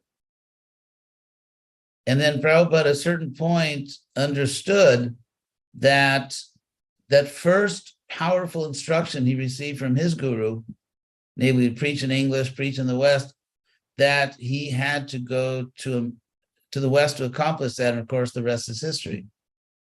So I am convinced personally, having been trained by Prabhupada as a Western GBC, I'm personally convinced that if Prabhupada came back and saw what was going well and what was not going so well, that Prabhupada would call his senior people, including some of the people here like Mālatī. Prabhupada would call his senior people and he would say, what's going on? He would visit the temples and he would say, because when he left, of course, the temples were filled with Western devotees and there was a very powerful outreach program. And as I said, there are many outstanding Vaishnavas in this country and many countries. It's not that there's a lack of really distinguished devotees. But still, I have no doubt that Prabhupada would say, how do we restore what I gave you in the sense of a powerful, famous, relevant Hare Krishna movement in the Western world? And so in that sense, I think on Prabhupada's, I think my meditation is not only on what Prabhupada did in the past. I remember when I was a new devotee in Berkeley, Prabhupada wrote a letter to one of the devotees in the temple that, of course, we all read, where Prabhupada said that you are not seeing the actual form of the spiritual master. He gave the example that that the wind blows at night, the wind blows the clouds across the moon, but it looks to our vision as if the moon is sailing through the clouds. And that's the example Prabhupada gave, that we are seeing the external form, which of course Prabhupada called Vapu, but there's Vani, but the actual form of the guru is something which is more advanced. So all of Prabhupada's pastimes in this world, his accomplishments, convince us that he is, in fact, a completely liberated soul, that he is the great Acharya for this age. And therefore, that leads me to the conclusion that how do we restore what he left us? To me, when I hear Prabhupada's glories, that's what it drives me to. That's the conclusion I come to. That considering Prabhupada's greatness, considering all these stories and all the books and everything, what is my duty now? What can be done now? What about the future? How do we, because in Prabhupada's Pranam mantra, the one he wrote, the first one, Namo Vishnu Padaya Krishna Prastaya, was sort of a template in which, Prabhupada's name was put in, a template for offering obeisances to Gaudiya Vaishnava gurus. And then Prabhupada actually wrote the second mantra. He personally, that was original, Namaste Saraswate Devi. So in that mantra, Prabhupada first identifies himself that I am a disciple of Bhaktisiddhanta Saraswati Thakur. Namaste Saraswati Devi Gauravāṇī Pracharine. And my mission is Gauravāṇī Pracharine, preaching the message of Lord Chaitanya. And so you could say, okay, Prabhupada, there were other disciples of Bhaktisiddhanta, and many devotees in the world have accepted the mission of preaching the message of Lord Chaitanya. So in the last line, the last two quarters of the Pranam mantra Prabhupada wrote, he reveals what is exclusive about him, what is unique to him, what distinguishes him from his god brothers and everyone else. And that is nirvishesha shunyavadi paschatya desha tarine. The Prabhupada is the savior of the Western countries, which are completely befuddled by voidism and impersonalism. And so Prabhupada wrote this mantra. Prabhupada presented himself as the savior of the Western countries. Some people say, like, why, what's so important about the West? Well, ask Prabhupada why he put it in his Pranam mantra. I mean, the reason is obvious. Prabhupada told me that many, many times. Many times Prabhupada preached to me personally how, I came to your country because it's the most important country and so on. And so it seems to me that since we all agree on the glory of Prabhupada, we all agree on his identity as, Krishna's pure devotee, Lord Chaitanya's special emissary, then the next thing is we should defend and establish the honor of Prabhupada, his honor in the world, not just among ourselves, but in the world, because Prabhupada didn't say that. He could have said, I'm saving Western disciples. In fact, it fits metrically in the verse, Paschatya Shishya Tarine. He could have said that I'm saving Western disciples, but he said Desha. Desha means a whole country. Desha means a whole country. And so therefore, I feel as an eternal servant of Prabhupada, it is my duty to Prabhupada to defend his honor, to establish the truth of his Pranam mantra by doing everything I can with my limited abilities to show that those words that Prabhupada wrote historically actually come true. That Prabhupada's mission actually saves the Western world. And in order to do that, in order to carry that out, one has to be very, very intelligent. One has to be Desha Kala Vibhagavit. One has to be a knower of the differences of places and times.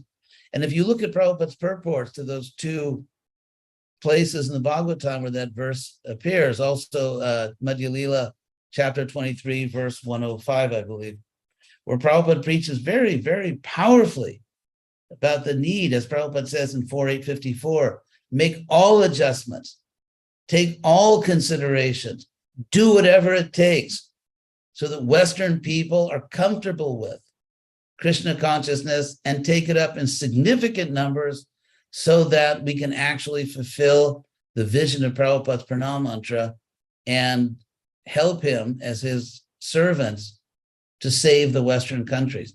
So I think that is my meditation today. Not simply looking to the past, not simply remembering Prabhupada's accomplishments, but looking forward. How do we actually give Prabhupada what he needs? How do we do what has to be done for Prabhupada's vision to actually be successful of saving the Western countries and thereby saving the world, of course. So thank you very much for this opportunity to speak. And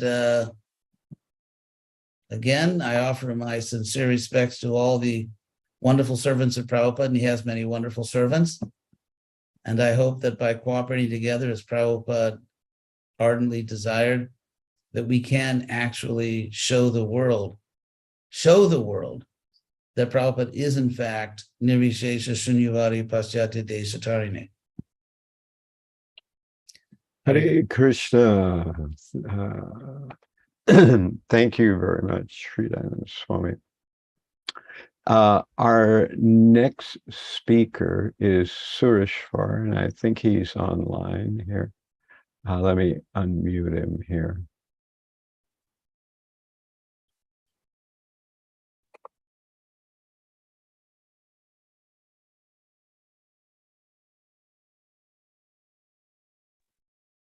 Yeah, looks like he's unmuted.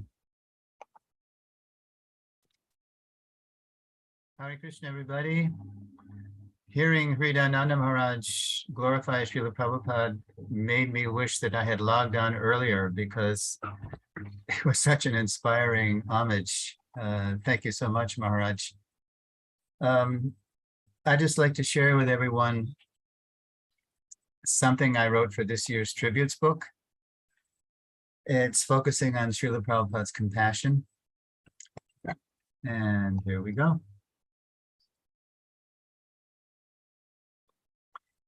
Dearest Srila Prabhupada, please accept my fallen obeisances in the dust of your lotus feet. All glories to your divine grace. Of all the Vaishnava qualities you manifested, Srila Prabhupada, your compassion amazes me the most. During your brief visit to Moscow, for example, your kind presence touched many. An Air India pilot carrying you across the Iron Curtain, the babushkas sweeping Red Square, a taxi driver bringing you through the Soviet capital, a stubborn Leninist professor, and by the will of Providence, a ripe Russian student to whom you gave all you could for 3 days before flying on to Paris. That bhakti seed you planted in the heart of Anatoly Pinyayev, later Ananta Shanti, who suffered unspeakable persecution at the hands of the KGB, continues to blossom in wonderful ways even today as war ravages the most vulnerable in Eastern Europe. And then I insert a quote from something Prabhupada said in a room conversation in Paris in June '74. Prabhupada remarked, therefore in Europe, so many wars, every 10 years, 15 years, there is a big war and wholesale slaughter of the whole humankind. But these rascals, they do not see it. The reaction must be there. You are killing innocent cows and animals. Nature will take revenge. That's the end of the quote. Although I never met Ananta Shanti Srila Prabhupada, I first met his spiritual beneficiaries, that is, the devotees who grew up in the former USSR, during my visits to Mayapur in the early 2000s. I saw in them what you must have seen in Anatoly, an unquenchable thirst for genuine spiritual experience, a good soul's tolerance of the people who had for so long denied him that experience, and endless gratitude to you for risking all to give him Krishna, quote, the supreme personality of Godhead. Nowhere did I witness their bhakti more intensely than when I attended their week-long Bhakti Sangam festival in the Crimea in 2012. Thousands of Russian and Ukrainian devotees, comrades in Kirtan, turned the tourist town of Simferopol into a marathon of selfless service, the likes of which I hadn't seen in ISKCON, Srila Prabhupada, since you first exploded Krishna consciousness in America nearly 50 years before. At the invitation of Ukraine GBC Niranjan Maharaj, I was there to share my Founder Acharya seminar series, especially with those Slavic-speaking devotees who had never physically seen or heard your divine grace. But as the days went by, as they drank in your life, your teachings, your mood, your mission, I found myself meeting you, their hero, through their hungry ears and eyes. So often did they break into applause to cheer your compassionate pastimes that each session ran way over time. And after every Q&A period, they spontaneously rose from their seats and surrounded me, begging for more, refusing to let me go. Who are these people, I thought? Their Prabhupada Prem just knocked me out. Now that was 10 years ago. After the Russian government forcibly annexed the Crimea in 2014, the Ukrainian devotees moved their Bhakti Sangam to another Black Sea venue, smaller but no less impressive for its spirit of selfless service. And even though the fire of war may cancel the festival altogether this year, Srila Prabhupada, I'm absolutely certain the fire of compassionate service you've ignited in countless Russian and Ukrainian devotees will one day burn to ashes all the horrendous karma that has periodically devastated that region. Seeing and hearing how the devotees are bravely delivering prasadam, your quote, secret weapon to the war's victims, I have no doubt your compassion will prevail. And here's a quote from Niranjan Swami, the GBC. Quote, the selfless service Srila Prabhupada brought is the life and soul of the devotees here, says Niranjan Maharaj. They already know what to do. All I have to do is encourage them. All glories to you, Srila Prabhupada, and your most compassionate followers, your aspiring servant, Sureśvara Das. Maharaj, Chandrasekhar Maharaj, I hope this whole global Sangha is going to be recorded and released somehow. Because it's already being uploaded, you know, even as we speak. Okay, because it's going through what's called restreaming. So it's going onto YouTube right now. It's going on to my YouTube channel. It's going on to the GBC SPT channel right now. Okay. And it's going also to my YouTube page. I mean, my Facebook page is what I'm trying to say. All right. Wonderful. And yeah, and you know, I'm going to put timestamps on it so that people can watch the whole thing and you know, be able to go to who they're really interested in listening to, and then if they have time, they can watch the whole thing. So that we wanted to meld the 26nd Avenue thing in with the, you know, the global Sangha. So we had a whole bit with this 26nd Avenue at the very beginning. I thought that was nice. It was Pañcaratna's idea. So, and then he came in with the angle of the SPT. So that's how this whole thing sort of bloomed out into a larger episode like it is now, you know. All right, great, looking forward.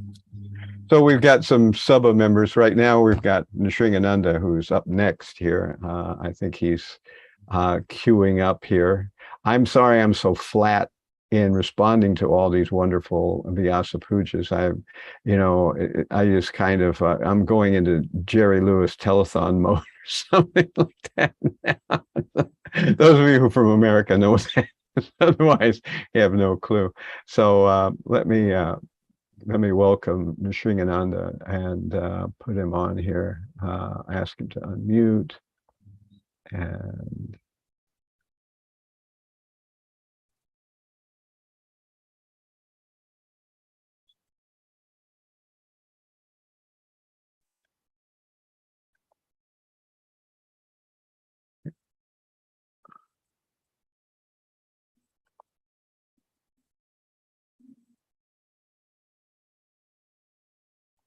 okay.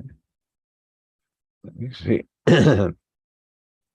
Sringananda, are you there?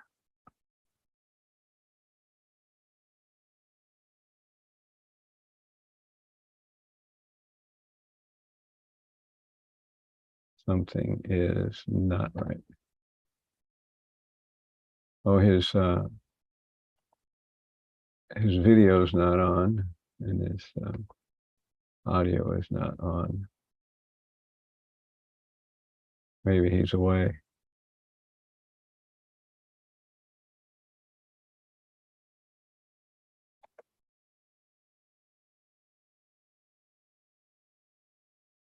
Okay, so for some reason we're not getting Sringananda, and we'll put another Sabha member on. We'll put I'm going to roll Mahatma here.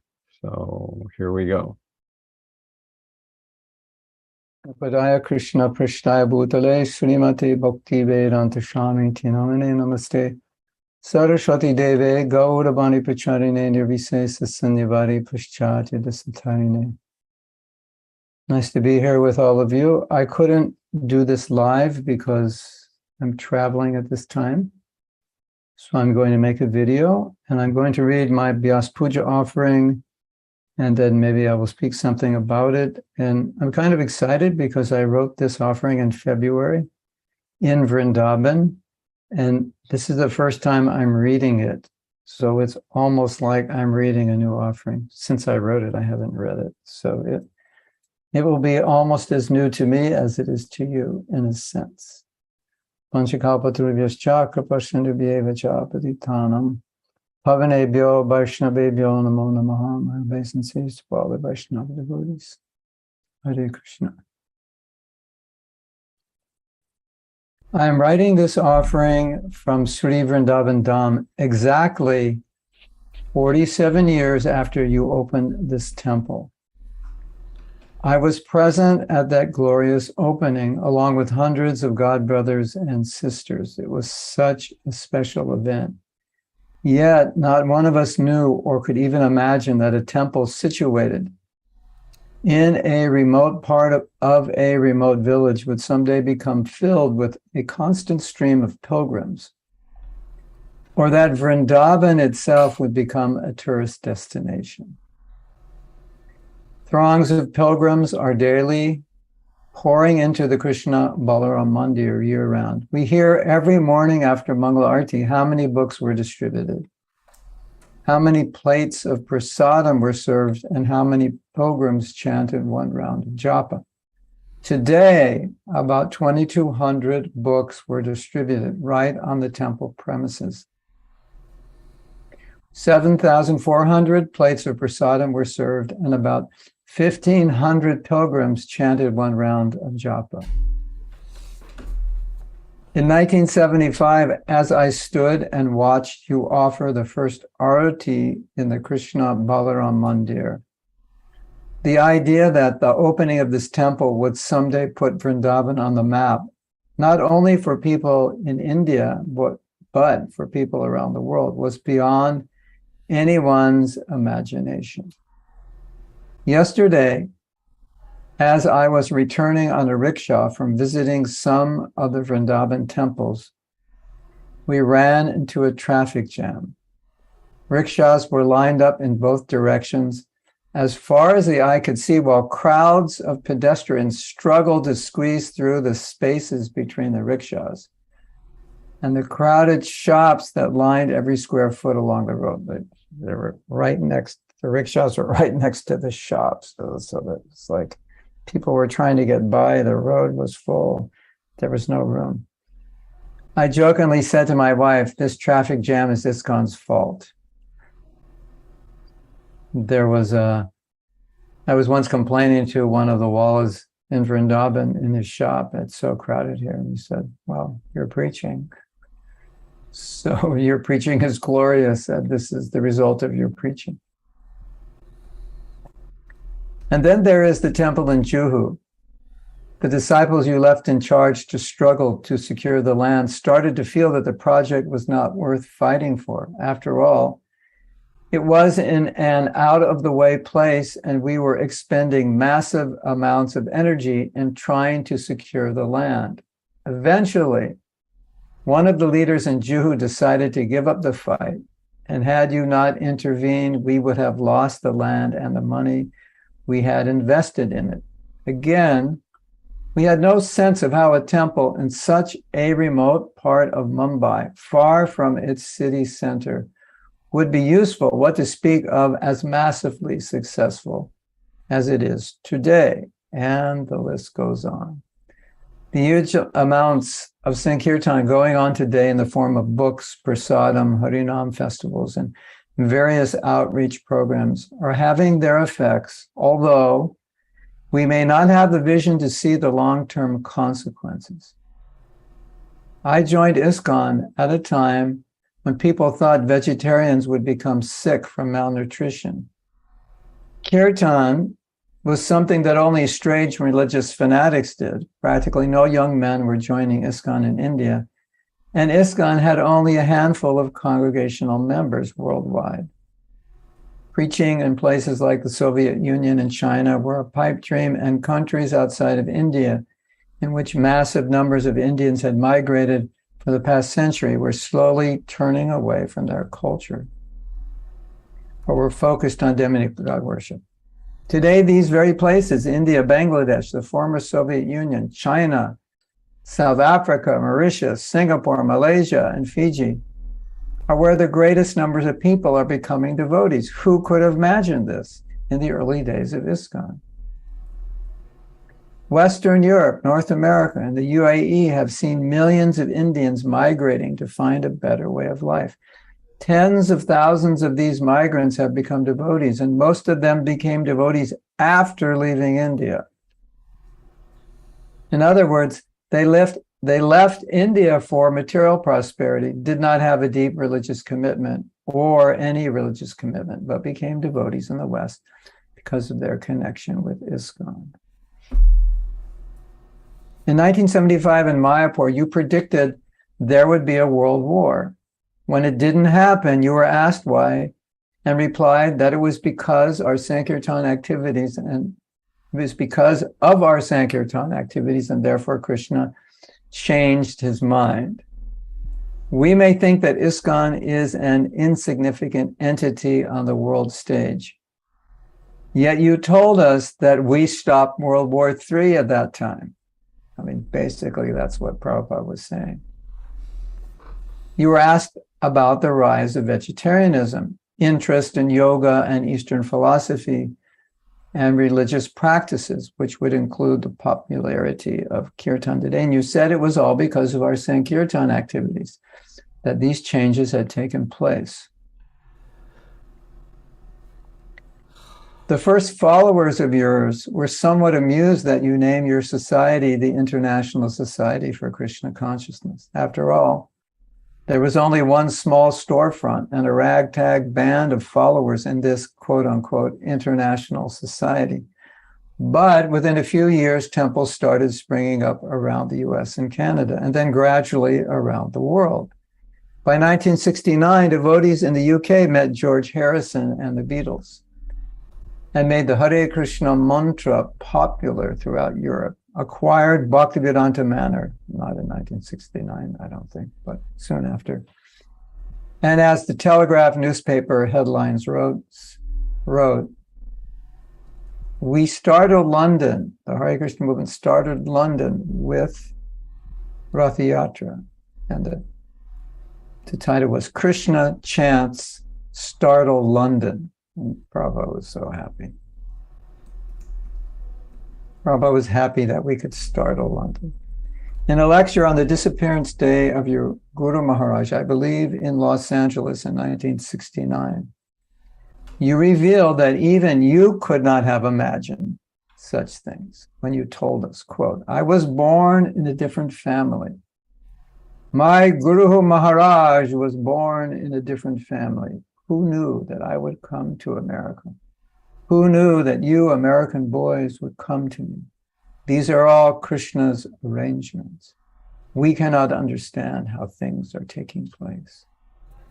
In other words, the spreading of Krishna consciousness happens through the transcendental arrangements of Krishna in such a way that it appeared even mysterious to you. You wrote in a letter that, quote, only about 6 years ago, I could not even imagine how widespread and potent a force this Krishna consciousness movement would become.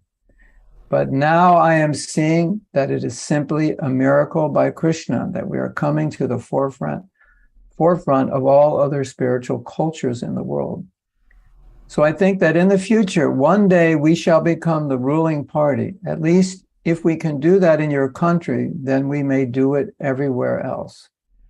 So I am always thinking in this way, big plans on behalf of the Supreme Personality of Godhead. You ended your letter by explaining the conditions in which this would take place. Quote, but I can understand that such big plans will never come true unless the plan makers and executors of the plan remain always extremely purified. So we have a prediction, quote, unquote. So we have a prediction that can only come true if we maintain a society of pure devotees. In 1972, as I sat in Srimad Bhagavatam class in Los Angeles, you told us that this movement will go on with us or without us. But if we stay, we'll get the credit. It made it sound like if we just stick around, everything will happen, even in spite of us. But what you meant, and we sometimes overlook this, is that your confidence in the success of the Krishna conscious movement was not just based on the purity of the message and the process, but on the purity of those delivering the message. Krishna Swami at that time, once asked you, how far Lord Chaitanya's prediction that Krishna consciousness will go to every town and village is true?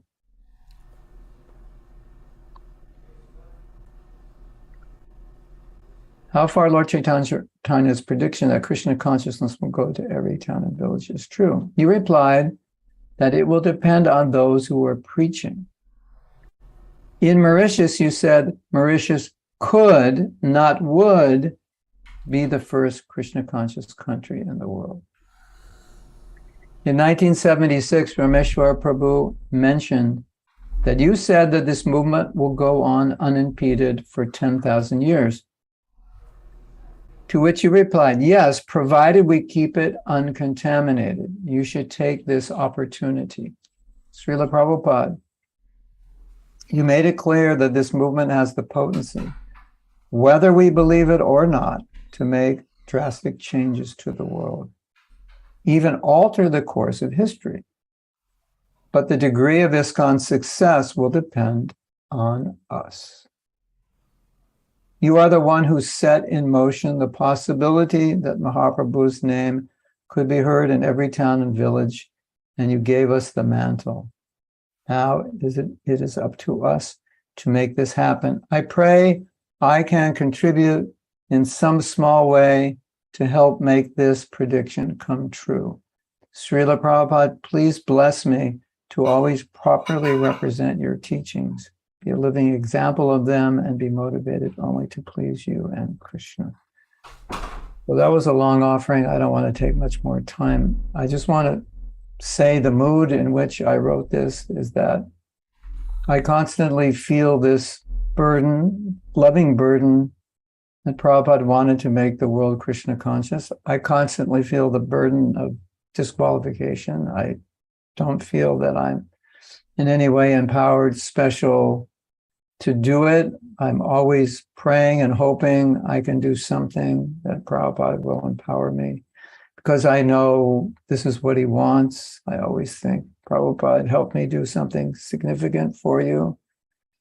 so I can see you smile, but I know and I realize that that's not going to happen unless I become a pure devotee. And so I'm always praying to Prabhupada, please help me become purified, because I know if I'm more purified, you'll be inclined to use me, even though I'm useless, a fool, ignorant, contaminated, somehow or other. You've given me a position in your service, and I want to do something. I want you to be proud of me. I want to do something that will please you. So that was the mood of this offering. I think every offering I write, that's the mood.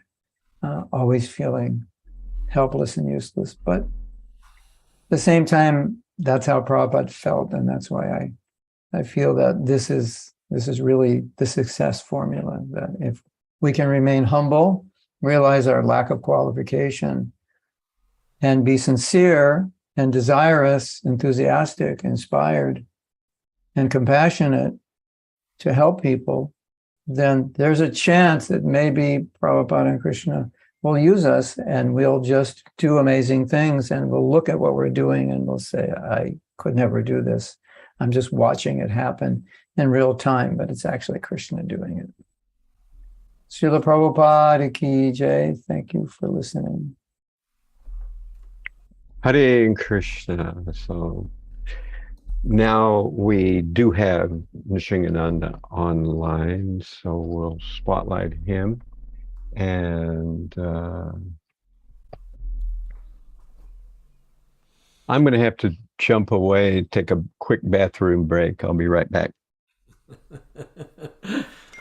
Well, that's what I reminded you to do. Now I know that I'm really in the toilet. Vanchakalpatarubhyascha kripasindhuvyacha patitanam pavanebhyo vishnevyo namo namaha. Please accept my obeisance, all the wonderful devotees who are present and who will view this. I feel very unqualified, especially following such a Mahatma as Mahatma Prabhu. But I'm going to take advantage, because somehow or another I've been fortunate in this life to gain the association of yourselves, and I'm not going to let that go if I can possibly keep my grip. Dear Srila Prabhupada, Ma Om Vishnu Padaya Krishna Prastaya Bhutale Srimate Bhaktivedanta Swami Nitinamane Namaste Saraswati Devi Gauravāṇī Pacharane Nivishesha Shunyavadi Paschachade Shatarane. My god nephews and nieces today sing the glories of Hari through the streets of war-torn Kiev. The police want to stop them, but the city administration gives permission. They make people smile is the official reason for allowing Sankirtan. We need a little taste of happiness now, they said. And Prabhupada, you made the hippies into the happies, and your mercy continues unabated. Long before you arrived on the shores of America, you advised all the living entities of the ever-existing war against Maya. The exodus of the residents of Calcutta to other places out of fear of being bombed by the Japanese is due to the same tendency of non-destructible existence. But you stayed, and your family stayed. And those who are thus going away do not remember that even after going away from Calcutta, saved from the raids of those Japanese bombs, they are still unable to protect their bodies as non-destructible in any part of this material universe, when those same bodies will be raided by the bombs of material nature in the forms of the threefold miseries. The names Japanese and Calcutta can easily be replaced by Russians and Ukraine in your sage advice. The Japanese also, who are threatening the Calcutta people with ruthless air raids for increasing their own happiness by possession of lands, do not know that their happiness is also temporary and destructible, as they have repeated experience in their own fatherlands. The living beings, on the other hand, you say, who are designed to be killed, are by nature eternal, impenetrable, and invisible. So all those living entities who are threatened to be killed, as well as those who are threatening to conquer, are all alike in the grip of the Maya potency, and are therefore all in darkness, continually conditioned by the mode of goodness. We repeatedly become attached to hearth and home. These are Prabhupada's words, not mine. Only by hearing from the lips of a pure devotee can we hope to receive the transcendental message that keeps us from sleeping on the lap of the witch called Maya. Jeev Jago, wake up, sleeping souls. You brought us the wisdom of your spiritual master, Srila Bhaktisiddhanta Saraswati, who said just a few days before his passing on December 23rd, 1936, you should all work conjointly under the guidance of your spiritual master with a view to serve the absolute knowledge, the personality of Godhead. You should live somehow or another without any quarrel in this mortal world, only for the service of Godhead. Do not, please, give up the service of Godhead in spite of all dangers, all criticisms, and all discomforts. Do not be disappointed, for most people in the world do not serve the personality of Godhead. Do not give up your own service, which is your everything and all.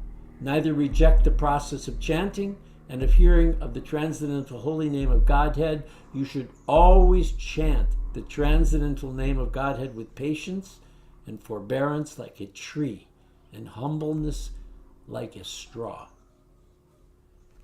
His father, the spiritual great-grandfather of your disciples, inspired his son in the most profound existential realizations, which you so purely and deftly transmitted to the entire world.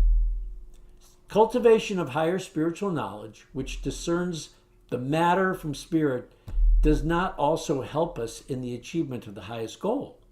By this culture of spiritual life, one can realize only oneself as distinguished from gross matter, and can also understand that the spirit soul is above matter, as ignorance of this fact makes him bound to undergo the rigors of conditioned life.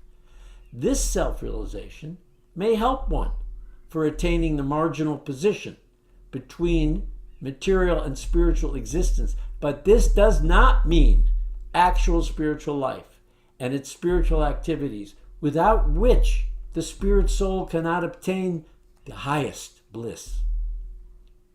This marginal state of life may be called the life of self-satisfaction, as distinguished from the life of self-realization, which means engagement in the transcendental activities of the spiritual world. Self-satisfaction without this self-realization, attachment for spiritual activities, does not bear any substantial fruit.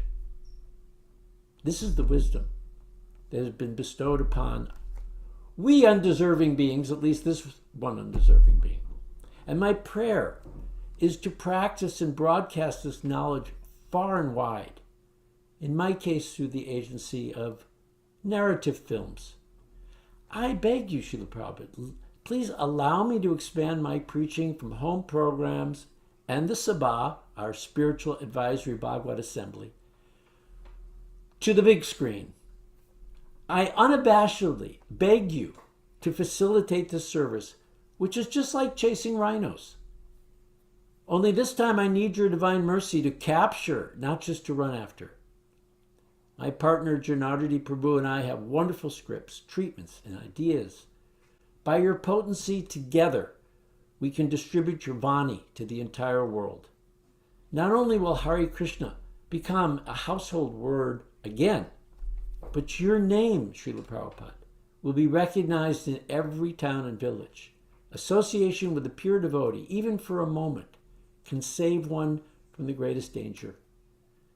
My fathomless gratitude to you, my most intimate friend and preceptor, extends from this life, which is in its final act, to our next dance together, if you will kindly accept me as your eternal servant.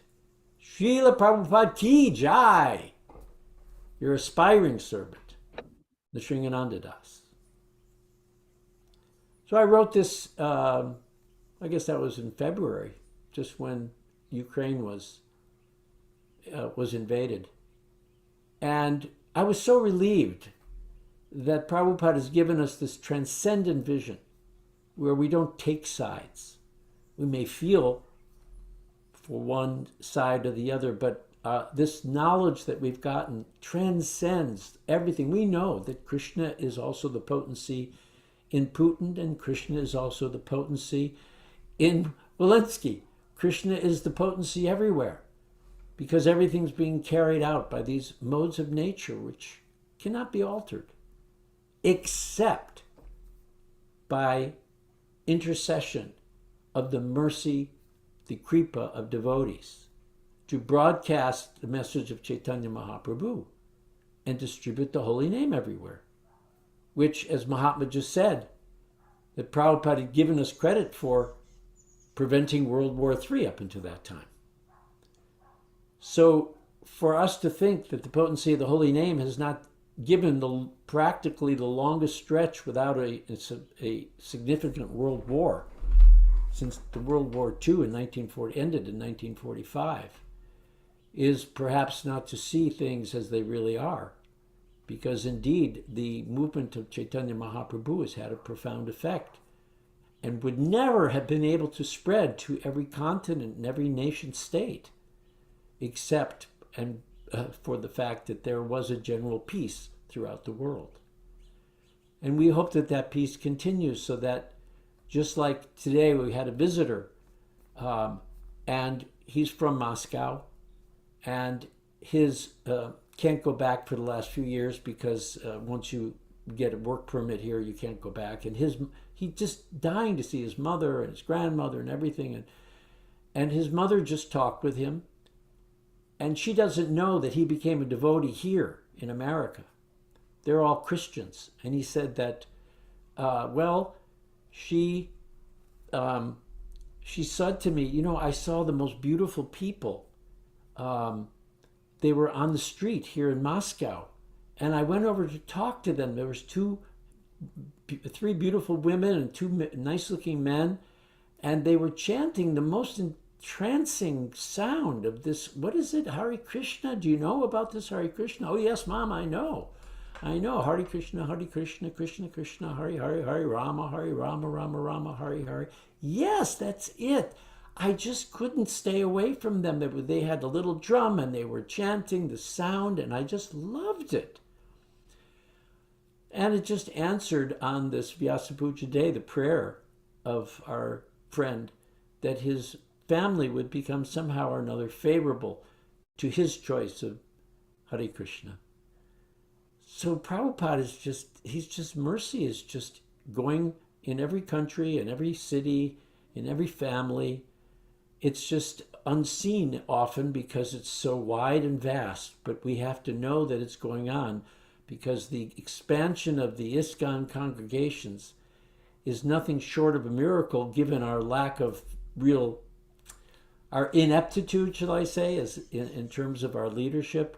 We've really, it's amazing that we've lasted this long.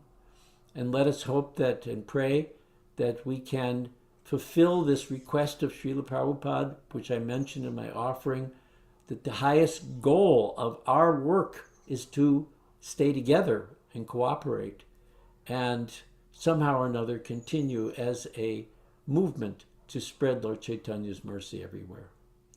So that is my offering and my request from on this beautiful and auspicious day. And I also request the mercy of all the Vaishnavas who see this. Please give us your blessings to carry on and be able to spread Krishna consciousness in a narrative form throughout the media all over the world. Hare Krishna. Hare Krishna.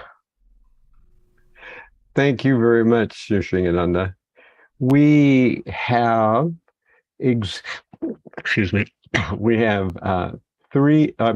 two offerings left.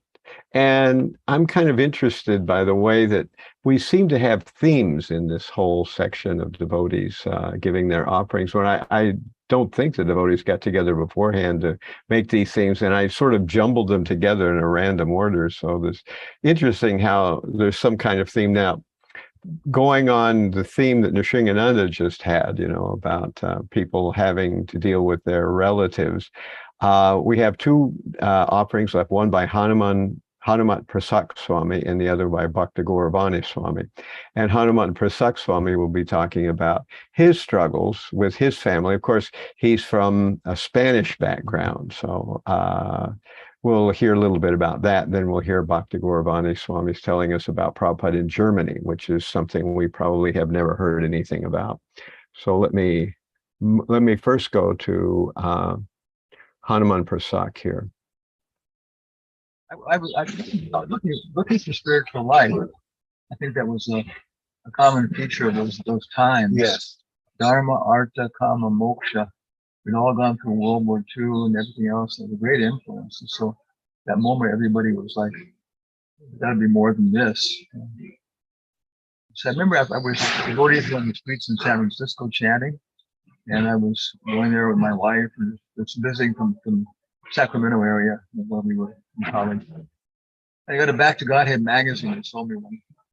The back was a picture of Prabhupada smiling surrounded by all these flowers and big garlands. And to me, it was kind of like some kind of spiritual mafioso. It was a strange picture. It was like they were promoting him like, That's okay. So really at first contact. It was impressive. Maybe I think then later it was actually UC, the University of California, the Davis campus. It was the first Whole Earth Day, and I think it was Bodhimantra. He wasn't preaching any philosophy at all. He was just being a fanatic and everything else, And he wanted me to take the book. It was the Krishna book, the big Krishna book, and it was very interesting. I remember because I was always, spending our money on the spiritual things. So my wife was one side there glaring at me, if you buy this book, I'll make our life hell and stuff. It was like Maya, But I was blanking my mind, which you're supposed to do when you're engaged in yoga, blanking my mind. And he was just going on preaching. And I finally came to the conclusion that I really should take it, but it was the choice. I had to either, satisfy her or take the book. And so I said, no, I'm going to do this.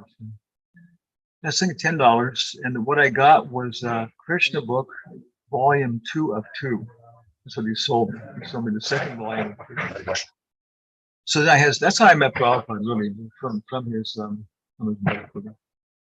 And so I read it for about 1 year, and so many things happened from the book. First, one of the things was the first story was about King Satyajit and how something happened, and it said that this happened before the kidnapping or birth of Pradyumna, which happened in the previous chapter. There wasn't any previous chapter. I was actually trying to pull the cover back or something, see if it got stuck in there. And finally, after about 2 weeks, I saw a very small thing in the bottom that said volume of 2 of 2. Yeah. So I was reading on, and then I read, a lot of philosophy, things before that, different religious perspectives, a lot of stuff, different things. And one thing that impressed me, the Krishna book, it answered logically. It discussed every single aspect of different philosophies, ideas, and it was just good. I'd never seen anything like that. So clear, so simple explanation of all these different cultures and philosophies, and coming to the conclusion that monotheism was the proper thing. And I came from a religious background anyway. That was the first thing that impressed me. Oh, great. So, and I read a lot of science fiction. I read like it was different people and stuff, and always like fantastic stories and all this stuff. The Krishna book was like a fantastic science fiction story, with, cutting off all the arms, the heads, and the legs, and all this stuff happening. I didn't know what it was. I just got it out of nowhere. The book was there. So at some point in my mind, I remember I was sitting on the porch of this old house in UC Davis, the campus, and suddenly my mind said, because obviously the person who's writing all this very sober philosophy, right? Describing these outrageous, insane pastime, it was a real contrast, because why would somebody who's like this sane and sober present these things as being true? So then I remember that my mind said, this is either the biggest lie I've ever read, or else it's the absolute truth. And my intelligence said to my mind, if it's an absolute lie or absolute truth, either case, it's absolute. And that's when I realized that, yeah, the book was self-evident. And it was just that the book itself was just, it was it. There was nothing like that. So I didn't know I was coming in contact with Prabhupada because he didn't push himself, in my experience in the book. He experienced so many things. Again, I was just bogged out and trying to understand things to some degree. But it wasn't that Prabhupada, making himself prominent as the person. He was kind of the author. So then eventually I started going to the temple in San Francisco, read the book for 1 year, visiting for 1 year. The same thing. I came in contact with devotees, and they were just different world. It was obvious. Having tried so many things before. And finally, Prabhupada came. I think it was maybe third Rath Yatra in San Francisco or something. It was only Rath Yatra in the country. And we were in the big industrial garage making flower garlands. I was living right near the temple. But I made so many flower garlands, I had grooves in my fingers from it. And everybody else was running off to the airport. And I couldn't quite appreciate the kind of passion that they had, everything else. And my connection with Prabhupada always was very much on the level of intellectual type connection in some ways. So then I saw him right after Rath Yatra, the festival was there.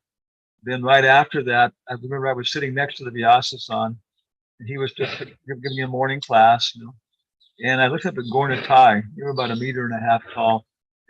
And I looked at them many times before. But when I looked at them at that time, their whole bodies were like conscious. They're just like eyes. Their whole bodies were conscious. It was just like, again, like a outstanding experience. So this went on, and I was involved in trying to do devotional service and adjust what I read in the books for so much time. And the temple president sometimes was a little harsh. Other people were nuts, and people were stealing stuff and running away. It was many problems and so on. At the same time, too, the chanting was there and everything else. It was proper process, being involved in the process and stuff. So my experience with him was I gradually began to know him gradually and stuff. And initiation, that was also a great challenge. I'm going to accept him or what's going to go on. And also because of the Christian background, there was a whole thing. And, fanatic Christians in my background were saying, oh, this is all a trick of the devil. You're going to go to hell and so on. The two things that finished off very, very impressive is that we were in San Francisco, 455 Valencia Street. It was an old mortuary. Had ghosts. So I was going out in the daytime to work, and I remember one time I was just kind of walking up the hills in San Francisco and realizing, oh, this is crazy and that's crazy. And if I hadn't had that 1 year of associating with Prabhupada's book, I wouldn't have probably been able to sort out all the things that were happening in the temple. But because of that, I kept coming back to that. But I remember, I'm very clear, I was finding my mind, my intelligence said, hey, even if everybody else in this whole movement goes nuts, I'm still going to serve A.C. Bhaktivedanta Swami. And I made that real kind of like personal connection and commitment. That was for me one very, very principal time. And I thought, probably should be good. I'm here. And another one was, he moved to Berkeley, right? And it was Guru Das's sannyasa initiation. And I still had these, things to kind of sort out. Like somebody's a Muslim, somebody's Ramanuja Sampradaya. So I had pretty strong commitments in terms of Christianity and sorting out, Jesus Christ and all these things, Then Prabhupada was giving initiation to Guru Das. He was quoting the verse Titikshava Karunika, Suhridam Sarvadehinam. And he said, this is Vaishnava, he's merciful, He said, but he mentioned Lord Jesus Christ, and they were crucifying him, still he begged for their forgiveness, Then I heard that directly from, I heard it over the speaker in the kitchen, so I didn't hear it directly from Prabhupada's lips, but I heard it directly over the broadcast thing. At that point, because I knew the movement by then, like you say, I'd gone through the devotees, I'd seen what they were going through. Through them, I could see the austerity that Prabhupada had done to establish this movement and the sincerity and everything else. And I never had found that anyplace else and anybody else. So at that point, I realized even if I was trying to be a Christian, here was the best Christian I knew, and so on. So that took care of that. But then I was able to connect up all of my other interests like that and that stuff and so on. But that was, then after that, for me, it's just a continuous realization. Maybe the most well, very quickly. Oh, that's enough for now. So that's my kind of how I first met God, and kind of going on like that. The physical contact and so much has never been important to me in my life. It's always been introspection and and working at a distance like that. So it was 1975, at the same time when Prabhupada came to the Rath-yatra. I was a treasurer. Two things, okay. And again, I was maybe number 1,225th son or something. So so many other people I actually had contact. Vajrashruta Damodar Maharaj, Hansaduta, and Jayānanda. To me, they were like, they had close association with Prabhupada. I knew them, and from them I could have that connection. But in the morning there would be the Shringarati with the deities, Prabhupada give lecture, and afterwards was Guru Puja. So I was in the kitchen cooking the 8 o'clock offering or whatever it was, and they had cookies for Prabhupada to pass out. And nobody was taking them. There was kirtan was going on more and more, and I figured, well, I guess I should take these and give them to the devotees. And they can. So I had my apron on, and I walked to the edge of the kirtan in the temple room, and everybody was Prabhupada, Prabhupada. And nobody was like, you could see the cookies. So I kept getting kind of closer to Prabhupada. Of course, Prabhupada to me was kind of like, Yamaraj, everything else. It was like, so I was approaching. Oh, Krishna Maharaj pushed me. So suddenly I was right there, holding this tray of cookies up to Prabhupada with my apron on. So I could thank him for one of that was the only intimate service I did in that sense. He's looking down at me like, who's this guy in his apron? Coming here out these cookies. Kind of like curious. And at the same time too, there was a program Prasadam Distribution International. It was on the West East Coast, yeah. They also apparently were distributing other things besides Prasadam and making good money. So anyway, they came and gave a $10,000 donation to Prabhupada, which now I think would be at least $100,000 at least. Yeah. So it's a considerable donation. Because I was the treasurer, they said, "Oh, come and help count the money." And so I'm maybe the only person who actually knows the story now. Jayādvaita was there, Brahmananda was there, and I think they've all passed on. And I don't think it was being recorded. So when I sat down in front of Prabhupada and again, I was very, what's like conscious. Well, he's so great, Everybody's counting $20 bills. They're all standing around Prabhupada, sitting around Prabhupada, counting, hundreds and thousands of dollars, and Prabhupada was just leaning back and preaching, preaching. What was he doing while we were working? He was preaching to us.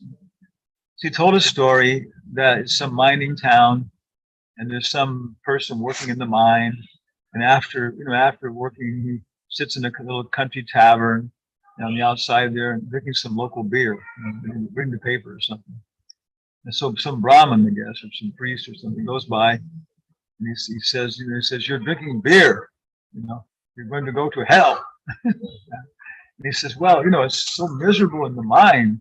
We work so hard to come out and take a little bit of beer and relax." And he said, "Still, you're going to hell." He said, "Well, my brothers, my big brothers, my father, my uncle, they all take a little beer after working in the mine." And then Prabhupada said, the Brahmin, waves disgustedly and walks away and says, "Your whole family is going to hell." And he said, the man thought, well, if we're all going to be there together, I guess it won't be so bad. And he said, that's material life. That we look around at everybody else, he's suffering. Well, I guess that's just the way it is. He said, nobody has any impetus to make a change. So that was, again, so much of my contact with Prabhupada was, he said, devotional service is not a matter of sentimental speculation or emotional ecstasy, but practical activity in the foreground of spiritual life. Other things are there. Different mystical experiences. It's always been like that. That Prabhupada was just, very practical level of preaching, and then gradually, that's what I would say now. That after all these years, and really realizing there's no doubt about it. This is the best way to live. I had a medical examination recently after many, many years, 40 years. And the guy said, you're in the top 15% of all people for your age. Your age in the top 15% of health category. And just following this yoga, maybe 70% sincere. Well, it's just a fact, just in terms of health and everything else. There's so many things like that I'm seeing. That other thing is that, I really, when Prabhupada says one should not be, what's the word, become angry if his disciples cannot follow his instructions immediately. So trying to take some role as spiritual master in some aspect, sometimes I become so frustrated. I say the same things again and again, give the same advice, and I go, okay, cast them into the outer darkness or something. But then I think, wow, I'm only here because Prabhupada has been hanging on for so long, and tolerating and making progress because of that. And I really think, well, God, if he can tolerate me for so long, why can't I tolerate a few other people? So those are two very strong impressions.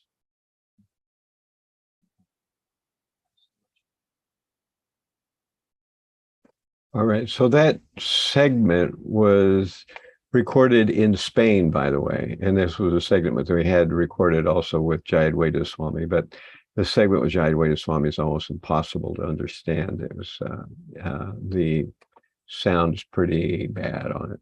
So I'm going to play the last segment with Bhakti Gauravāṇī Swami. So here we go. And he'll tell us a little bit about Prabhupada in Germany. Okay.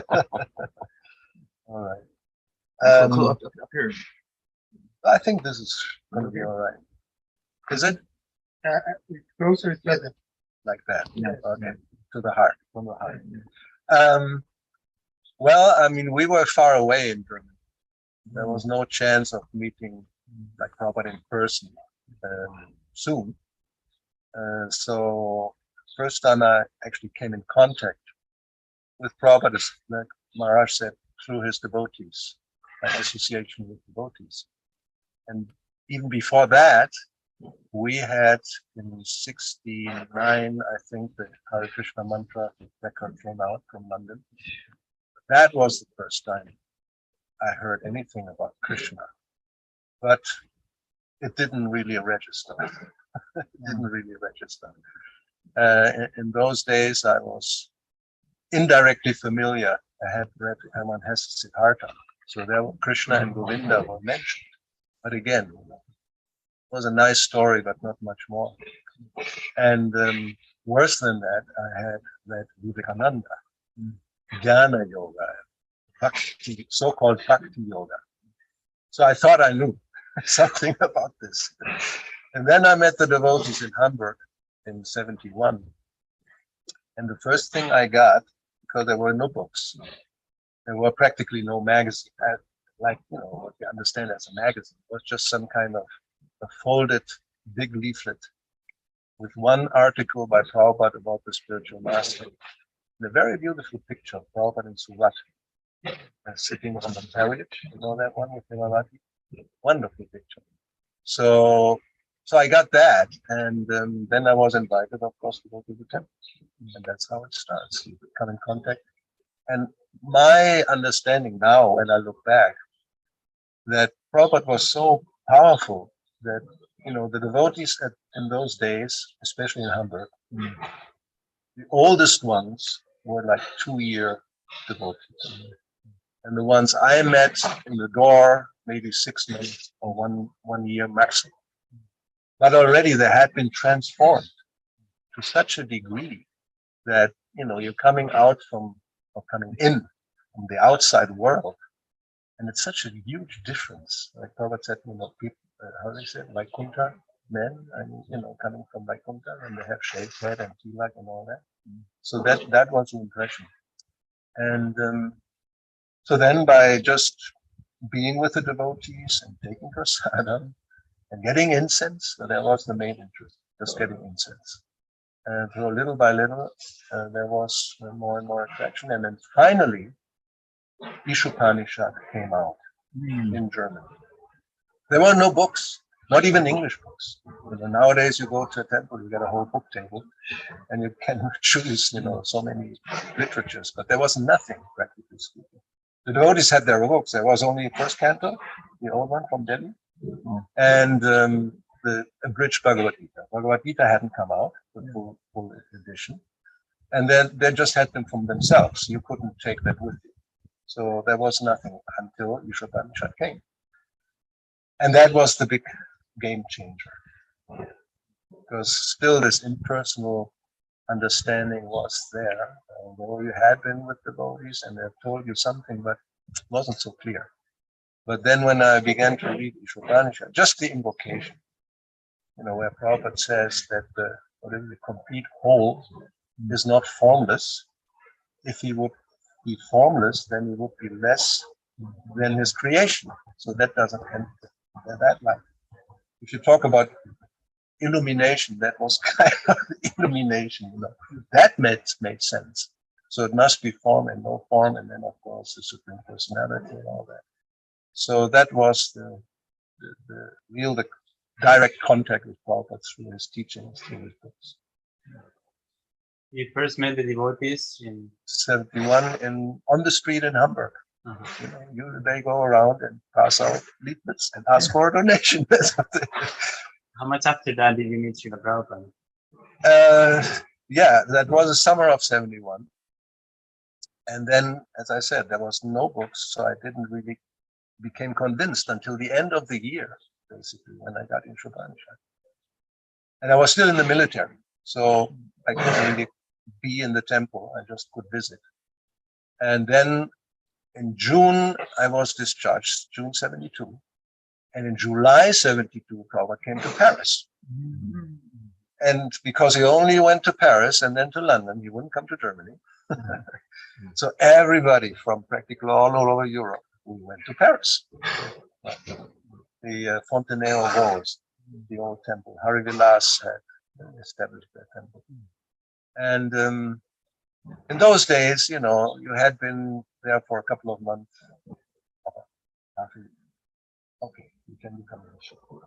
Unless you were a completely useless basket case. So, I mean, with me were initiated Kṛṣṇarūpā and Amanat and so many other. And so some of them had been there maybe for a few weeks, but that's how it worked in those days. So that was in 72, July, 50 years ago. We had anniversary a few weeks ago. First initiation.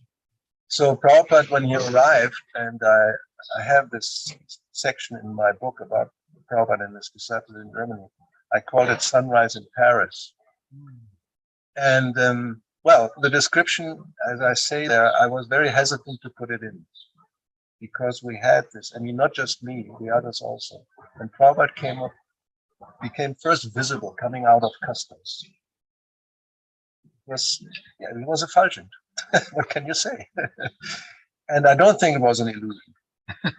It actually, now I put this in, you know, it's confirmed in Chaitanya Charitamrita when King Prataparudra sees the devotees in Jagannath Puri, and he sees that they are more effulgent than millions of suns. And that's, Prabhupada was like that. I'm sure you have seen him like this also. It's not just, you know, some, how you could fantasy because of some fanatic follower, you know, who sees the rule in a certain light, and it's just completely imagination. I mean, it was real because when you are pure, then material, what so-called material covering is practically zero, and the spirit soul and Krishna, it just shines through. So that was like after all that was like the final confirmation. This is the real deal. Just reminded me when you said, you know, that when you started to chant, then after one day, something happened, right? When we talk about Prabhupada, you know, you asked about some outstanding quality maybe that we may appreciate. I think of the prayer he composed after having arrived in America, where he, you know, it's like It looks like a conflict. You know, what can I do? This is a terrible place. You know, it doesn't look like there's going to be any way these people are going to accept Krishna consciousness. But then he says, but, you know, it's possible because you are the supreme mystic and I have full faith in the holy name. And then he did it, you know, right? When he came to New York, what did he do? How to spread? Well, he sat down and chanted Hare Krishna. And somehow or other, the holy name acted and people became attracted and convinced. And that's how we're still trying to spread it like that. So this confirms the holy name definitely works. You didn't see the Tompkins Square Park, right? I did see the devotees in Tompkins Square Park, but this was after Prabhupada contacted me. 67, 98, 68. Yeah, I wasn't there for those historic kirtans with Hanuman and Kirtan. I came a little later. The devotees were chanting in the park. And we were to the same spot. Pretty much, yeah. Famous place. Huh? Famous.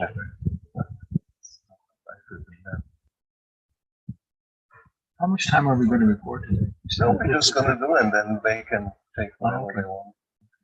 Well, we could go on.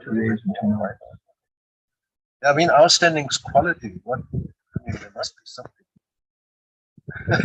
amongst the 26 that we have. I mean, as I said, you know, my perception when I see this prayer is how much Prabhupada was completely depending that Krishna will do it. You know, if he wants to, he can do it. And what can I do? Just, you know, I will just make me dance, and you know, I'll be just cooperating, and so this is, I think it's one of the outstanding qualities. Complete faith in the holy name of Krishna. What can we do? Surrender. Yeah, complete surrender. Right?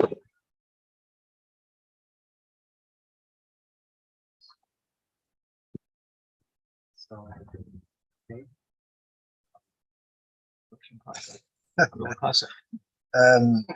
I think there was once an inquiry, you know, what quality one would appreciate most Prabhupada. And at that time, I said he was always grave. Isn't it? Most of the time. Yeah. But then one time, as he was asking, we really saw Prabhupada laughing like we never have seen him laugh before. There was a morning walk in Germany and in the fields, and then there was a helicopter coming. And somebody pointed out, you know, because maybe thinking, well, Prabhupada may not know what a helicopter is. And he said, this is a helicopter, Prabhupada. So Prabhupada, I know. He said, in England, they arranged a helicopter for me, taking me from, you know, the airport to Bhaktivedanta Manor. And but I had to pay for it. And he related the story to illustrate that. He said once a guru entrusted his money to his disciple. And the disciple, well, he arranged for the guru to speaking in some event, and he made wonderful arrangements and wonderful prasadam and this and this and this. And then the guru said, oh, this is all very, very nice service. And it's all your mercy, guru. Because he had spent the money the guru had given him. So when they rented the helicopter, where's the money coming from?